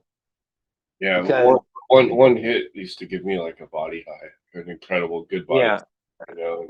I don't like I've known people who've had bad trips stuff. I've never had one, but I've seen what it is.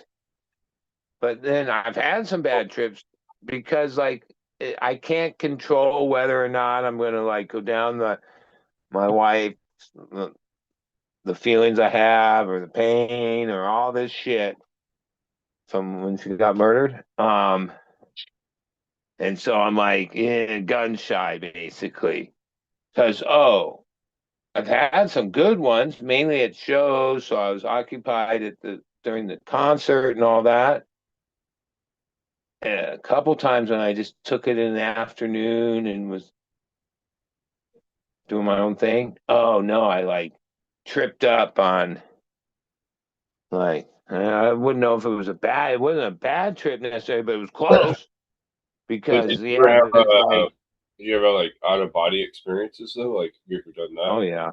Dude, I used to blot her it all. I used to like he'd come back from meeting the connection with like 20, 30, 40 grams Wow. of crystal. And then I wouldn't make all 40 at once, but over the next couple days, like do 4, 5, 6 grams at a time because you had to lay out all the blotters to evaporate.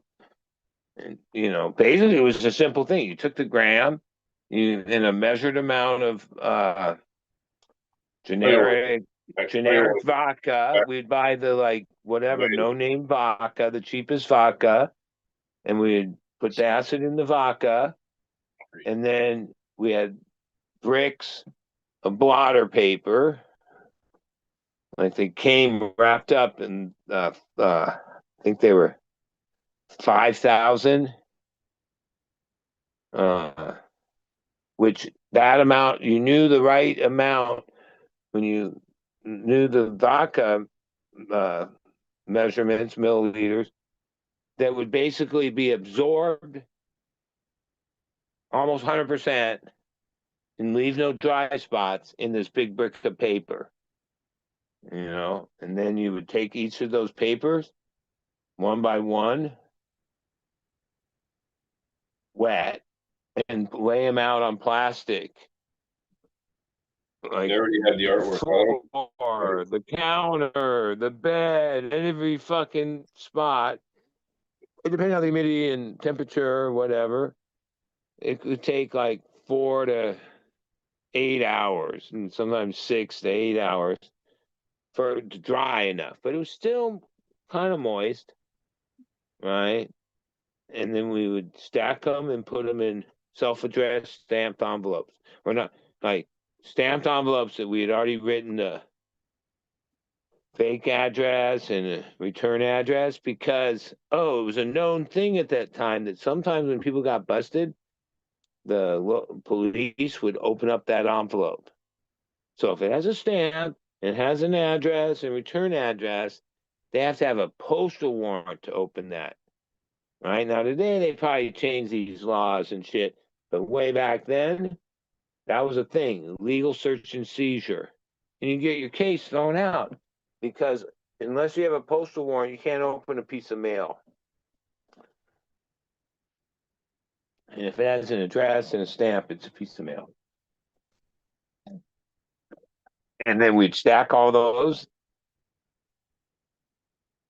and I'd jump on a red eye to usually New York, East Coast, New Orleans, where we had them or on tour, or first show of a tour. I did that for 7 straight years till we got indicted. Now, the guy I took the job over, he ended up in a mental hospital because, when you do the blottering, I would wear gloves and a mask, and I'm sure there was some real equipment you could get that you could probably wear that would keep you from getting high. But when that shit was evaporating, you were getting high. I don't even know if gloves kept that shit from going evaporating into my skin or whatever. This the whole process. You like there was getting high, and then there was the high you got from blottering 50,000 hits or 100,000 hits or whatever. You were fucking like really high. I used to be on planes. Uh, my boss, now he was a junkie. He liked China White and Persian. He was a junkie his whole life. So like he would bring me the stuff, and then he would leave me this like one or two, the skinniest, like nothing lines, like pure Persian usually from New York. That like, oh, once I got everything blotted out, I'd take a whiff of that shit. Now I don't like getting high in that shit, except that was like part of like what kept you from like being too high. Like that shit would like knock you down and you could just nod off or not get so high in the acid. But man, when I used to blotter, and then we call them Myco parties, I would I would throw away a lot of them, but a lot of times I would save like 10-gram vials that had the crystal in it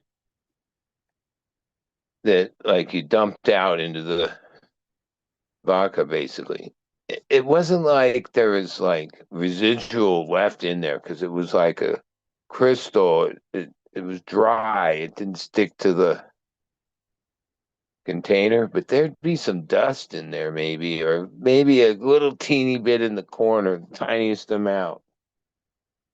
At certain shows, usually Red Rocks every year, Madison Square Garden, certain places, New Year's, Chinese New Year's, we'd have like these epic Grateful Dead runs, and we would bring like a jug of orange juice to the show and put all these vials in there, shake it up, and pass it around to anybody that wanted it. One sip of that, you're going to the moon.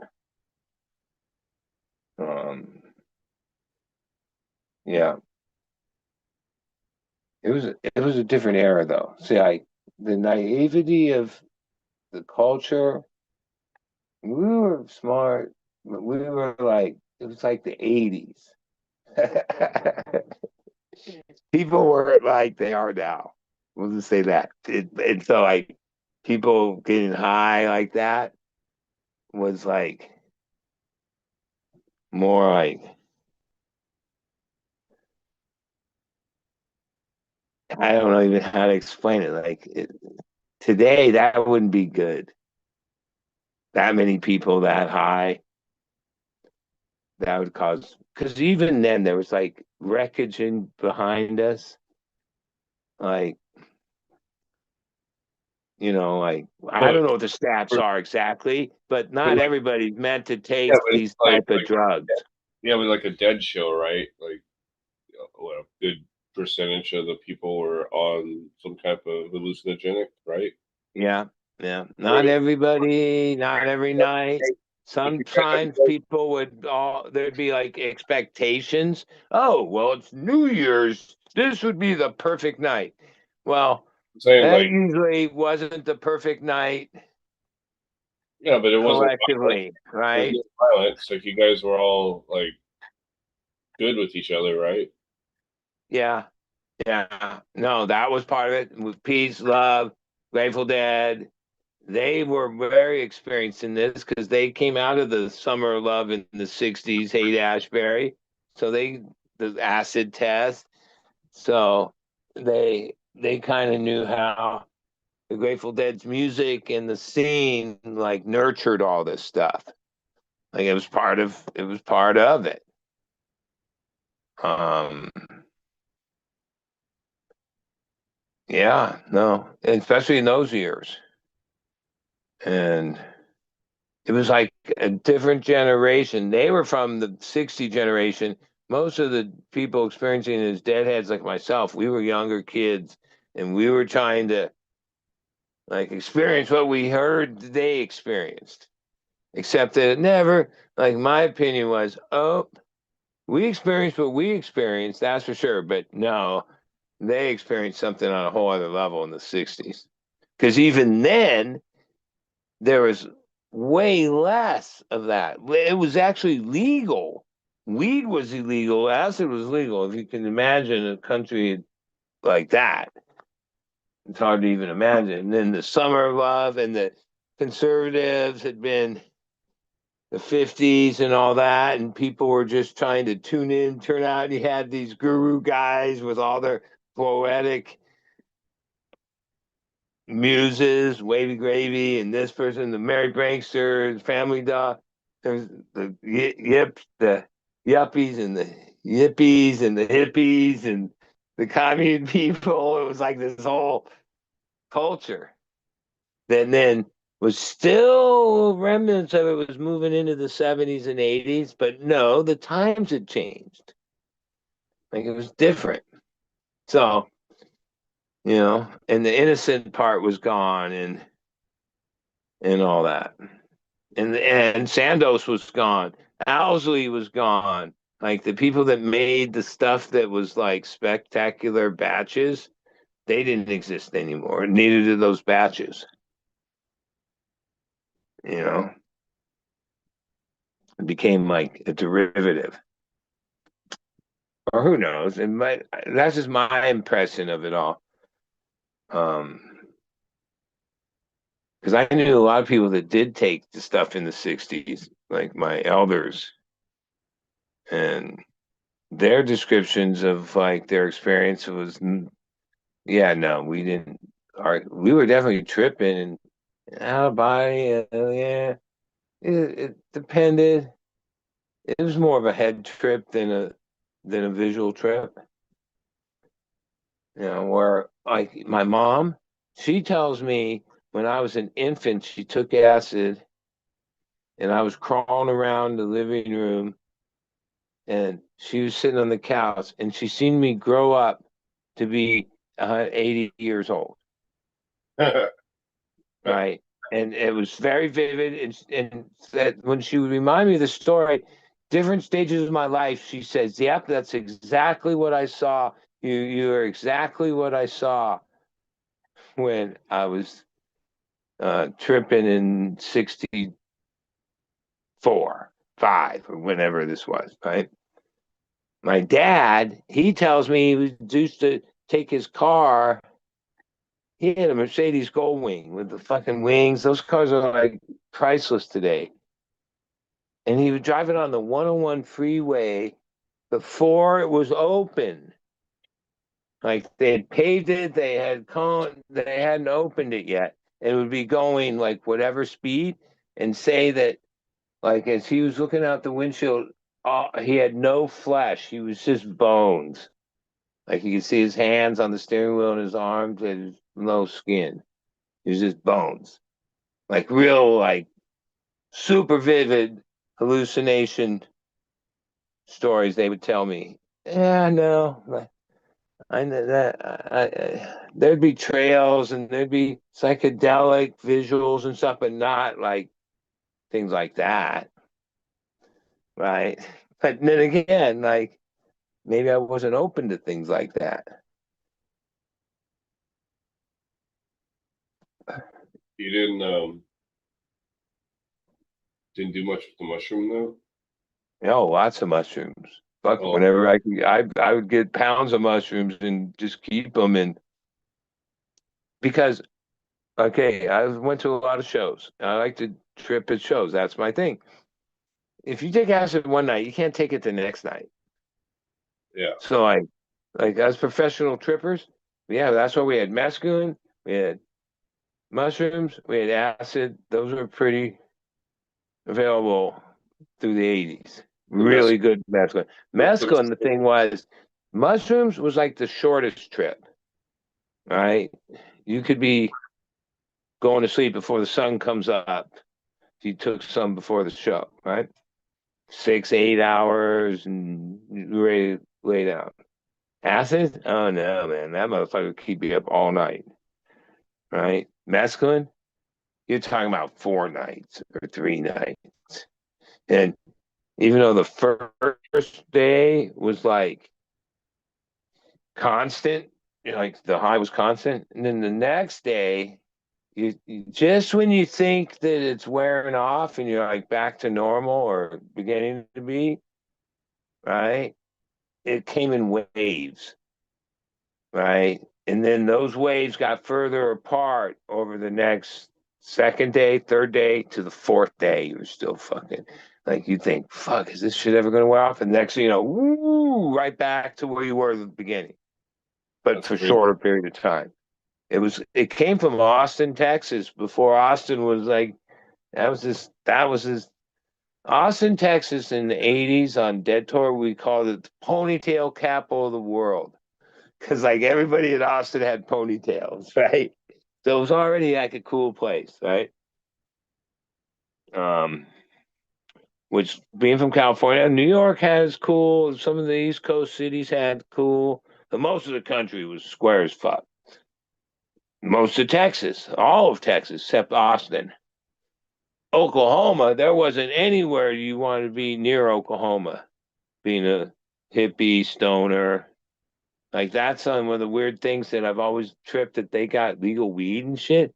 Because like when we used to go from Red Rocks down to Austin in summer tour, we would drive like 4 or 5 hours longer, 3 hours longer, whatever, to avoid driving in Oklahoma as a deadhead, uh, riding dirty. You know what I mean? Like you just stayed the fuck out of Oklahoma. Okay.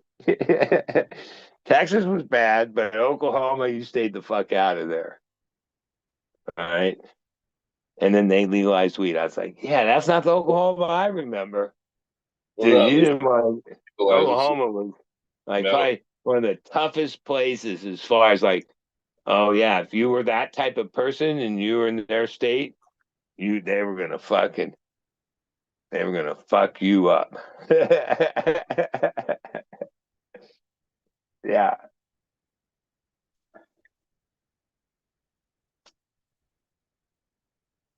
And another spot, if you were coming back from the East Coast, maybe coming back, but either way, on the 80, it's it's in Nevada. It's called Winnemucca, Nevada. Have you ever heard of that place?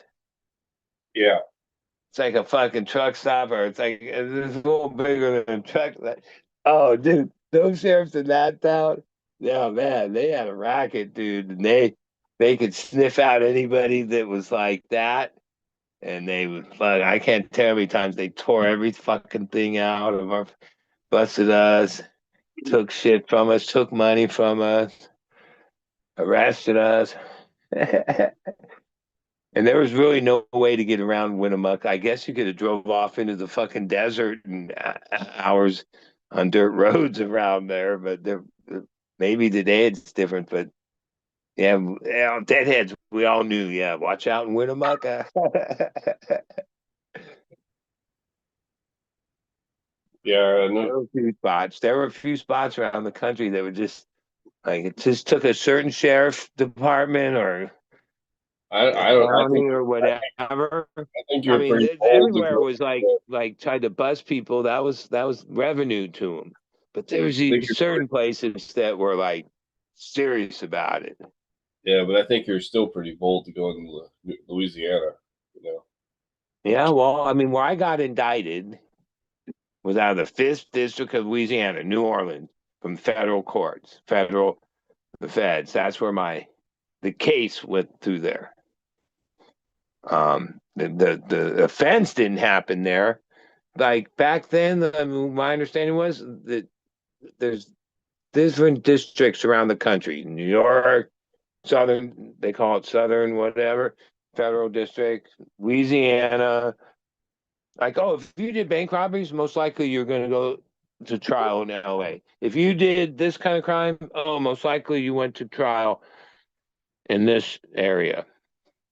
this district.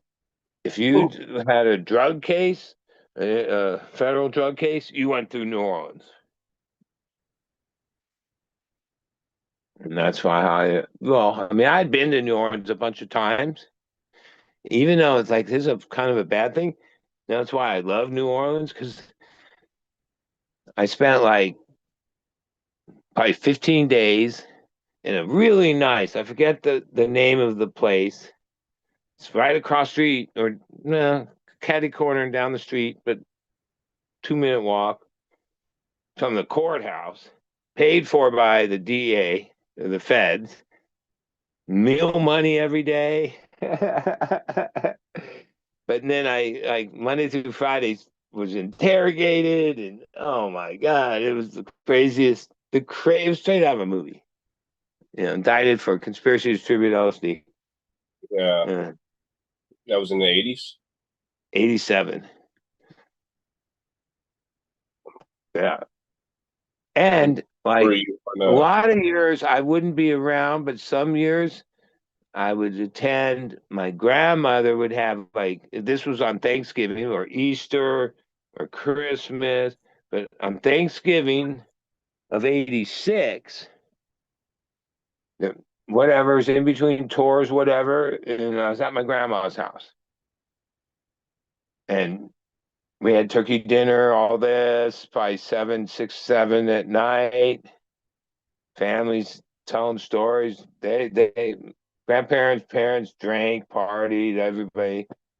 Knock, knock, knock at the door. I don't know. One of my aunts answered the door. It was federal. It was marshals serving me.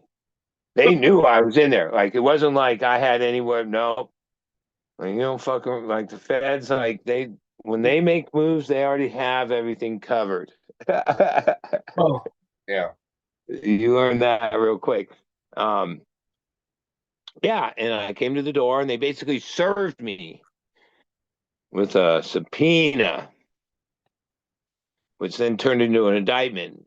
Basically, after the holiday, I called the number, and they told me that they'd notify me, and they would pay for the flight and the house, lodge, room and board, whatever they called it, and that I had to come to New Orleans and blah blah blah blah blah. And then when I got to New Orleans, now, because it's a subpoena, my mom hired me a lawyer, but the lawyer said there's no reason for me to go, because in a grand jury, I can't advise you. I can't even be in there. It's just you. Right? And if you have any questions, you can just call me. Right?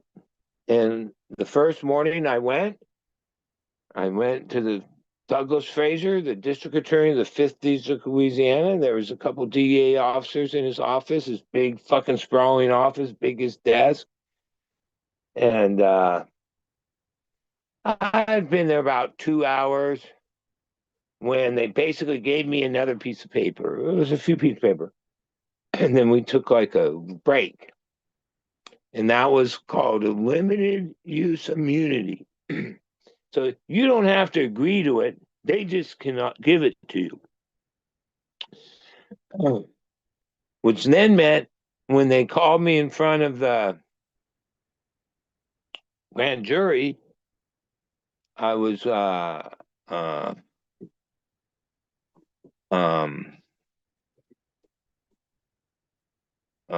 no, I don't have the 5th. You can't take the 5th because they gave me immunity.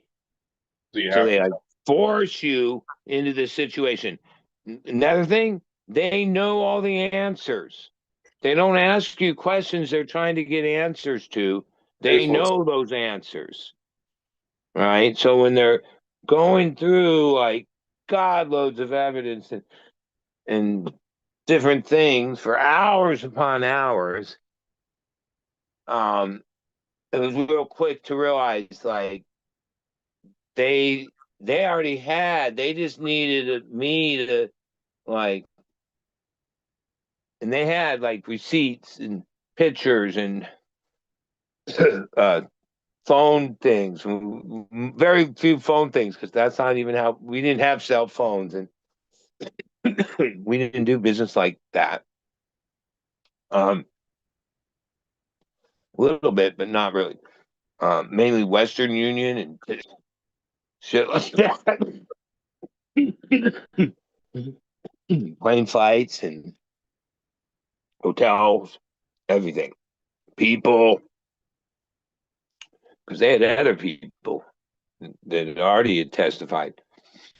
But yeah, it turned out that by the time I was going to go in front of the grand jury, which that would have been like, yeah, like that, like this is how I know that sometimes, yeah, some people do the deal where they rat off somebody to get out of their problem. That's not always how it works, right? I mean, that's why, like, you have to see people's paperwork. But limited use immunity is this thing where they can force you into, yeah, like it would have been if I didn't answer. Okay, so they already know the answer. So then when they show me a picture of so and so and ask me if I know who that person is, and I say no, well, that's like contempt of court. That's yeah, it's not even that there's a sentence for that. They just throw you in jail until they feel like letting you out, until you're gonna go along with the program. Like they play this hardball at a level that I was only like 23. Yeah. Okay. But I've been out on the road like doing this for 7 years at a big scale. I mean, I don't know. I've told the story before, but since I'm telling it, okay, BT, Brother Tom, he's infamous Grateful Dead character since the 60s, where he got busted in the 60s when they made acid illegal and was sentenced by Jerry Brown.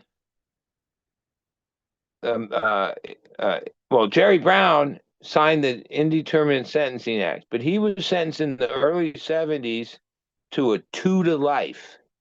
They used to give 1 to life, 2 to life. They don't give, like, you have to have 50 to life or 40 to life or 25 to life, is I think where it starts. There's a 15 to life, but there's no such thing as a 1 to life, right? You essentially, you could do 1 year or you could do life. Right? But that was determined on them, the parole board or the prison board, deciding whether they let you out or not. Which he had been in for 5 or 6 years on a 2 to life. And Jerry Brown on 7/7/77. Today was 7/7. I always know when it's 7/7. The most prisoners ever released in one day in California was on 7/7/77. Right? Yeah.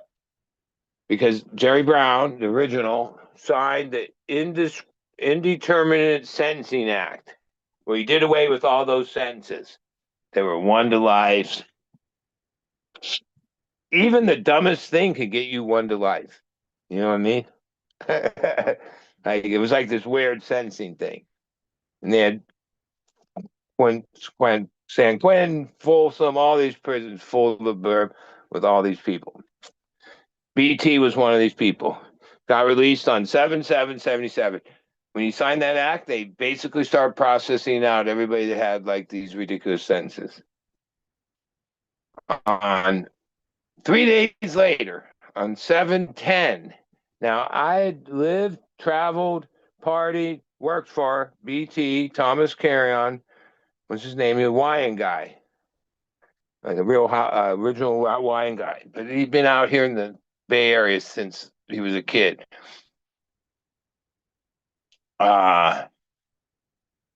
Him and his girl Katie May, who had stuck with him from the 60s till then, visited him and whatever. Somehow they used her mother's motorhome, Winnebago,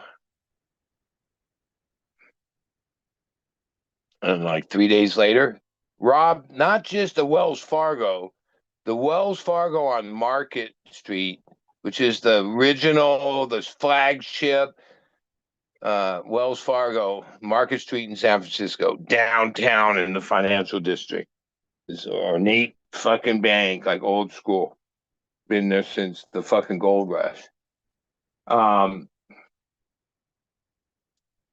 I forget, like $7,000-8,000 they got from a note they gave to a teller. They didn't even have an armed robbery. Oh, they're fucked. Yeah. Right, but it's a bank robbery, 25 to life. Right. Okay, we'd been busted. We had shit happen to us. We used to think that it was Grateful Dead energy or Jerry vibe that like got us out of Des Moines, Iowa after getting caught with everything you could imagine. And a few different, I don't want to go out loud, but over those 7 years, a bunch of things happened where we were like thinking, I was thinking, they have the Grateful Dead energy. That's how we always get out of these things, right? Right. Until that day in '87, when after bullshitting the DA for like 2 hours, he saw me pictures, asked me questions. I'm just going, well, I don't remember. I was really high. I'm just a kid playing. I'm just a kid. And I've been on this Grateful Dead tour in the lot and shit. He says, I remember he readjusted himself. He was leaning back with these cowboy boots on this desk, and he sat down and he took his fist and pounded so hard that it fucking scared the fuck out of me. It sounded like a gun on his desk, and looked up with the most southern accent or Louisiana accent I ever heard in my life and said, "Son, do you ever want to be free?" I'll never forget it. Right. And kind of signaled to these two fucking hippie looking bearded fucking undercover DA agents to like show me the conference room on the side of his office. There was like this 8-foot table, like inches to 6 inches, maybe even higher, of evidence. Pictures, lots of pictures, like stacks and stacks of pictures. You here, you there, you here, you're with this person, you're with this person, you're in this city, you're in this city, you're at this Western Union, you use this fake test question at this West, because like we thought we were so slick. We had the self-addressed stamped envelope, and back then you could pick up I think it was $3,000 under a like test question, not even a name, right? At Western Union. So you make a name up, but it was like you didn't have ID, just a test question. But it was only like under 3,000. Dude, I can't tell you how many times in between tours. That's how I went to Vegas so many times. First times I came to San Diego, all kinds of places in LA, every place in the Bay Area, Oakland, this, that, the other.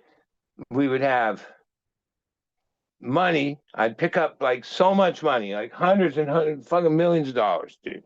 Maybe not millions, but no, a lot.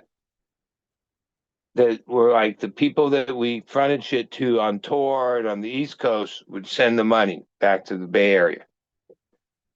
And yeah, so in between tours, basically we traveled around and picked up money. And we copped and did it over and over and over for like 7 straight years. They knew it all. They knew it all. Okay. So like, oh, a lot of this took me time to really think. And I visited BT in Terminal Island. Now, okay, when I go out there, I don't know anything about this bank robbery. All right. I'm assuming that, oh, there's some acid bust. Because, I mean, that's what it was, conspiracy to distribute and all this. After this little thing with looking in the thing, and then we sat down, and then it got a little more real, right? It became clear maybe later that day, like it was 8 hours of interrogation for days, maybe even longer. They weren't like they knew everything we did. They kept showing me a picture and talking about our connection, which BT had been very careful because I think that was part of the rule that I never seen or met that guy, even though we lived together, we traveled together. No, I'd always be sometimes, like a lot of times, we wouldn't pick it up in the Bay Area. Sometimes that would be like why we went to Arizona or we went wherever, and next thing you know, he'd have the vials. It was like secretive. Well, I kind of after a year or two knew our routine and well why we were going certain places, right? Um, but a couple times I was like, "Oh, stay in this restaurant. I'll be right back." And I'd be like in the wind by could see out the window, and I'd see him meet this other hippie looking dude and do whatever and walk away. All right. Once or twice. I knew who this guy was. I didn't know him. I didn't even know his name. The feds knew his name. They were trying to bust him. Oh, Okay. They wanted the connection.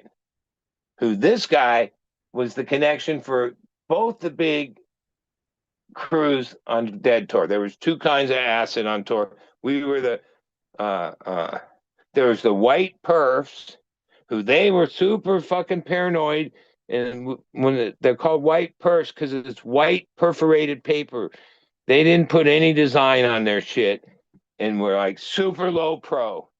We're BT, and some of this was over all the things that happened where we got used to like have close calls and always get away with it, right? Um, which, yeah, of course, because they were using us to get to this other guy, even though they knew he was wanted for a bank robbery from 77, right? And in 87, somehow their control over that broke down. And when BT was in the Tenderloin scoring some dope one night, had running with the cops, and they nailed him for being wanted for bank robbery. So when he's busted and I'm being indicted and other people, we just assumed no one knew this bank robbery shit until the DA showed me and told me. I couldn't believe it. I'd been with this guy. He's just a fucking hippie, stoner, junkie, yeah, never uh, like from no violent types, none of that shit, right? Hippy dippy to the core. Oh no, he got bank. But when I met him in prison and talked to him, he told me like the game he was in, there's no credit. That was his come up. I started working for him in 1980. So within 3 years, he already had sold millions of Dragon. He was the Dragon blotter that was like the late 70s into the 80s. Red Dragon, Blue Dragon, Green Dragon. There was these little Dragon hits. He had just finished that. We were doing the ganja hits, which were the symbol that's on my thing. And we did other ones, Scrubbing Bubbles and Pharaohs. But I mean, when we did a color or a design, the printer printed like a million of them. And we'd sell those and then move on to the next color. Or we were the first people doing 4 color prints on hits back then. Rainbow Ganja. And we had like good printer. Um, the blotter art. blotter art, yeah. We gave T-shirts away with our blotter on it to like cussies on tour. We'd get like 100 of them made and hand them out at Madison Square Garden or wherever we tour started. And Phil Lesh wore our shirts from stage. We were very We weren't like as much as we thought we were careful. We were opposite of careful. We were like branding, marketing, like in the lot for years. People would walk around and you got that official Grateful Dead outfit. Just because a Grateful Dead member wore our blotter design at a few shows, like 5 shows, shirts I gave him. Yeah, that and the White Perf guys used to complain to Freddie. Freddie's the guy's name that was the connection, who was full blown HA, right? Like it wasn't like, oh, it comes from the HA and you did that down the line. No, this was like it was the dude that handled, and he handled both. Like it wasn't like they were our competition. We had rose crystal. That was what they called our crystal, and they had white fluff, right? Which rose crystal is better than white fluff. White fluff is still pretty predominant as the LSD crystal, but ours was called rose crystal. Dude, if when I blotter it, let's say I use 2 cups in a Pyrex glass measuring cup of vodka and put a gram or 2 grams of our crystal in there, the rose crystal in there. We'd always be mainly in hotel rooms or in places where curtains are drawn, there's no light, right? But if you showed just even the lightest amount of light, sunlight, not no bulb, sunlight, this clear vodka with the crystal in it would turn like totally black light purple, like glowing purple from the sunlight hitting it. That's how we would always like double check that our shit was, because like how purple it was also how potent or I don't know how we used to think a batch was better than the other batches. And we did this for a lot of years. That's what everybody says about every fucking harvest. It's better than Yeah. the last batch. Yeah, well, I mean, even how we control things, like there were certain places on tour where we would do like 12,000 hits out of a gram, where then Madison Square Garden or the deep old cities and the East Coast, we'd do 8,000. So that meant the hits were stronger, Wow. maybe 200 mics, or you know what I mean, like the dilution rate. Because you go down through the Carolinas, Atlanta, the South. Yeah, if you gave them too much of a dose, there'd be more people having bad trips and flipping out and ending up in mental hospitals. I remember people in the earlier side of the mid 90s in Seattle, and they had the sugar cubes. Yeah, with liquid. And it would claim that there was 4 things. Window pane, 4-way window pane. There's been a lot of different. I was only part of one crew, but we were hell of a crew. And then they had the black random, dude. I was like in 1980. And then they had the 2.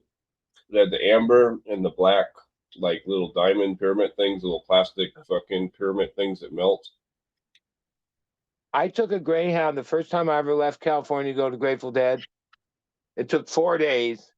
I had $164 when I left North Hollywood, Greyhound, and went to Greensboro, North Carolina. Right? And I'm just a deadhead. I'm fucking kid. I'm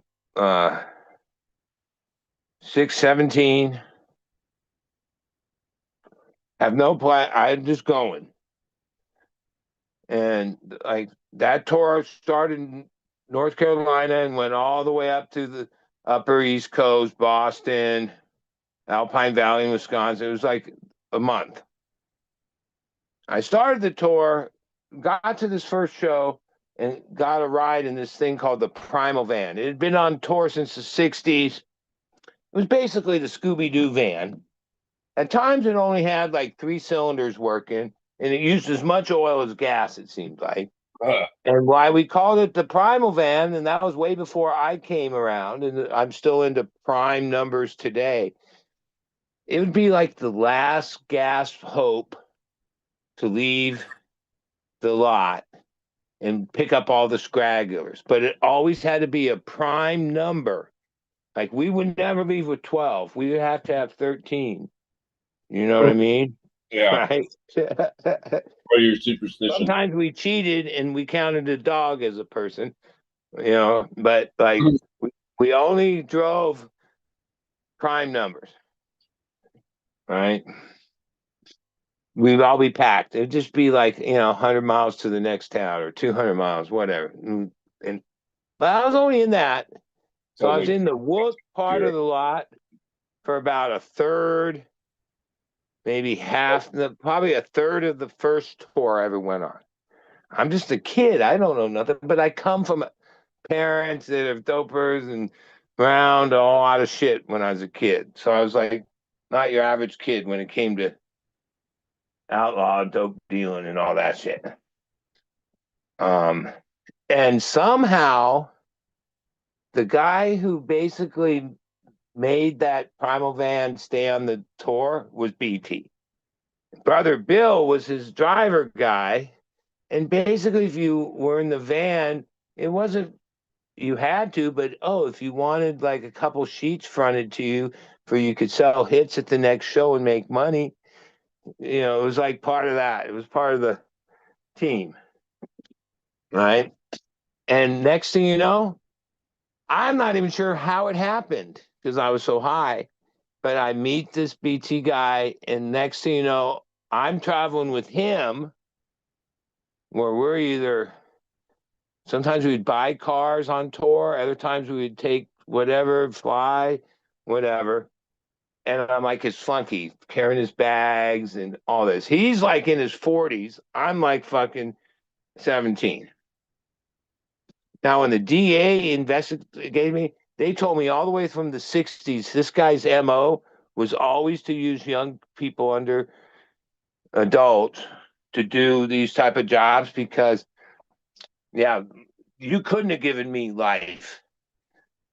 Well, I was 23 at the time, but like some of it, I don't know. They told me a lot of shit. They were the fucking cops, but Some of it was probably the fear tactic. he always took advantage of young deadhead to be his like work because like he didn't take any risk. He never carried nothing. He never picked up no money. Did You know what I mean?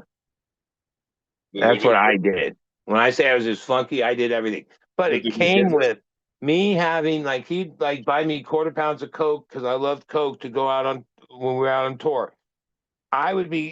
We would both be carrying as much wads of money in our shoes, socks, pockets, back pockets.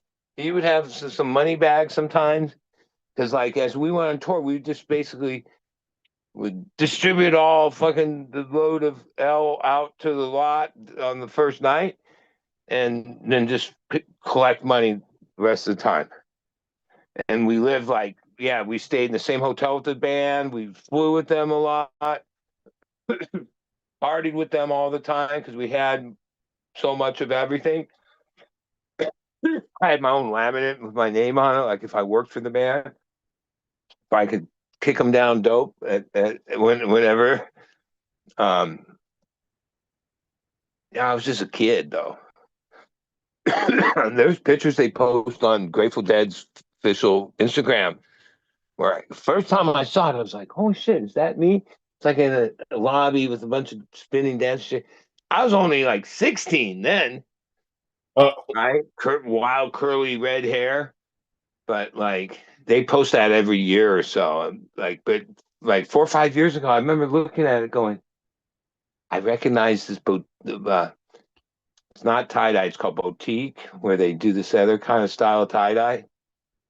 I remember the shirt more than I remember my own image. Because I was just a wild kid, dude. Crazy as fuck. You can't. There couldn't be a kid. I don't think there's a kid that age in our country today doing that shit. And I wasn't the only kid like that. Like all the other kids on tour, yeah, we were all like in that age range. We were all under 21. And we booked hotels, flew planes, did all this shit without any, like, there was never, we had contact with police, all kinds of shit. No, it was, yeah, I don't know. It was one thing, it was a different era, right? Like, like that's how I know, like when Jerry passed in 95, yeah, that was when that era had already passed, but like we were still trying to do the same shit. Like Jerry couldn't have made it any further than that. The Grateful Dead couldn't have gone into the 2000s, right? Because yeah, the world changed. You know what I mean? Mm-hmm. Like, oh, there's like a jam band scene today. Fish played tonight, or whoever, and whatever. We pretend like it's no, it's not the same thing. One, there's not a pack, a couple hundred miners out on the in the road of the country, girls and guys, right? Like Yeah. I don't even went to school to eighth grade. People So follow in them. eighth grade, and by when I should be in ninth grade, I'm in North Carolina living as an adult, basically. And there were kids younger than me on tour. Right? That's what we call it, like Grateful Dead Land or Jerry's Kids. Jerry's Kids. I'm one of those. Jerry's Kids. I was raised in the parking lot. I mean, you know, my parents, like a lot of the kids I met on tour were from like the East Coast, Newark and Philly and from broken families and like a rough, like the reason they ran away, like we were basically runaways. I didn't run away because I came from upper middle class with all this opportunity. I got, other than my parents were drug addicts and alkies and but so was I. I don't know. I wasn't running from anything. I was just into the music. Where a lot of the kids I met, and some of these people are still friends with today, for 50 years later, 60 years later, 50 years later. But now I'm 63. Yeah, I did that for 50 years. No, I'm still doing it. I'm going to shows in a couple of weeks. Now it's widespread, but they're fun. Nothing's changed in me. I was like raised, born, like lived a certain way. I still somehow, I mean, there's an ups and downs. We're in a down now as far as like having money and all kinds of stuff. But some of that is just I'm just over all that. I've had it all, and I don't even try to have all that shit anymore. I like the peace. I have no bills, and I remember my net. Well, just when I shut down the warehouse, it was 15 grand a month just to keep the grow up and going. And after decades and decades of like always having to grind for money, and now I had $15,000 nuts in the past, but it was easier to make money then. Now to make money, it's fucking hard. You A think lot harder. Like the values change. The inflation, I don't know what it is. So like I'm fine with like just chilling. I've already had like everything I could have ever wanted, and all those things come with need money for it. And I used to like whatever I wanted, I just save or grow more or deal harder and get it forever. And then when Sabrina got murdered, I was like, I don't know. I was like, I'm over it. Now I live where I take care of horses, just fuck around all day. Like now I only get my social security and a few bucks I make from hustling dope. But I'm saying enough to be like fully self-support, sufficient in the San Diego fucking economy. But at the casino, this guy offered me entry level. He'd train me. He says, "Yeah, we start off at 90,000. Like it's some kind of computer." But he's like, "No, we hire people that are." He's this Asian guy. A lot of times people at the table talk a bunch of shit. He was drinking and saying, "Yeah, I'm going through all these applicants." And I'm like, "Oh, what do you do?" And he thought I might have been trying to hit him up for a job. I was just talking, because like, oh, he says, "Yeah, you got to get there at 5 and work till like 5." I'm like, no.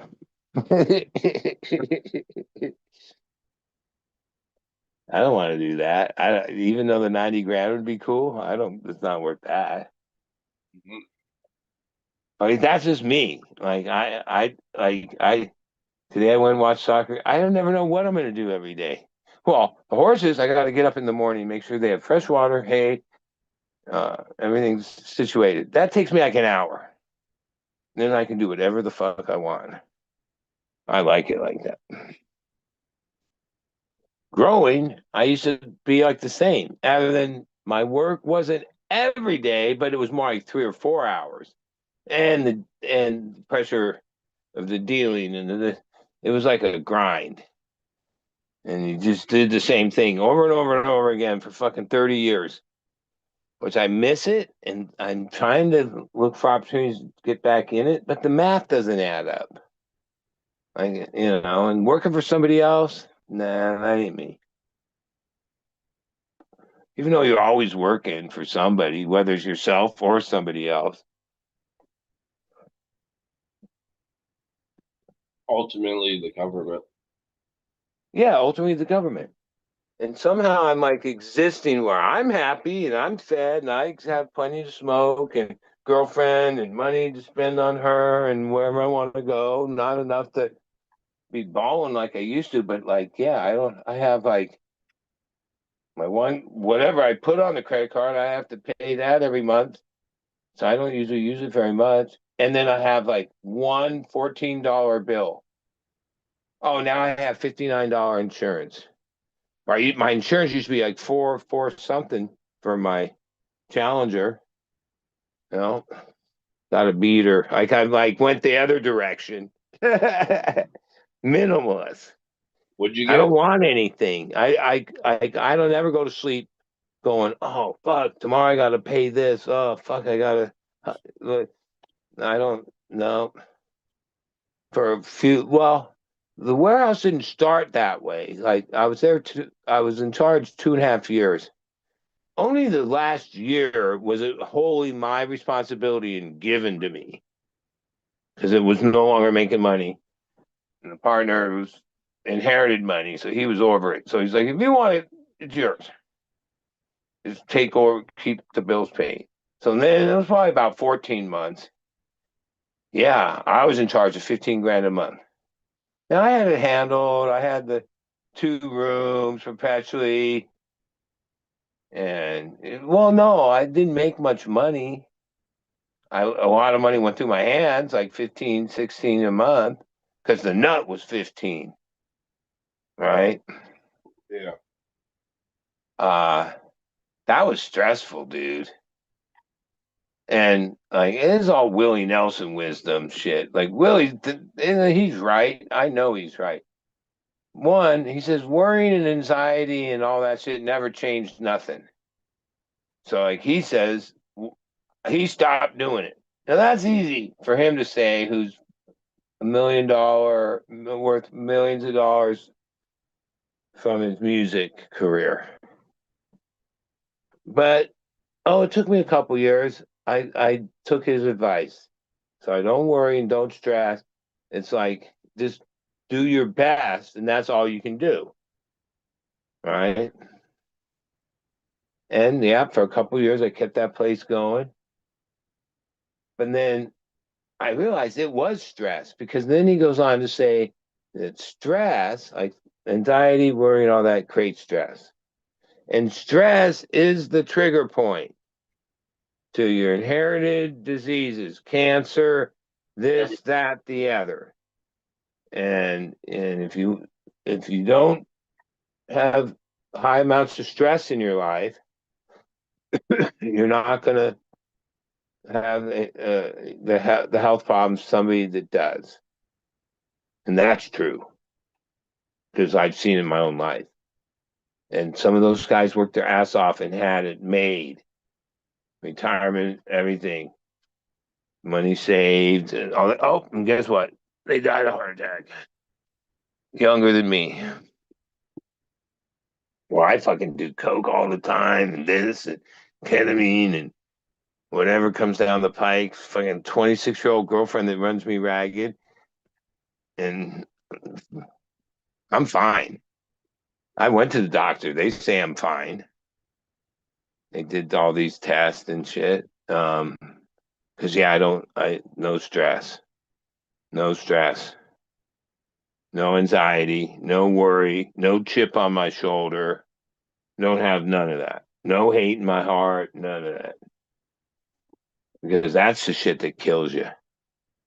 That in combination, because it's like mind over matter, right? Health is big that way. Like you think healthy, that's half the battle right there. Think you're sick, something's coming. It'll come. And if you riddled with stress for long periods of time, because life, the United States, or I don't know, it's the same way everywhere to varying degrees. What human life existence has come to need money and the stress that money creates and the need for it and the desire for it and all of that. Every waking minute, even when you're sleeping, you're probably like affected by it. And that's fine and dandy. If you want shit, then that's the price. And I like after Swing got murdered, I liquidated everything. Even though I have a Connex with fucking like probably 50, 60, 70 grand worth of valuable shit in it, I haven't even called that girl in like 3 years. Because I don't want it. I don't care about that shit. I don't care about shit. I like, as long as I have a bag of weed, which I always have,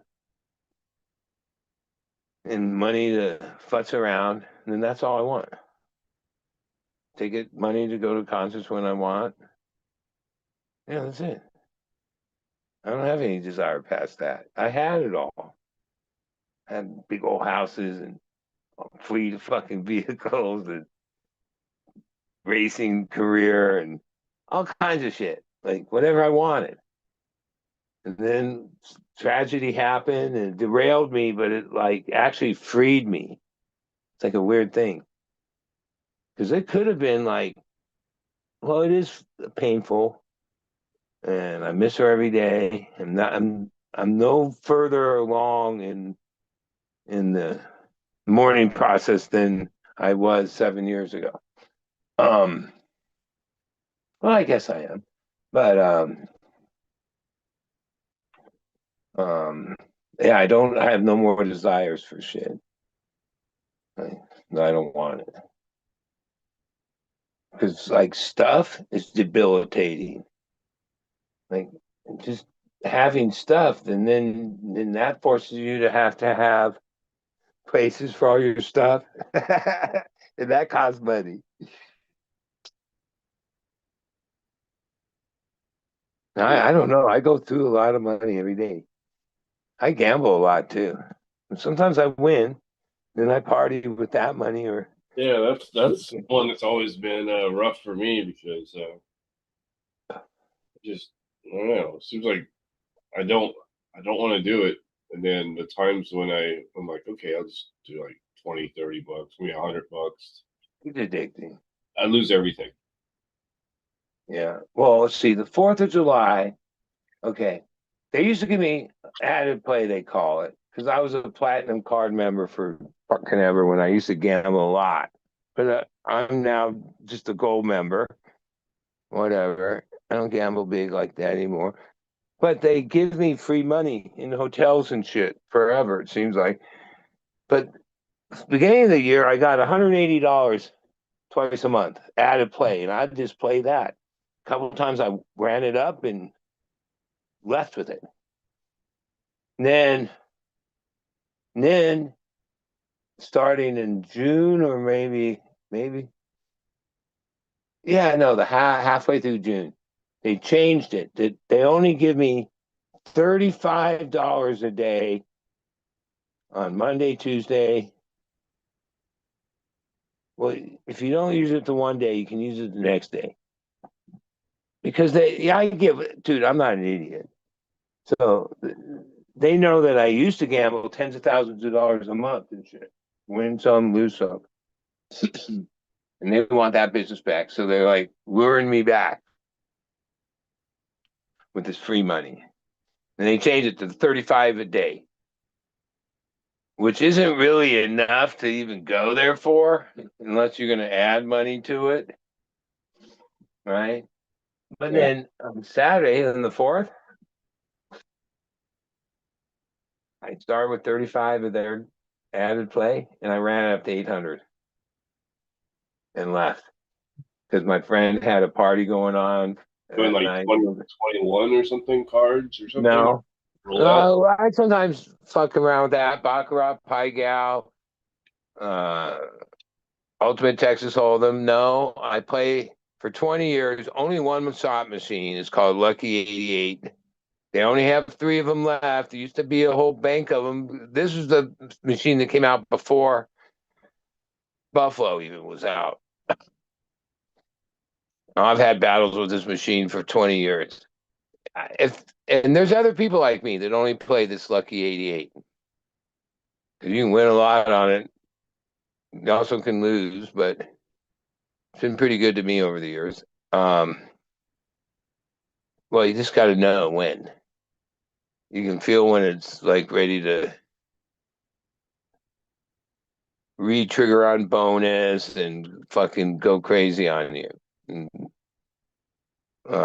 And you can tell when somebody's already done that to the machine and it's dead. And then you move to the other one. We move to the other one. But if those are being played, I'll just wait.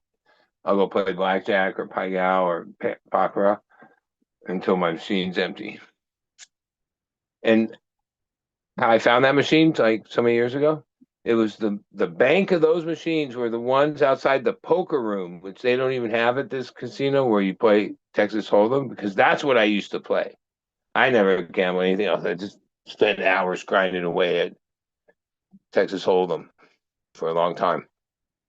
And then you couldn't smoke in the poker room. You had to go outside or outside the poker room to the casino where you could smoke cigarettes. And then I started putting money in this machine.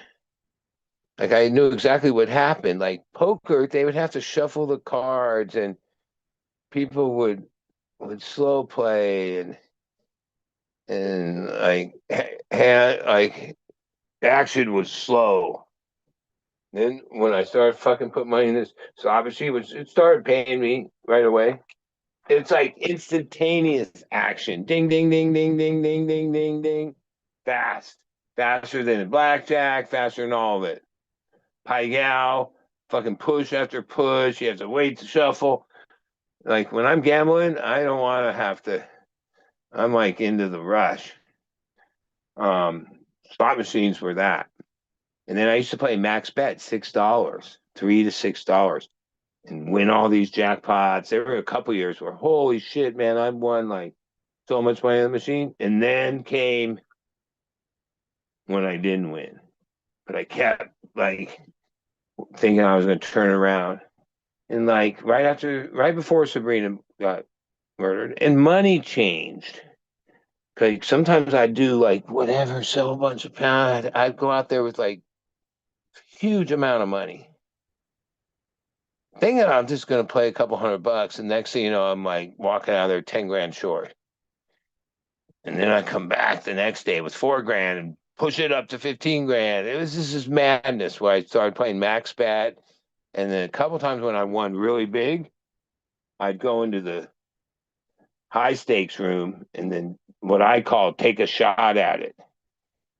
A couple times I ran shit up. I mean, 50, 60 grand, but I'd blow it on things like take a Prevost on tour.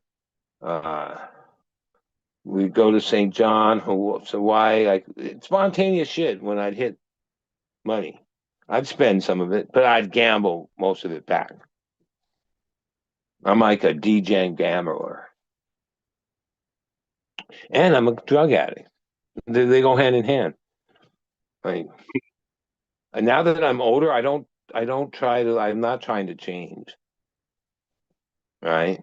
I enjoy this shit. I remember when I was younger gambling, I see these old people with the walkers and shit gambling on their Social Security and shit. Well, And I'm like, yeah, I'd rather have that than be like in a convalescent hospital. I met some of the coolest old people I became friends with. And I always thought, yeah, when I get old, I want to do that. Just have enough money to, because a lot of them don't gamble big anymore. But they love gambling. I love gambling. I love all the people in the casino. They're all degens. Not all. Some of them are just tourist people, stop by for the day. But, I go to the same casino for a lot of years, a couple of them. I know all the regulars. you're They know so, me. I love all the people in the casino. They're all degenerates. What the Yeah, fuck?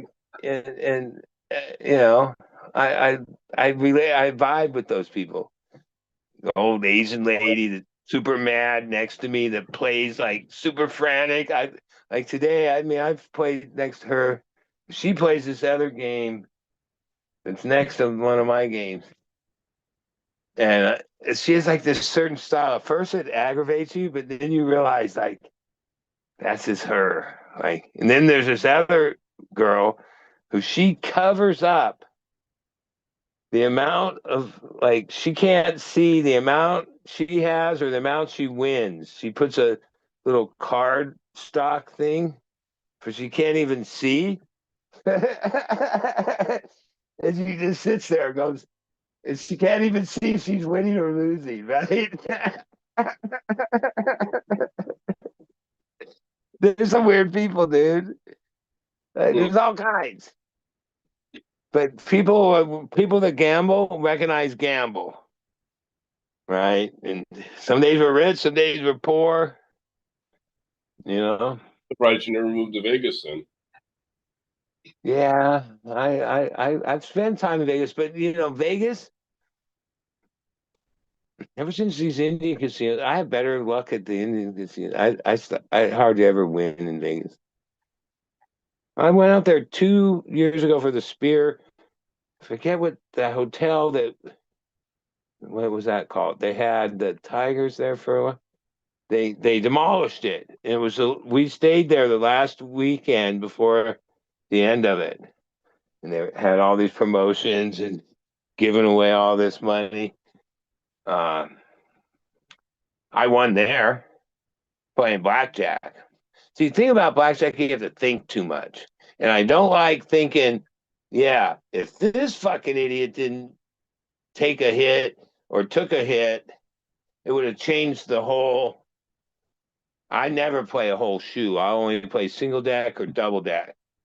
But either way, I don't like that part. I like Baccarat better because all you're really doing is choosing this side or that side, player or bank, whoever gets closer to 9. You don't make any decision other than it's basically no difference than going black or red on a roulette wheel. So I don't really play that. I like to watch it though. Well, in that you're picking numbers too, right? So Yeah, I mean the one thing I realize with that is like, yeah, I see people that seem to be having fun at it. They have like stacks of these dollars, and then they bet like 200,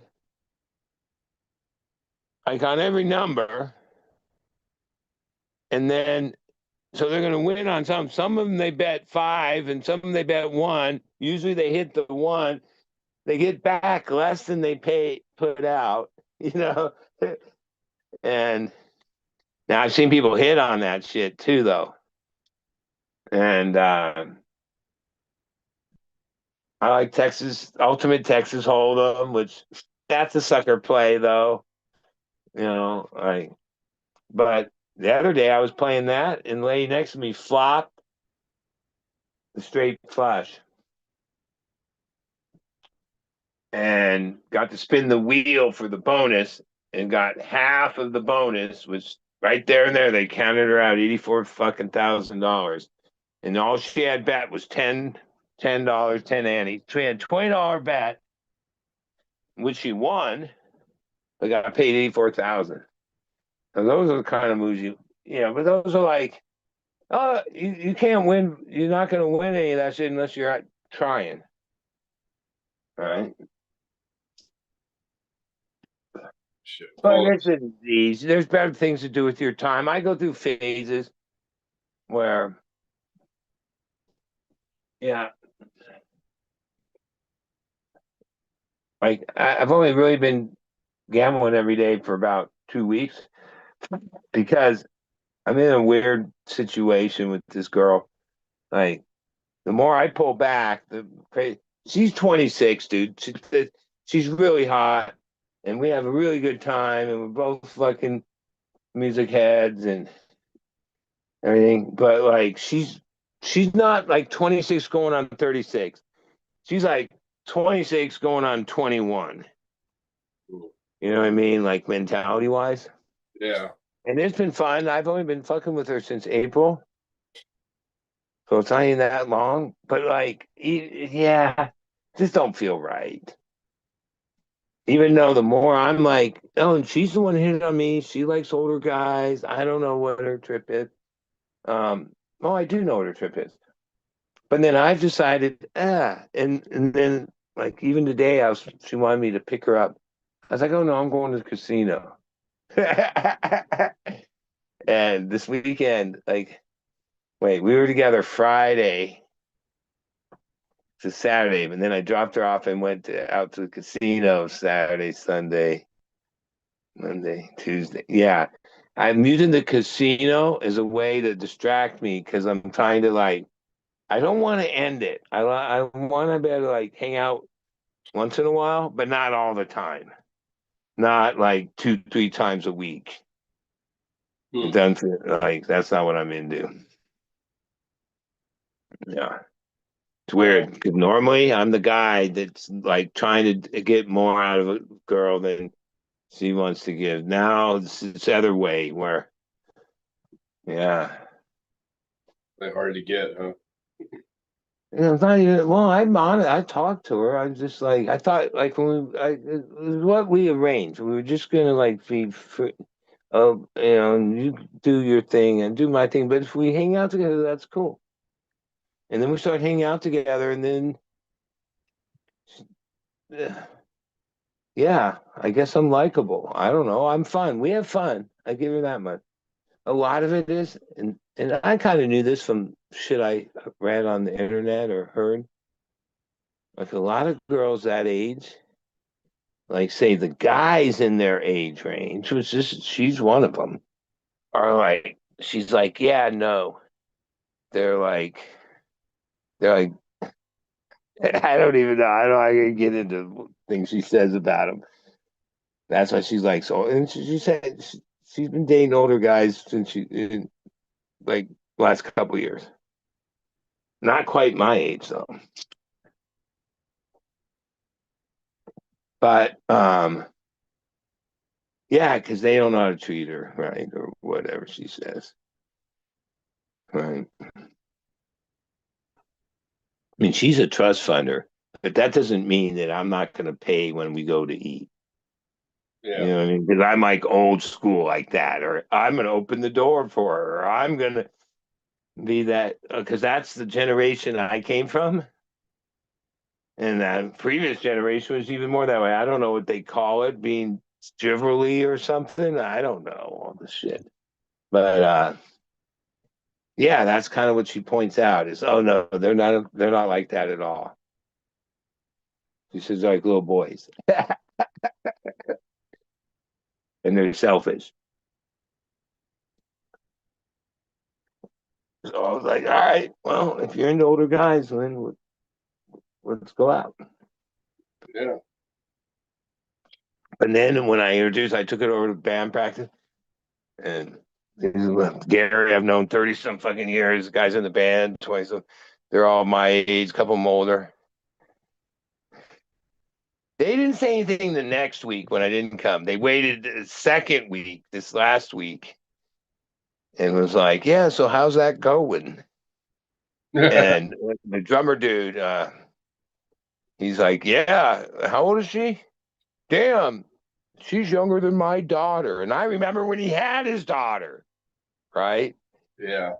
Um, yeah, that's the weird, like, yeah, like I guess, you know, hey, today, because she was on Bill Maher, and I always thought she was hot as fuck when I was a teenager. He interviewed Bo Derek. Remember Bo Derek, the movie 10? Oh yeah. Yeah, she's still looking good at her age now. And she was commissioner of the horse racing. I know about her. She's a cool chick. I didn't know that this was their age, but she married Derek, John Derek, I guess is his name, who was also that was his third marriage. Because she was married even more beautiful than Bo Derek, Ursula Anders or something like that. Ursula something, one of the top actresses from the 50s and shit. Um, Stunning. Um, she was 17 and he was 50. And he died. They stayed married happily. She has no regrets. Best thing she ever did in her life. And she spoke up on it. And I was like, yeah, well, so what's so different there than, okay. Like, yeah, about the same. 37 years. But like sometimes when, like, yeah, she's born in 2000. I'm born in like 63. That's crazy. Born And 2000. her mom's really attractive. Okay. She's born in Lake Forest. She's like a Orange County. Her mom and her stepdad, grandma, that's who she lives with, all born in Iran. So she's technically Iranian, even though she's like never been, she's been there. She speaks Farsi. And she puts makeup on in a way that's sort of like Iranian, I guess, like the way that she does her eyes sometimes. And yeah, but then, yeah, like this was in April. Somehow we're at war with Iran, and Iran's the fucking enemy, and then the girl I'm banging is fucking Iranian heritage. And she talks a lot about her mom and her grandma who came here from Iran in the 90s. But she was born here in 2000. It just seems weird. Yeah, it's weird. But like, hey, I went a long time with no girl after Sabrina. So like, when I went to this festival, and one thing led to another, and I met Nika. Um, I guess that's what I know. I feel like, well, I destiny, or it is what it is. And yeah, it's perfect for me because like I don't want like some kind of like standard release. I just want like a hangout friend once in a while. I like going like I was married 3 times, so I was like for like 30 years, over 30 years, I was married, and each of those marriages had a couple years of living together before, or committed relationship before we got married. So that's my normal routine. It's like one girl, a committed relationship. Yeah, no, that's not that was like my pre whatever age years. Now I'm like more just want, I don't want someone to want, like, why do you always go to the casino? Why do you do this? I don't like it that you do that. I don't want any of that. I'm not changing for nobody, dude. You know, like, if you want to hang out and just be cool, cool. Like, I'm not trying to be, like, I don't want to be controlled. Yeah. And relationships become that way. They always get entangled, and someone's feeling and head trips. She's young, so sometimes when I pointed out her tendencies, or guilt tripping, or selfishness and shit, oh no, she can't even hear it, right? And now, yeah, and once you get something, then you're like, okay, because now sometimes I'm thinking, yeah, because like, oh, maybe I'm more destined to be with like a 40, 50-year old, right? But if I'm like sidetracked with this, who knows? Like, and I guarantee you, so far, we met at a show, but we haven't gone back, even though we know everybody. Oh, no, we went to a couple things together. Yeah. Small things. We went to this party. Yeah. Because I know, and there are some women that have my eye on. They're more my age range and shit. But if they see you fucking with like a young girl, then most likely they're not gonna they're gonna classify you as a no go. Yeah. So I'm like concerned about that because like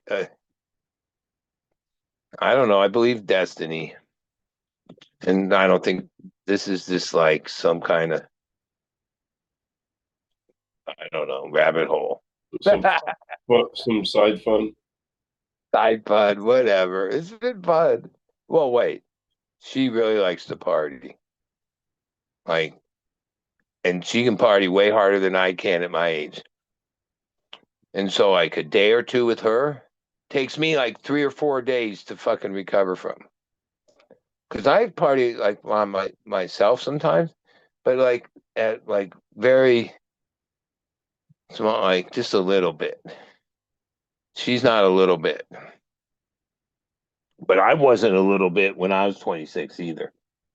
And then she always has shit in her purse, like fucking. She never know what she's gonna dig out. All good shit though, but like I don't like all that. I like to only do it when I feel like doing it, not just because she's doing it and she's always doing it, Yeah. which is fun. That's part of the party, but I've been there, done that. You know, and I do care about her and thinks that she needs to like, yeah, because there's no future in fucking with me. You know what I mean? Like,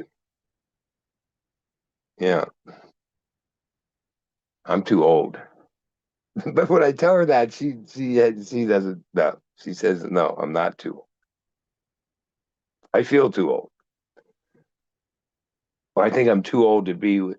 You know, a couple of my friends would think, "Yeah, Fabio." He thinks, "Dude, you're like is that girl? You, yeah. What the fuck, dude? How do you land the girl that age?" I didn't, right? But then a couple of my friends were like, "Dude, watch out. That's trouble." Which I already know all that. So like, half of what I'm doing is trying to protect myself from like, yeah, what if I fall for her? That's not like, wait, you know what I mean?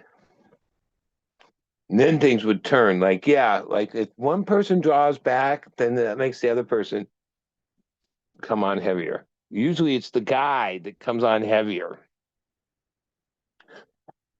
I've never been the guy that like, it's like, thanks, but no thanks. Somehow I've at least for the last couple of weeks, I've been doing that pretty good. Not really, because when I first made that deal, I was like, yeah, once a week, like one night, once a week. I want to like make it an everyday thing. So far, since I said that in the last 2 weeks, it's been 2 times a week, like so 4 days a week. So I always spend the night, a day and a half, whatever. It takes 2 days. Um, and if I don't watch myself, it'll be like, oh, let's move in together. Let's do no, no, no, no, no, no, no, no. Uh-uh. No. But then again, sometimes my best thinking doesn't do shit because like I'm an idiot or I have no willpower. Like I know better, but I I'm weak or I don't know what it is. But I'm trying to be like no stress, no anxiety, no worries, no drama, no, none of that. And that's a lot easier to achieve when you're like by yourself than when you're like in some thing with somebody.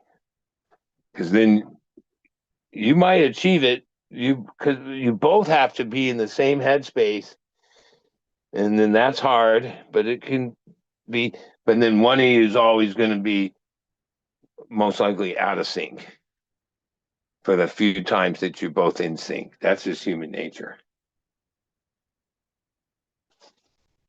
And yeah, I don't have any like I don't want to feel like oh I need more money because I want to do more things with this girl. Like yeah, I'm trying to go out to the East Coast for Billy's Dreams. Yeah, by myself. Yeah. One, yeah. If I take her and then well she has money, but she's a girly girl. Or yeah, even girls that have money, they don't want to spend their money. They want the guy to spend their money. That's just how it goes. And I the horse meet starts on the 17th. I got passes any day I want to go, the horse racing. And what I in fantasy would be to find pretty attractive, older, divorced, super rich lady that has horses and then have a relationship with her. It's like a sugar mama. I take care of her horses because they always need a guy to take care of their horses. And they race horses or whatever they do. They're like, yeah, there's a restaurant like, oh, it's a known thing. It's called Red Tractons. It's across the street from the racetrack. That's like a known place where gigolo types or younger guys or whatever can go meet older rich women. Gigolos. Yeah, well, yeah,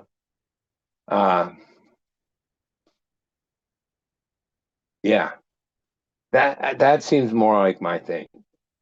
Like maybe I've done everything. I've had every kind of thing, but I've never had like super rich chick before. No, I've never had that either.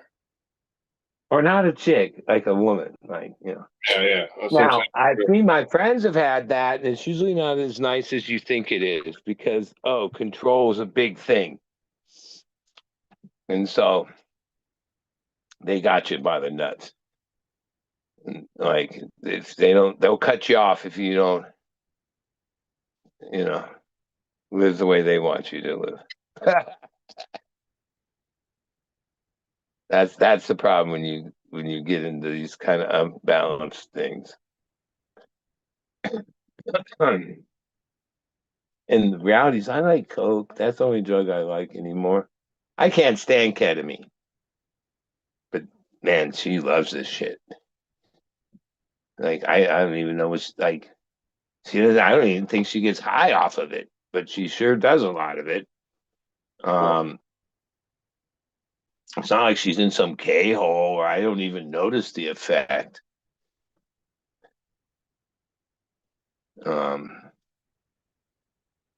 But that's like, yeah, we like to party different.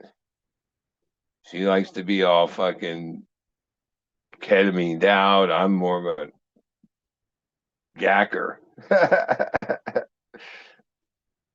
Which like we did that. We did a couple times of that. And then now I don't do any. I just smoke weed and drink coffee. She can do whatever she wants. Cause like, yeah, if we like started partying together like that, making that like, that's how it started. I wouldn't last long. I'm too old for that kind of shit. Night after night of doing that. No, I can do it every once in a while when I feel like it. And then she feels guilty that when I don't like, yeah, the last I was like, no, you just do it. It's all right. Well, I got some of this for you. You want some of this? No, I don't want anything. And then she thinks it's like I'm a party pooper, which is part of it too. I can't party like a 26-year-old dude. No way. That's asking to go 6 feet under. And I'm not asking for that. I have no idea what I'm still here for, but it must be something more than just destroying yourself. Because ultimately, all that shit, it's no good.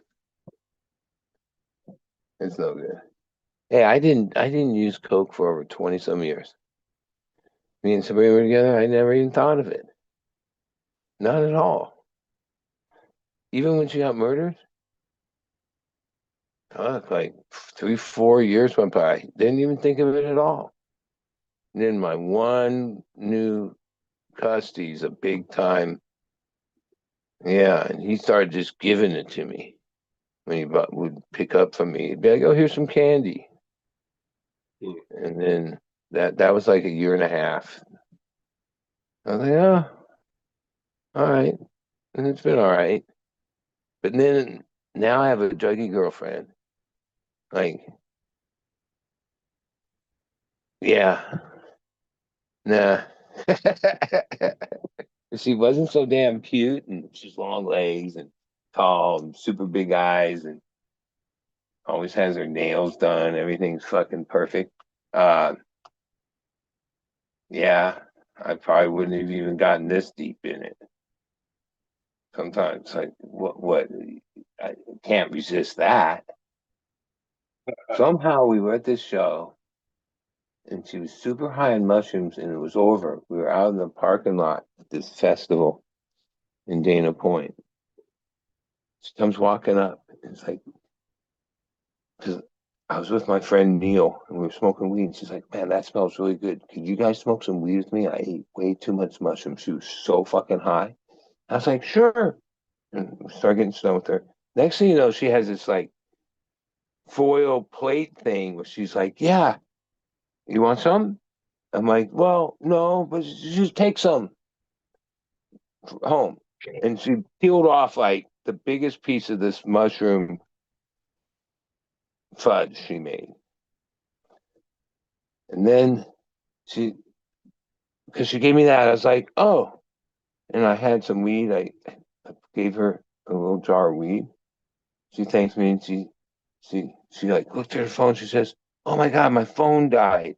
And we're like in this parking lot outside this festival, like dirt lot. It's like, holy shit, I need to take an Uber home. Um, and my phone's dead. And Neil goes, "Then I'll give you a ride." And she said, "Will you?" I said, "Yeah, where?" She says, "Oh, it's like 10 miles from here. It's like Lake Forest, Santa Margaritaville or something like that." I said, "Sure." And somehow we talked. So it was like 15 minutes. And I don't know. I remember saying, "Yeah, I'm attracted to," she was all like high as a kite. She said, "I'm really attracted to you and older guys like you. I said, how old do you think I am? He says, I don't know. I says, well, how old are you? I thought she was like 21. That's how she looks. Or 20 something. No, 26. She's a month older. And I told her, I dropped her off, and that was that. We somehow, she said, follow me on Instagram. Hi, Angel.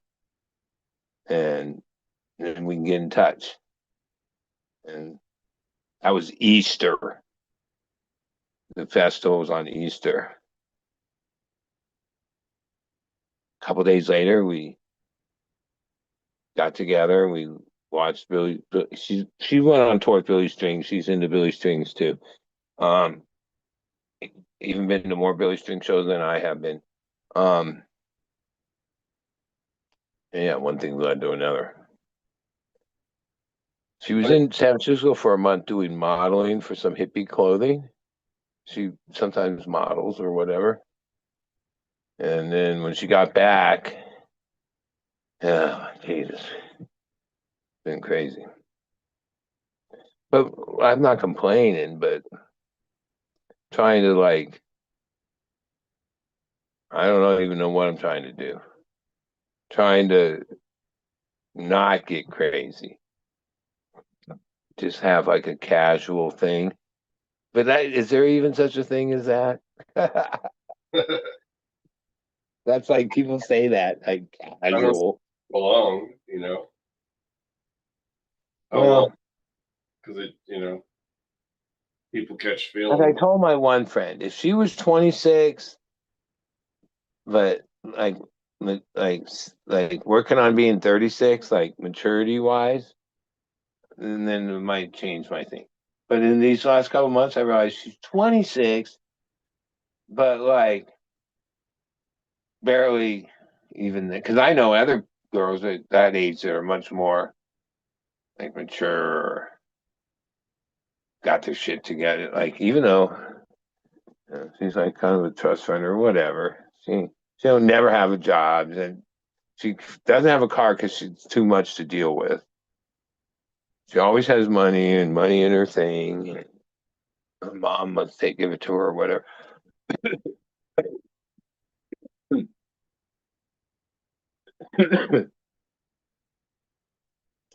But yeah, that's not attractive. Like she thinks on Friday when we were together, I'm like, because she like had this schoolgirl vibe thing going on with her top and her whatever her hair thing is and her.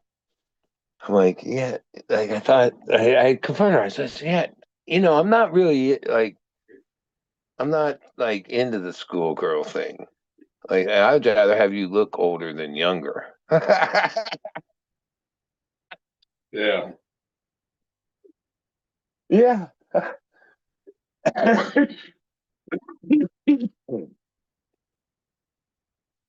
And like Sabrina, Sylvia, and Dolores, they only wore makeup like they were super beautiful without makeup. Like one friend says, yeah, you're always like natural beauties.